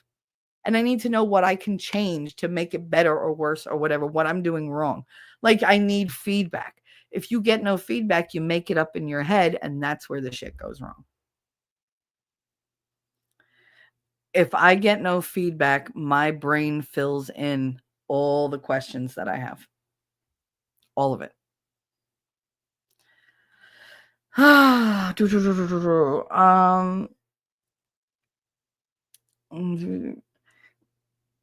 Lady Awesome said that's right. And then I take my hoop earrings off and it's on. Yep, the hair goes in a ponytail, earrings come off. Make sure my shoes are tied up and let's go. Oh yeah. Usually the rings go on as well. Because I have the big, like, the teeth breaker rings. Mixed said, oh my God, mine is from my dad. Yeah, a lot of us get that from our dads. Mothers don't tend to have like that outwardly cruel streak. They have more of a manipulative kind of cruel streak. And I don't think they're doing it to be cruel. I think they're doing it to self-aggrandize. Like a lot of women will do that. They'll do that to make themselves feel better about themselves. This way they feel stronger. Whereas the men who do it are literally looking to inflict some type of pain because they get some sadistic pleasure out of it. And I'm not saying this about all. I'm talking about the people that are prone to do these cruel things. Like that's literally like a very small group of people. But I do tend to think that the ones that act cruelly, who use cruelty like a weapon, the women don't do it to inflict pain. They do it to make themselves feel better or superior or to say, well, now I'm not the only one in pain. So they don't, like it's misery loves company. Whereas I think when men do it, they're literally doing it for some sort of satisfaction. Because they go about it very differently. That's why men tend to be more physically cruel. Hey, Elephant, how you doing, baby? Men tend to be more physically cruel and women tend to be more emotionally and psychologically cruel. And that's just the way they are. But it feeds whatever demon they have, whatever void they're trying to fill. And they're very different. They are very different. Not to say that there aren't exceptions to the rule. There's always going to be exceptions to the rule. I'm saying from my point of view, when I deal with people who use cruelty like it's nothing, that tends to be the case. Like men they're more satisfied with inflicting like a more physical pain. And women tend to want to wreck your mind and your heart.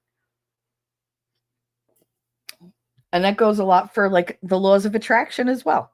When somebody wants you, like men tend to be more drawn to the aesthetics at first. Like if they love somebody, they become more attractive over time. But the first thing they notice is the attractiveness. And that sometimes is the only determining factor, which is why a lot of guys pass up on like really nice girls who just, they're not walking around being 10s and 11s. Wolfram said, okay, on my way home, be back later. Okay, honey. Shenny said, hey, Elephant, Snipper Hunter. Oh, and yes, Shell, I'm working. It's just I'm having to wait between tasks and for things to open. That's all right. It's already 4:00. I've been going 4 hours and I haven't touched on the damn files yet, which means we're doing it Thursday. And I'm going to have to change this damn title. But this is like a topic that you guys seem to really like want to talk about. And I have a lot to say on it. But if it helps you, I'm more than happy to put my topic off and just talk about this. That's why I dedicated 4 hours to it. But a lot of us are going around with hurt hearts because honesty is really hard to face. It's very hard to see reality as it is rather than how your mind twists it to be. And that's not just society that does that to you. It's not just the media that does that to you. It's not just the government doing that to you. We do it to ourselves. And it's almost like a survival instinct that we think we need. Sometimes it makes you worse. Sometimes it makes you better. But most of the time, it's just obstructing you from moving on. Elephant said, I'm dealing with a lot of bullshit today. It's great. Girl, I've been nonstop bullshit. Nonstop bullshit. Shanygram said, change the title to Let's Get to the Files Already. Ha ha ha. To my Let's Get to the Games Already. There you go. I don't want to change the title now because then I know I'll click out and then it'll be it. But I will change the title because we didn't get to it. But Thursday we will be talking about this because I pulled up a couple, not many. I only pulled up like 4 really interesting files. Like I said, I went through 2,100 fucking files. It's a lot. We don't distrust these agencies enough. We really don't. And when I tell you that we all make jokes, oh, ha, ha, ha, guess I'm on a list. It's not outside the realm of possibility. It's actually a high probability because these people investigate everybody. And they have the informants. I mean, they put names of informants, what they do, how they found them, why they went and found them, why they, who they tapped in whatever. Like they go to salons, like hair salons, and they'll like blackmail somebody into being an informant. They'll go to, like on a cruise ship and just run into 10 random people that were on their list. Just happened they all went on the same cruise and we're all here. Since I have you, let me tell you what to do because I have all this dirt on you. And when I say they go back, they go back. Like if they have any interest in you at all, they will contact. You could be 90 years old. They will find somebody from your childhood still alive and question them relentlessly about you to get your character determination. And they write it all down. And these agents that write these reports, there's a whole lot of codes and a whole lot of in-jokes in the FBI and the CIA. And when I tell you they do not feel like they're in the same category as us, there's no way for me to stress that enough, because they think that they are like this elitist group, and they're operating at this function like high up here, and we're all just like these ignorant little peasant toys that they could just move around a chessboard and whatever, throw into the ocean, whatever. And they're very critical of all of us. Literally, like they describe people in the worst way possible. Like they one of one of the things, because they have no care for using people up and throwing them away. Every single one of us is completely expendable. So whenever like any of these like agencies tell you you matter, they're fucking lying to you, because it's in writing that we mean absolutely fucking nothing. They take people, they put them into the field as like informants, as honeypots, as whatever, and they make sure they have them over a barrel. They're like, oh, they're in debt, we can use this. They have a whole list of people's weaknesses, how they can, like manipulate them and everything else. And there was one that they were talking about. There was a chick that was a honeypot in Manhattan for years, like decades. And apparently she was getting up there in age, like in her like mid to late 40s. And the agent said she wanted to move to Florida, but he chose to recommend that her contract not be renewed, because she's getting a little long in the tooth. And yeah, she's fucked all these like kings and ambassadors and everything else for us. But basically his report said that her shit was worn out and she just wasn't physically, like attractive enough to compete with Manhattan people. So she should move to Florida, where, she'd at least be among other old people. Mind you, she wasn't old, but he literally described her as having like a worn out snatch. That was what he was like. Nah, she's not as young as she used to be, and down there she's all worn out and whatever, and we're not paying for anything for that for her. And this is how they talk about people. He was like, yeah, let her move to Florida where she's among the other old people and she could probably catch herself somebody with money, but we're done with her. Her usefulness has lived itself out with us. So I do not recommend renewing a contract with her. However, keep her file, available in case we need to send her after somebody, like infiltrate an older group. So he was already thinking, well, she's no longer the honeypot that she was, but maybe some old dude will want to bang her, or maybe we can get her into like such and such as bridge club or whatever. Like, but he was still like, she was still a tool. Didn't matter what she went through. It didn't matter that she didn't sign up for that. It didn't matter that she was their useful fucking idiot walking around going, yeah, well, I'm doing this for my country. No, you're not doing it for your country. You're doing it for the agency. Those are two very different things. And it amazed me, because there's so many reports in there like that. And it truly, like that one especially, told me that we mean nothing to them. We are absolutely 100% expendable, because they think that the power lays with them. They think that they're the ones in charge, and they think they know better. Never mind the manipulation of the media and everything else. Like, they legit send telegrams all over the world that, okay, well, say this in this country, this in this country, do not disseminate in this country, do not disseminate in that country, but take this narrative and use that there, because that's going to hit them better. They have, and I have procedural things that I say, like all these procedural files and whatever, where the CIA and FBI lay out how they're going to manipulate the public, how they make the subversion happen. And yet, while they're doing that, they're bitching and moaning that the Soviets are better at it than us. The French are being subversive. The Japanese are being subversive. Like, this is what they're doing. And we don't have a counter to that. Why are we not on top of this? Why are we not better than this? We have to learn from it. And that's what they do. They play these games back and forth and back and forth and back and forth. They have informants. They have undercover agents. There are undercover agents everywhere. Everywhere. I found so many things where they're like, oh, this happened in Hoboken. This happened in Union City, which is right next to Hoboken. Oh, the drop-off spot for this KGB fucking top secret thing is in Jersey City. And I'm like, what the fuck?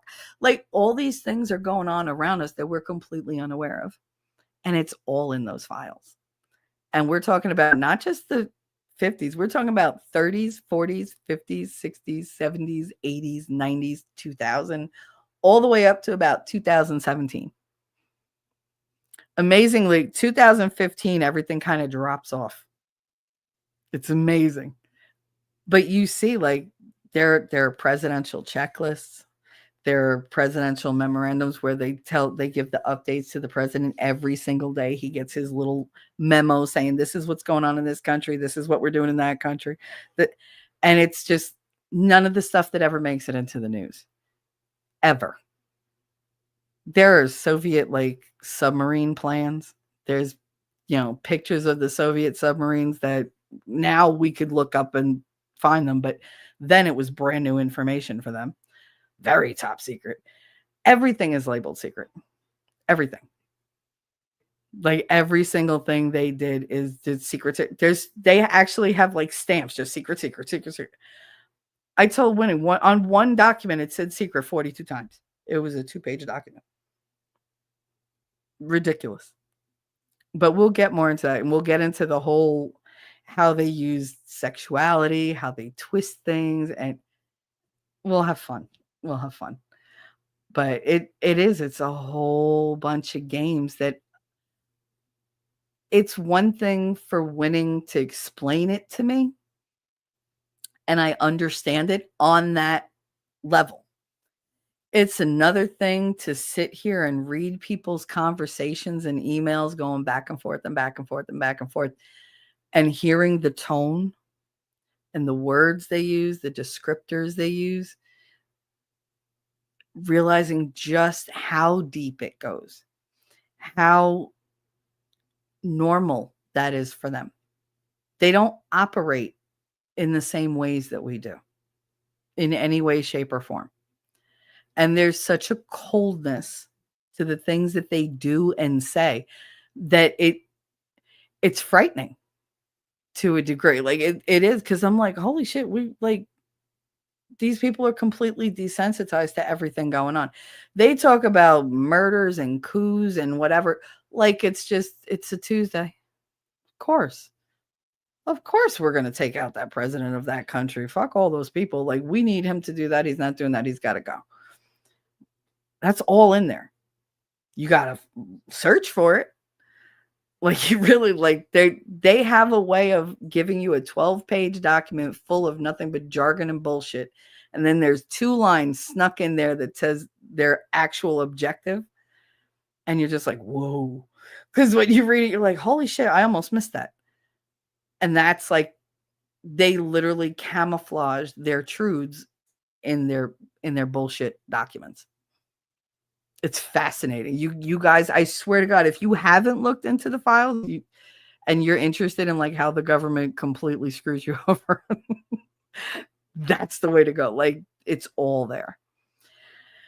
Getting some food out of the crock pot.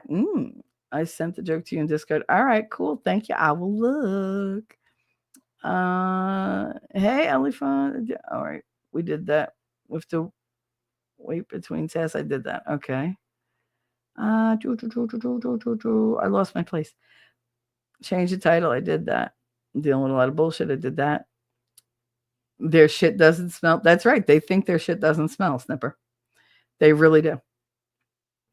They think they're very far above us. Very far above us. And they don't need to do anything to make us happy or to keep us, like, affluent or keep us healthy.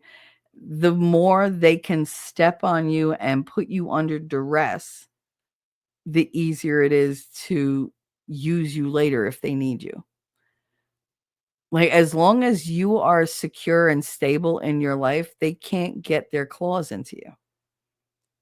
But if you are a little iffy on your taxes, if you work a lower job, or if you need like assistance for health insurance, if you commit any crime at all, if you know homosexuals, if you know transsexuals, if you know, if you date outside your race, these are all things. If you have a kid out of wedlock, if you're, like, I don't know, if you have a gambling problem, if you like to go shopping more than your average person, like, they have dossiers on all that stuff for people that they're interested in.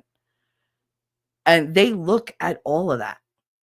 They delve into your mother's past, your father's past, your grandparents' past, into your great grandparents' past. They will go as far back as possible to figure out what type of person you are, how you're going to respond, how they can best get their hooks in you, and what they can use against you long term, short term, or like immediate. Can I get their immediate, you know, submission to what I need them to do? Or is this something that I'm going to have to use like a breadcrumb trail or whatever? Like, am I going to have to lead them to it? They do personality assessments. They find out from anybody who ever knew you exactly what you did as a kid. Did you go out? Did you play video games? Did you stay home? Was your mother like really strict with you? Was your father not strict with you? Was your father like, did he hit you with the belt? Did you not get hit with the belt? Did you go to the army? What were you like in the army? Like, what did your recruiter say? Why did they, push you to join up? Why did they pick you out of a lineup? Why is this? Why is that? Why is that? What is this about you? What is that about you? They will pick apart a person for 20, 30 pages and know every single thing about them and make tons, tons of assumptions. They will draw conclusions based on what they know from what they've done and what they've studied. And they will draw conclusions and write, I recommend this person for blah, blah, blah, blah, blah, blah. Or they'll say he's not going to be good because he's got a big mouth, or he'll be good because he's easily malleable and we can use that. We can drive him with fear. We could do this. We could do that. It is absolutely fascinating because that's what my brain does. And I'm like, but these people do it to the detriment of other people and the benefit of themselves. I at least don't do that. I do that to safeguard myself and usually to help other people.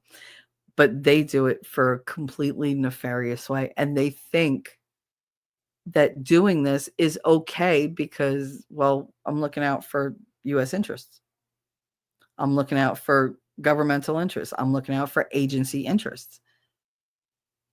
And they think the end justifies the means. So I found it very fascinating.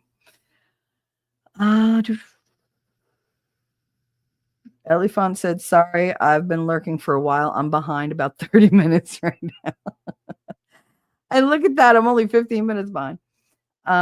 Mixed Chick said, well, damn. I mean, really, they are very frank about it too. They do not hold back. They're like, her shit is worn out and, like, we need a new honeypot.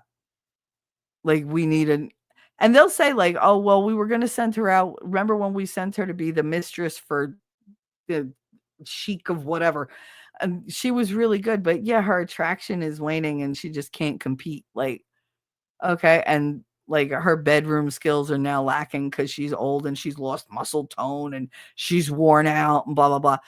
One of them, they were like, oh, this one, we can actually plant, information.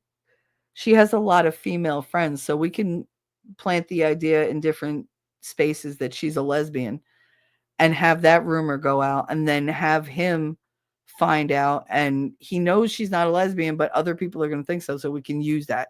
So we'll create this lie about them, have everybody convinced, make sure the optics show what we're saying. And then we can use that to get to the husband.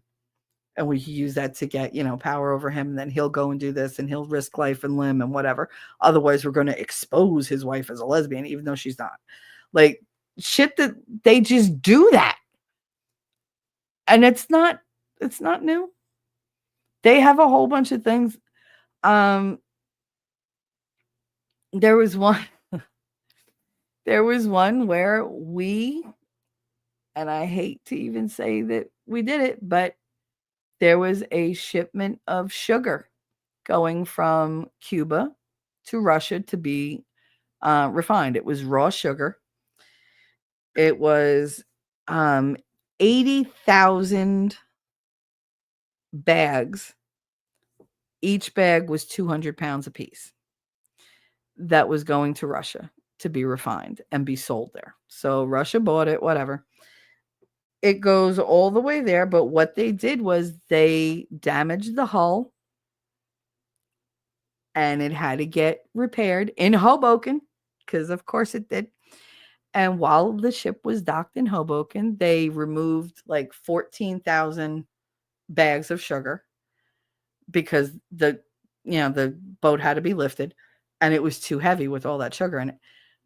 But this was supposed to be like a secret kind of sale because they, Cuba didn't want anybody to know, whatever. So they took out 14,000 bags. Now 14,000 pounds. Each bag was 200 pounds. So 14,000 bags came out. While those were out, they snuck in to where they were holding the storage of the 14,000, and they sprayed them with this odorless, tasteless chemical and then put them back on the boat. Nobody knew. Nobody could tell. Now, the chemical made the sugar taste really, really, really bad once it was refined. However, you couldn't see it, you couldn't smell it, you couldn't detect it, so nobody knew. And the thing about this chemical is as soon as you put it into the refinery, it contaminates every other bit of sugar that goes through there. So they contaminated 80,000 bags of sugar, 200 pounds apiece. They cost Russia a whole bunch of money. They cost Cuba a whole bunch of money and arms that they were supposed to get in return for all that sugar. And they did nothing. There was no warfare, there was no bloodshed, but the people were sick as could be.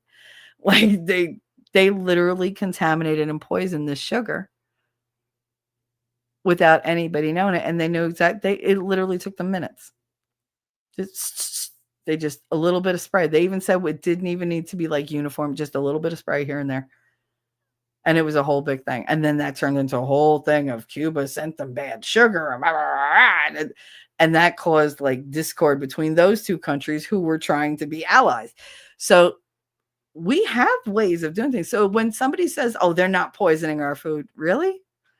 Because they know all the chemicals that they could use to poison everybody else's. You think they don't do it to us? That made me stop. I was like, I can't believe we did this.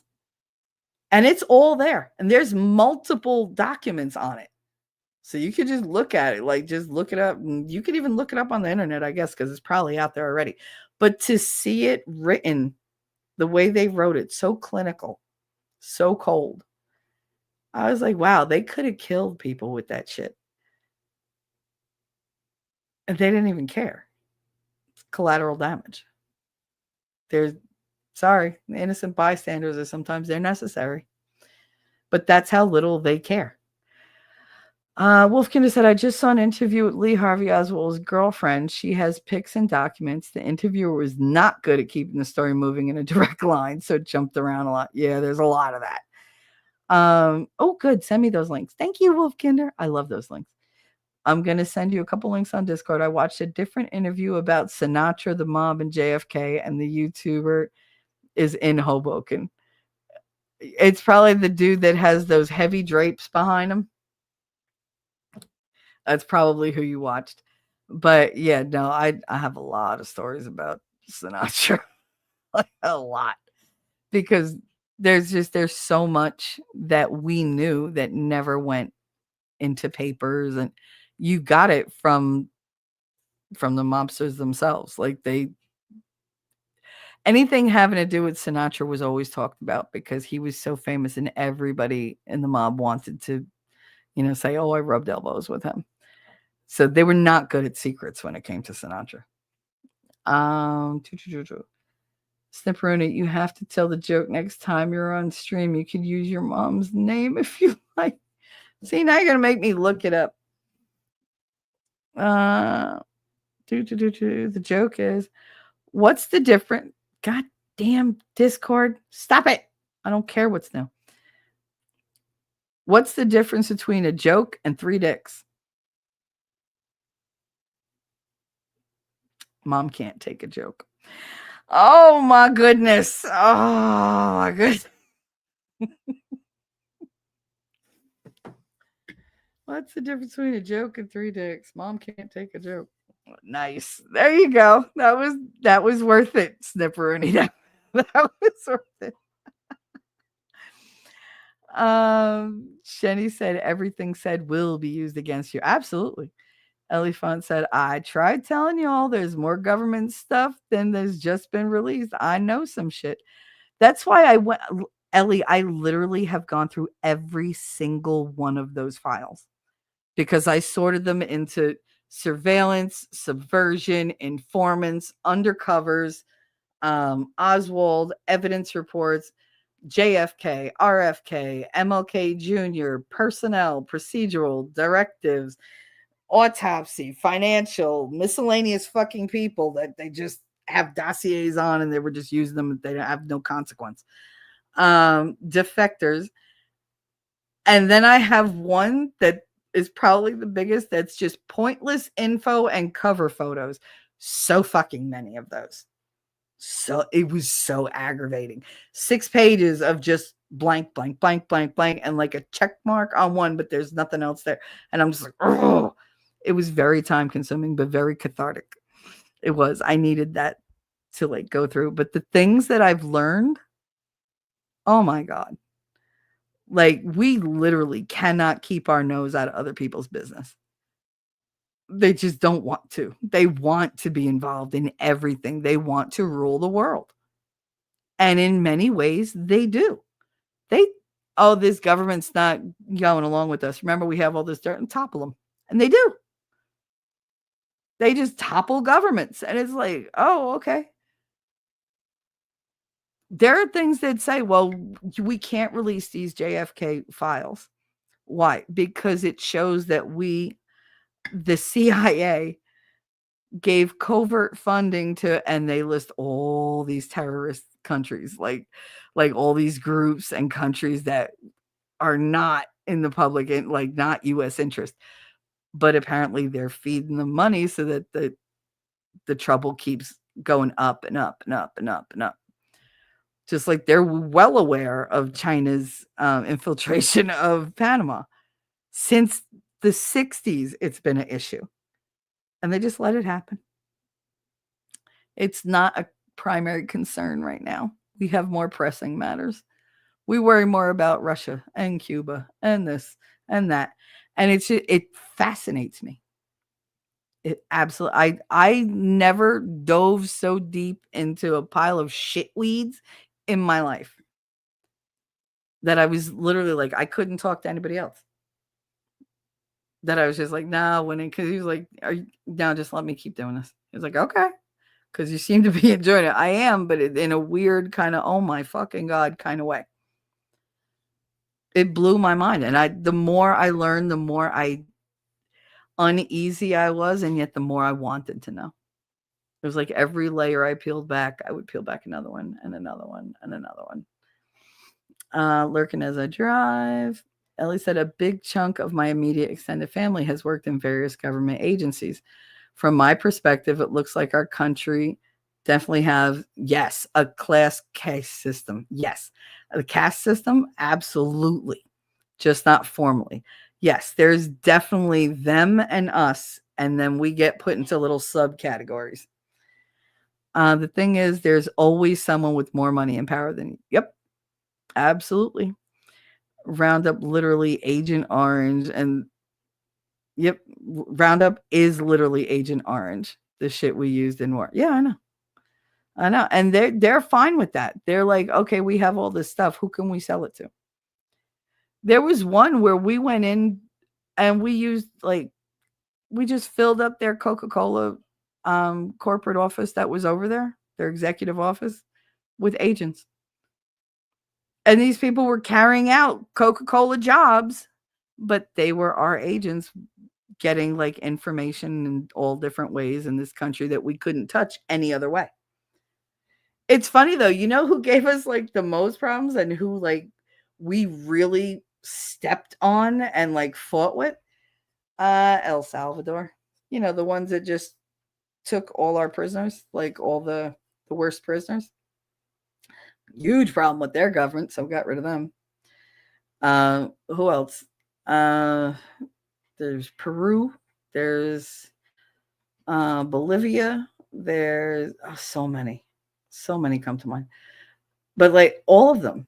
And what did they do? They said, oh, all right, just put Cuba out there. Put Cuba in the papers.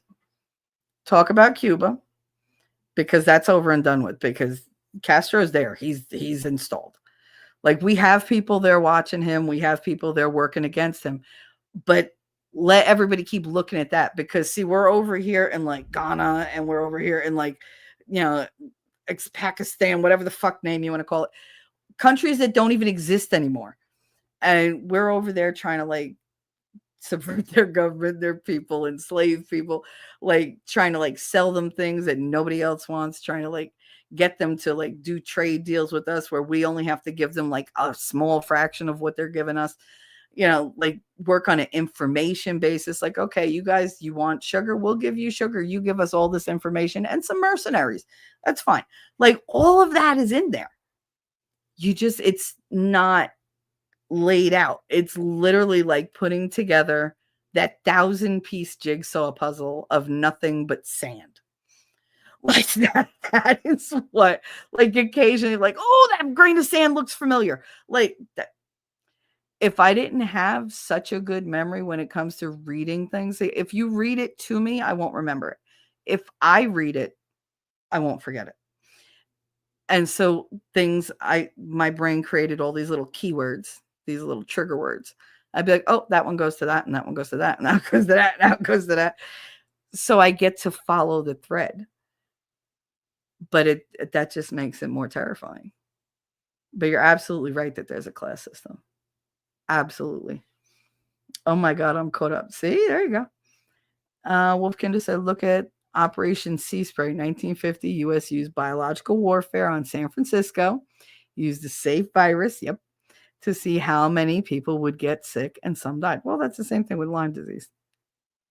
I mean, that came out of a fucking lab. And I knew that as soon as I got it and I did a little bit of research, I was like, oh, look at that. I was like, it comes out of one place and it's nothing. And then in 2 to 5 years, it just expanded across the globe all at once as a precursor to the coof.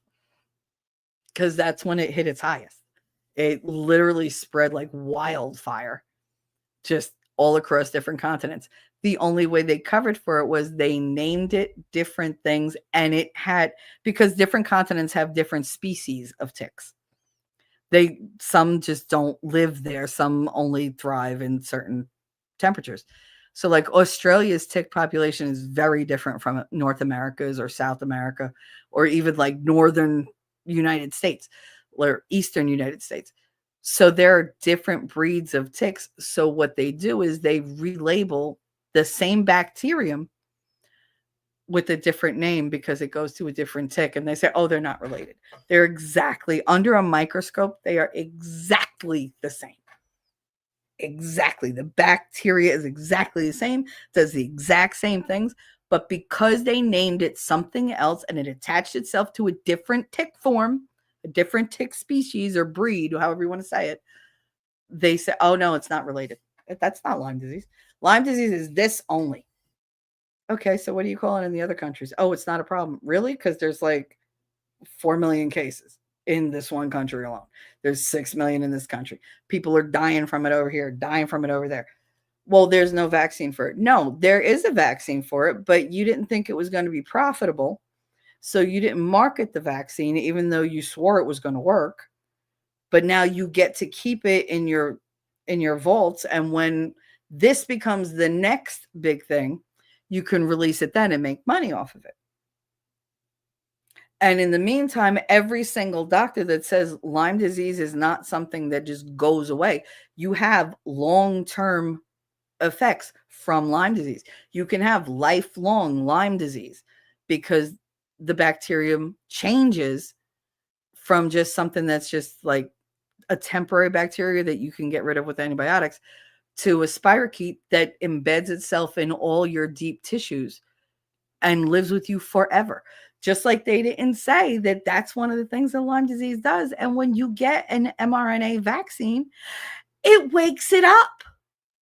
You just, because it lays dormant in your body forever, because there's always going to be some type of genetic blueprint left behind. Okay. And it picks it up and goes, here, reanimate it. And then it hits you harder than it hit you before. And now that shit is yours for life. They don't tell you any of that. They don't tell you that every doctor that said that either got blacklisted or got brought before a medical tribunal and had their licenses taken away and were vilified by everybody, even though what they said was 100% accurate. They don't tell you any of that. They don't say that Lyme disease leads to this list of diseases that you will never get rid of. They didn't say any of that, but yet, and even now they lie to you and say it's not Lyme disease, you have lupus or you have multiple sclerosis. You have this, you have that, you have the Guillain-Barré or whatever, I forget what the fuck it's called. All of those, because they all have the exact same symptoms. And all of them are uncurable. Pretty much untreatable too. I mean, because there's no medicine that really helps with them. The supplements and therapies are the only way to go for them.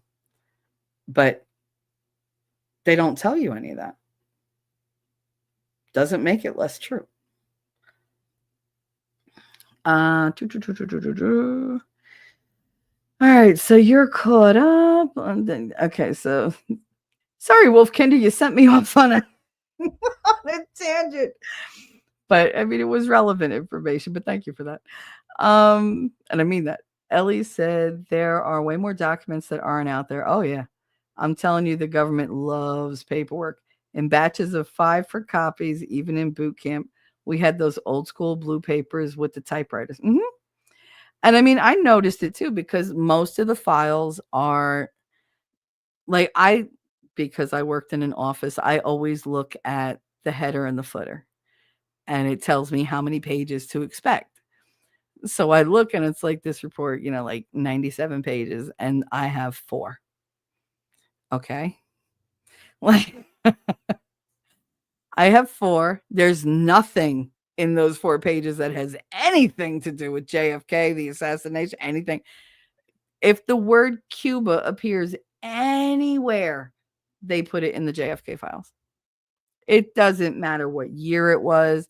I have some files that date back to the 20s, to pre-World War II. Like, it's just like where they're saying, hey, you might want to look at Berlin because there's some stuff going on over there that it's not that great. There's people rising in power. Oh, fuck it, let them. They're not coming over here. There's a whole ocean between us. How'd that work out for you? I can't find my mouse. It's on the other screen. Had to leave. Glad I changed over to Rumble so I could hear that. Thank you for the joke, Snipperoonie. It made me laugh. Heidi's 7 minutes behind in chipmunk speed. I'm 7 minutes behind too. Look at that. Hun, we are literally in every country. Not shitting you. Every single one. Oh, I know. I didn't know it till I read these. And literally in every walk of life. They have plants and informants and undercover agents fucking everywhere. Everywhere. That's why it's like, I really I don't trust anybody right now. Like that's what that told me. Like, you can't trust anybody. But then I was like, yeah, but you know what? I don't do anything illegal, so fuck it. Like, they might not like my opinion, but I don't really give a shit. But yeah, no, like I said, hair salons, pizza parlors, the car wash, like they just find people and tap them and go, hey, I noticed you're a little behind on your mortgage. That's not good. You're going to lose your house. You're going to lose this. Tell you what, I can take care of that for you. Just give you a small stipend. We'll say it comes from like your aunt's annuity or whatever. Or we'll say you had some railroad stocks or whatever. I'm just giving examples of things that, and you'll be able to pay it. However, I need you to keep an eye out for this, this, this, this, and this. Never write anything down. Like, as soon as you know something, you wire it to me, because this was at that time. Like, wire me a telegram, but don't keep a notebook. And only use this service or that service. Like, they would give them places to go to send a secure telegram right out in the open or whatever, but it's their people working those telegram lines. Like, they're working the wires. So they're in control of the information that comes in and goes out. They're not worried about it getting into the wrong hands. There are ones of the defector ones are like, oh my God, blow my mind. Because they're like, oh, well, they did this, this, this, and this. So they'll do it for us too. Oh my God, those are atrocious things. Like oh my God. They talk about people escaping to Argentina, Paraguay, Uruguay, which I had to go into a whole explanation about Perón and fascism and his love of Mussolini or whatever. But because I had to explain it. But like all this stuff, like it all connects in my brain with all the things that I already knew and things that I knew, but I had no context to. Like, when you know a fact, but you don't know how to apply it because there's nothing before it, nothing after. It's just a fact that you're kind of stuck with. Now it's like, oh my God, I had this like sticker of a girl like with the parasol, but I found the picture it belongs in, so I could put the sticker in the picture and now it all makes sense. Like, that's how that is. It's all fill in the blank of what I already have and what I'm already seeing. And I'm only getting piecemeal information. So what my brain could get from the piecemeal stuff, could you imagine if we ever had access to like full records? Oh my God. I when they say the American people can't handle the truth, I really, when it comes to this, I tend to agree. At least for quite a few of them. Because if they're already in the dark and they're not waking up to like what's been going on, this would shock them into like a stupor. It would shock them absolutely into like a catatonic state, I swear, or a state of hyper panic, because they wouldn't have seen it coming and they would never have believed that they're surrounded by so much intrigue and espionage and like all this clandestine fucking meeting and like all these plannings and like, oh my God, the tactics being used. They would never believe it. They would never believe it. I know people who are in countries that the government said, we don't have anybody there, and it's listed as need to know. Oh yeah, there's tons of that, which is why a lot of these files, they let go, because a lot of the files are, we can't release this because such and such is in that country and this pertains and it could link back to them and this will insult this country or this will strain our relations with this country. This person's still alive, so we can't like blow their cover. And it's constant. And then they'll send letters out and say somebody requested this document, but your name is in it. Do you give permission for us to declassify the document? And people have written back and said, I violently disagree with you releasing any information about me. And I mean, that's verbatim. That's a quote that I remember. I violently disagree with the release of any information regarding me, my family, or my whereabouts, my history, anything, even though it had been like 30 years since they were involved. They're like, no, nobody can ever know. Nobody can ever know.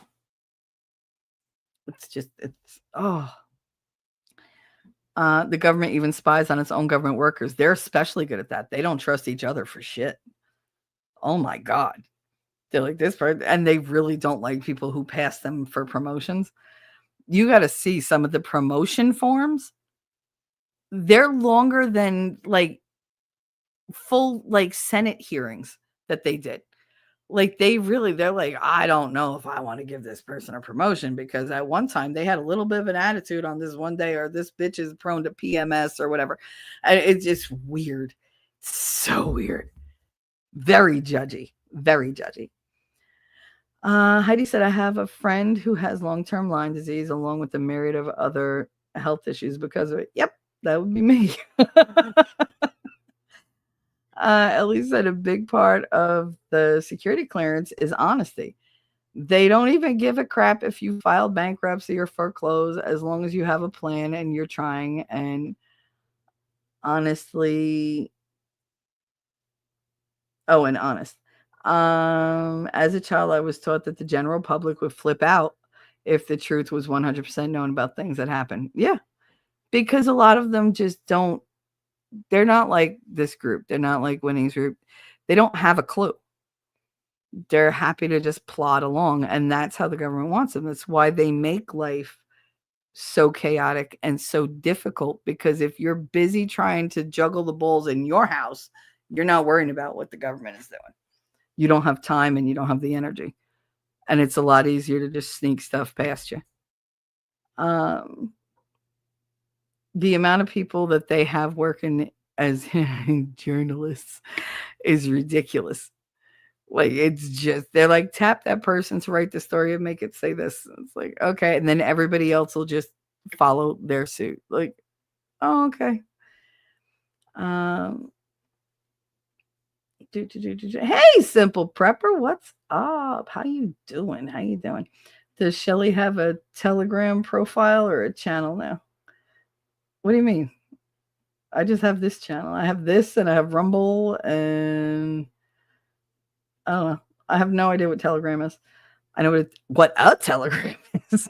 I've read thousands of them so far. I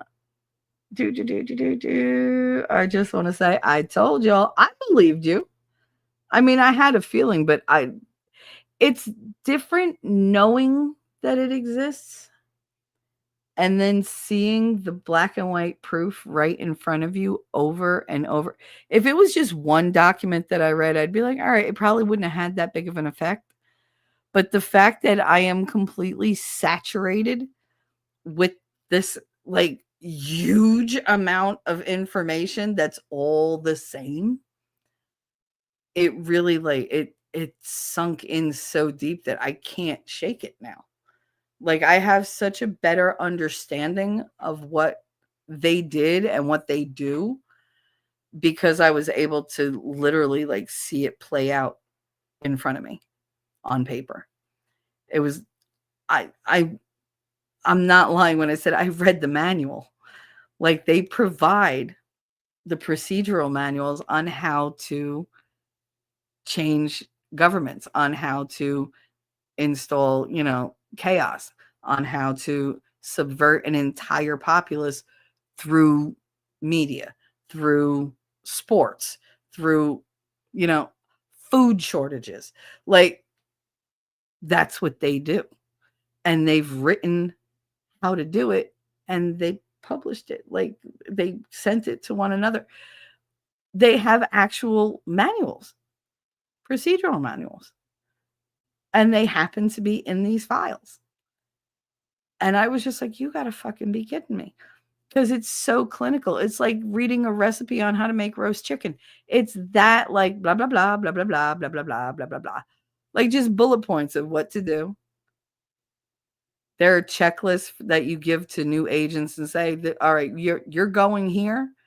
These are your objectives. These are the different tactics you can use. This is what we actually prefer to you to use. And this is what you shouldn't do, but if you do it, let us know so that we can cover it. In other words, cover it up. Yeah. And the covers, they literally just sit around and just make up cover stories. They're like, oh, that's a good one. We'll use that for whatever. They create companies over decades that act as covers so that they can send people out here, there, and it's inconspicuous. Nobody's going to notice because they work for that company. They do that all the time. Yeah, because that's a company full of agents.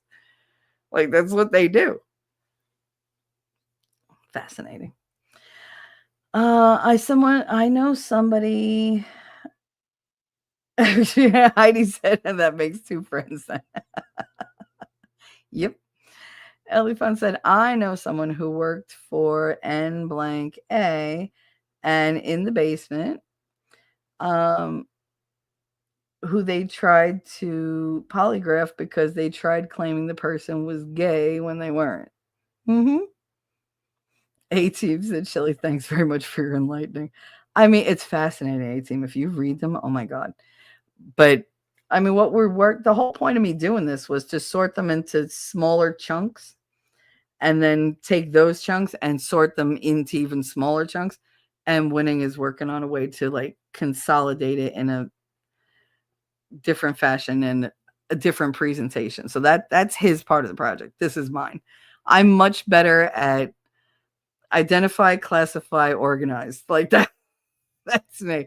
I'm very good at getting rid of the waste. Like there's no point in like having like certain files. They mean nothing. They require no attention whatsoever. So that's what I'm good at. So that's what I'm doing. But I just wanted to share like some of the things that I learned because I was like, this is all stuff that we talk about. And as much as I understood it, I didn't get it. And now I get it on such a level that it's disturbing. Fascinating, but disturbing. But you're very welcome, A-Team. Snipperoonie said the Y files did a good job online. Yeah. Basically said that it was Nazi scientists that we saved just fucking around. Yeah, do you realize that we actually missed the boat on most of the really good scientists and mathematicians and everything else? Because you know who got those? Russia. Russia gobbled them up. And you read these, we were pissed about it because there were people that we went after that we wanted that Russia just scooped up after World War II. And they were never seen again. We knew Russia had them, but they changed their names, appearance, whatever. They were gone, but we wanted them. So we didn't even get the best of the best. Like we got a couple really good ones during the war, but once the war ended, we didn't jump on that the way we were supposed to.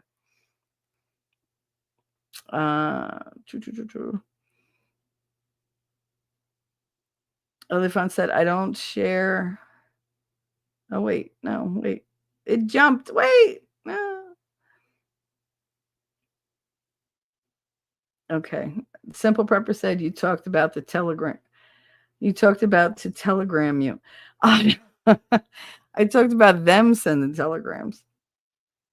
My grandpa worked in Air Force One during Johnson or Nixon or Ford. Might have been all three. Might have been because there wasn't a whole lot of change from Johnson to Nixon to Ford.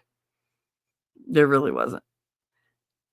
They were very similar administrations with very similar objectives, and they were mainly run by the CIA and the FBI. The president really was just a figurehead, and whenever he got in the way, they brought out a document, and it says it right in these documents. It says, oh well, we'll just hold this over Nixon's head or whatever. Like it's funny how against the president these agencies actually are. He's literally just there to take the heat, and that's it. And he's as replaceable as the prime minister of like Uganda because they don't give a shit. Like they're not loyal to the president. They're loyal to what their idea of the country should be. They say, I execute my job at the discretion of the president, but they don't mean it because they know that they've got each other's backs. And forced retirement, yeah, they force them to retire, and then they set them up in a business, and then they fill that business with their agents, and then the person who's owning the business profits off of it, but now they no longer need to do anything but just show up. It's fucked up. One guy who like completely went against the United States, and it basically was pretty treasonous, wound up being the lawyer to Howard Hughes, because they were like, well, we got to put him somewhere. So they gave him like a bunch of celebrity clients, and we're like, here, that'll keep you busy. That'll keep you happy since you like attention so much. But on the other shit, you just shut the fuck up. Like, okay. Ellie said, I don't share what agencies I know people who have worked for or currently work at, because this is the internet and y'all might be nuts or spies for all I know. I mean, it's a lot that's out there. There's so many different ways for them to detect it. They had taps on everything back then. Well, if they had taps on things now, they don't have to tap anything now. Now they could just have every single thing run through an AI that picks up on keywords or like a mainframe or whatever. Anything that causes an alert. It's like, all right. Simple Rep said, cool. Ellie, my brother-in-law was a chief flight engineer on night watch during the Bush Berry. Oh, I don't know what the berry part is, but I know the Bush part. Very, very cool. Very cool. All right, y'all. It's 5:00. I've been doing this for 5 hours. I'm glad we at least touched on the subject. But that's pretty much what I wanted to talk about. Just the fact that they really are everywhere. Like, the saying, I don't know it verbatim, but just because you're paranoid doesn't mean they aren't watching. Like, and it's true. Oh, Obama, Barry Obama. Okay. I was confused. But now I get it now. I get it. Yeah. So just because you're paranoid doesn't mean that they're not really watching you. And this just hammered this shit home. Like, explaining things to me is one thing. Him telling me scenarios where it's employed, that's one thing. To sit here and read it over and over and over and over is ridiculous. Like, it really hammered it home for me. So I hope I enlightened some of you. I know some of you already knew, but it really is interesting to look into how normal it is for them. Like, they don't even bat an eye. It's a little disheartening. But in the meantime, we have each other, and we do have a lovely country here. I love my country. I don't always love the people who are running it, but I'm also not exactly protest-minded. I don't have the energy to go out and do stupid shit. So it's like, this is my forum. Little Barry's Obama. Yeah, little Barry's Obama. That's like Ladybugs Lindsay. You like my ladybugs? I love my ladybugs. Mixed Chick, have a wonderful day, everyone. Love the live. I'm so glad that you were here and you enjoyed it. I didn't know how today was going to go, so that made me happy. Thank you. I know. Yes, I know. You know the way I know about certain Italian things. That's why when people like argue with me about that, I'm like, sure. Like, sure, whatever. We're not allowed to talk about that. Otherwise, they show up and kill you. Anyway, I love you all. Thank you so much for hanging out with me and for being so cool about all this. Until Thursday, or until I see you tonight in Winnings. Later, babies. I will see you in the funny papers. Bye. Jersey girl, I know that you're a Jersey girl inside. 4 a.m. at a dime. people like me. I'm thinking maybe you're a Jersey girl with all those highlights in your hair. No other girl can move like you. We pump our fists damn right, it's true. And I don't care what they might say, they'll never get us anyway. So be my Jersey girl, and take a little ride with me tonight. And let's get dirty, girl. I know that you're a Jersey girl inside. The way you turn it up, turn me on, and then you take it off. Make it hot, make it loud. We'll wake the whole town. Jersey girl, I know that you're a Jersey girl inside. Who the fuck starts a conversation like that? I just sat down. Be